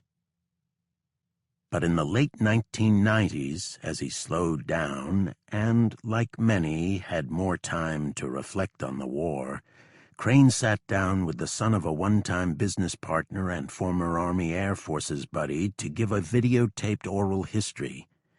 He brushed over his time along the Charlie River, still refusing to assume any heroics. He did, however, share a bit more about his last moments inside the B-24. "Scared shitless," he said. "I grabbed my chest chute, snapped on the harness, opened the bomb bay doors, and I was gone." "God-awful place, Alaska," Crane continued. "Ice and snow and cold as hell." Crane kept a single souvenir, one of the photos snapped outside the Ames family cabin. Crane died on March 26, 2002. Death notices and the short obituaries made no mention of the Charlie River. If Crane shared much about the crash and the Charlie with Wilma, she never let on. She gave no more details after Leon was gone. She did, however, live long enough to hear stories from 2 of their children. In the summer of 2005, Miriam and Bill Crane, she a pilot, he a builder, joined Doug Beckstead to retrace Leon's journey. For 8 days, they traveled the route by plane and raft. At Phil Burrell's cabin, now just ruins, they found some of the tools from the cache described by Crane. They later stood outside Ames's cabin on the spot where their father saw the front door open and a trapper with a smoldering cigarette stare back and ask, "Where did you come from?" By the time Beckstead led the trip, there were few people left from Crane's time on the river. The unyielding Phil Burrell died in 1961, 5 years after breaking his hip in a fall off a pickup truck at Coal Creek mining camp. "As far as is known," said the funeral notice in the Fairbanks Daily News Miner, "he has no family." A few years later, pilot Bob Rice finally decided he needed a break from the Alaskan bush and flew his plane south, bound for the Caribbean, making it as far as St. Lucia. It didn't take. He eventually returned to Alaska. Rice died in 1983. At Ladd Field in 1950, a building was named in honor of Master Sergeant Richard Pompeo. In 2005, Pompeo's nephew David Myers also visited the crash site with Beckstead. Myers climbed inside the crumpled fuselage to the spot where his uncle would have been on board. "I tuned the knobs, and they worked like new," Myers wrote. "I was sensing an amazing feeling as I did it, realizing that my uncle used that very unit, and those knobs would still have his fingerprints on them." Myers and Beckstead looked over the country where Pompeo may have landed after bailing out. "I am at peace with the idea he will always remain on that beautiful, quiet mountain," Myers wrote, "and I feel I was able to give him a proper goodbye from a family member." In Pinedale, Wyoming, an airfield carries the name of Staff Sergeant Ralph Wenz. His body was moved from Fairbanks to his hometown of Sutton, Nebraska. His daughter Carol died in 2012. She named the first of her two sons after her father. The remains of First Lieutenant James B. Seibert were interred at Arlington National Cemetery in 1948. Harold Hoskins' wife, Mary, worked as a bookkeeper and remarried 24 years after the B-24 crash. She died in 2005, a year before JPAC opened its investigation that would uncover and identify her husband's remains. Crane's wife, Wilma, died on May 1, 2007. John and Mary Hoskin had one encounter with Crane. They were visiting relatives near Philadelphia in 1991. On a lark, they decided to contact Crane. At first, John hesitated. He didn't see the point in revisiting what could not be changed. "Let it rest," he urged. Mary, though, wanted to see Crane.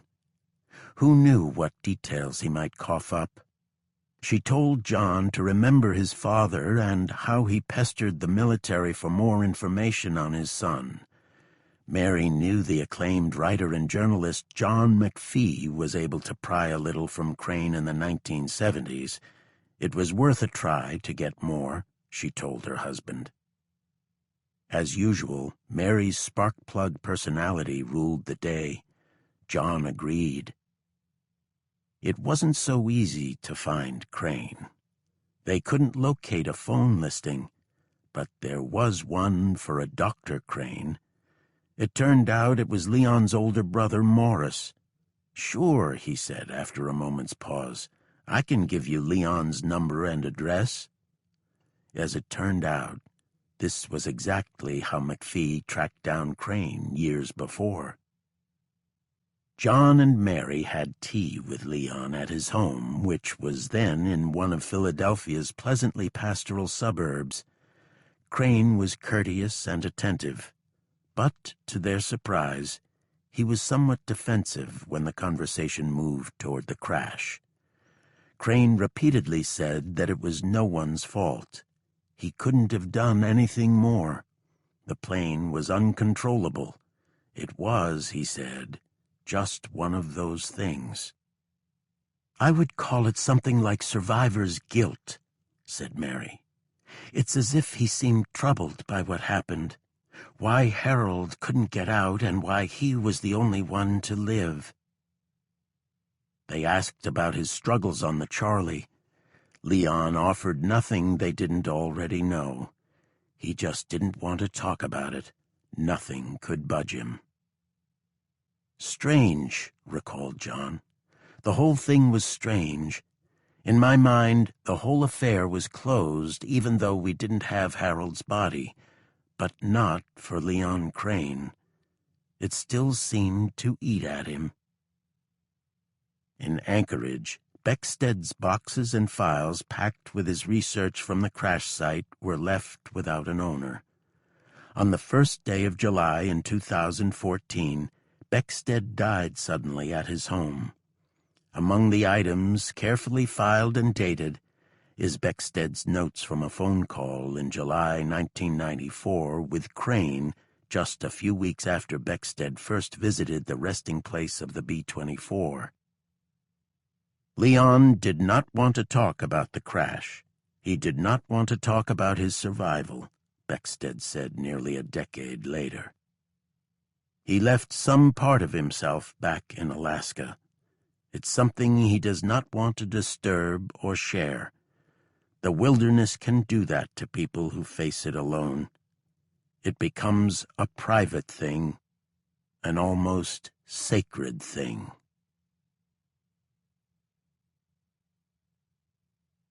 The end. This is Richard Ferrone. We hope you have enjoyed this production of 81 Days Below Zero, the incredible survival story of a World War II pilot in Alaska's frozen wilderness, by Brian Murphy with Tula Vlahu.